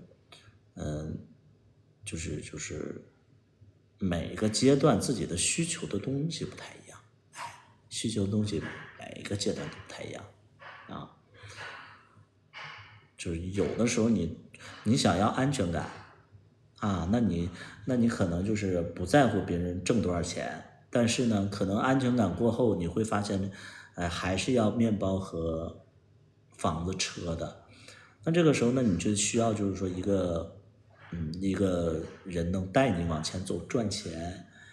那你赚完钱以后，你要需要精神上的那种征服感，那你就得找个大佬你怎么的你都要改变你想要一个好的合作伙伴大于情侣关系，都想要但是我其实也会觉得，就情侣关系没那么重要，就是情侣没那么重要，就是我可能逐渐的会变成龙二这种阶段，因为你经历多了，你爱的人呢，包括你经历的情感多了呀，那你失望多了，或者说进入了一个疲劳期，那你可能近几年之内你都不想谈恋爱了。对，爱情，我觉得爱情都是短暂的，所有的爱情都是短暂的，都就是那么一瞬间的事儿，或者说就是持续了一段时间的事儿，后期在一起可能就是就是相处的舒服就可以了。你真正的那个爱的那个东西，迸发的那些东西，也就那么就是几个点几个瞬间，更多的是什么在一起舒服啊，或者说有共同的追求啊，思想共频呐、有一些相互帮助的地方，孤单的时候有人陪着你啊，包括肉体上的需求啊、维系啊，就这些东西都。但你要是真正的纯正的爱，其实就那么几个瞬间，就是几个瞬间。好了，我今天就聊到这儿了，就聊到这儿了。还有一个，我觉得感情能长久，就是不被外界所干扰，这很正常。不被外界所干扰很正常。这个很难很难。看也行，关注不正常。3点了，我今天早点休息。刚才我把小大夫就是凶了一下，小大夫应该在那块就是有点伤感，我去哄哄我媳妇儿。这一天让我对你们好太不可能了，你们这些小黑粉儿，我对你们好不太可能，我自己媳妇儿我没事我都凶呢。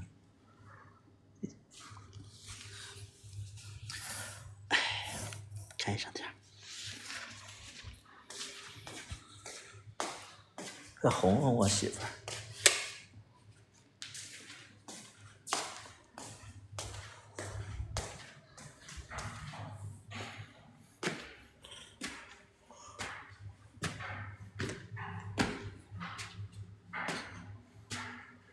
看见哄，他也没跟我生气，对他好一点真是。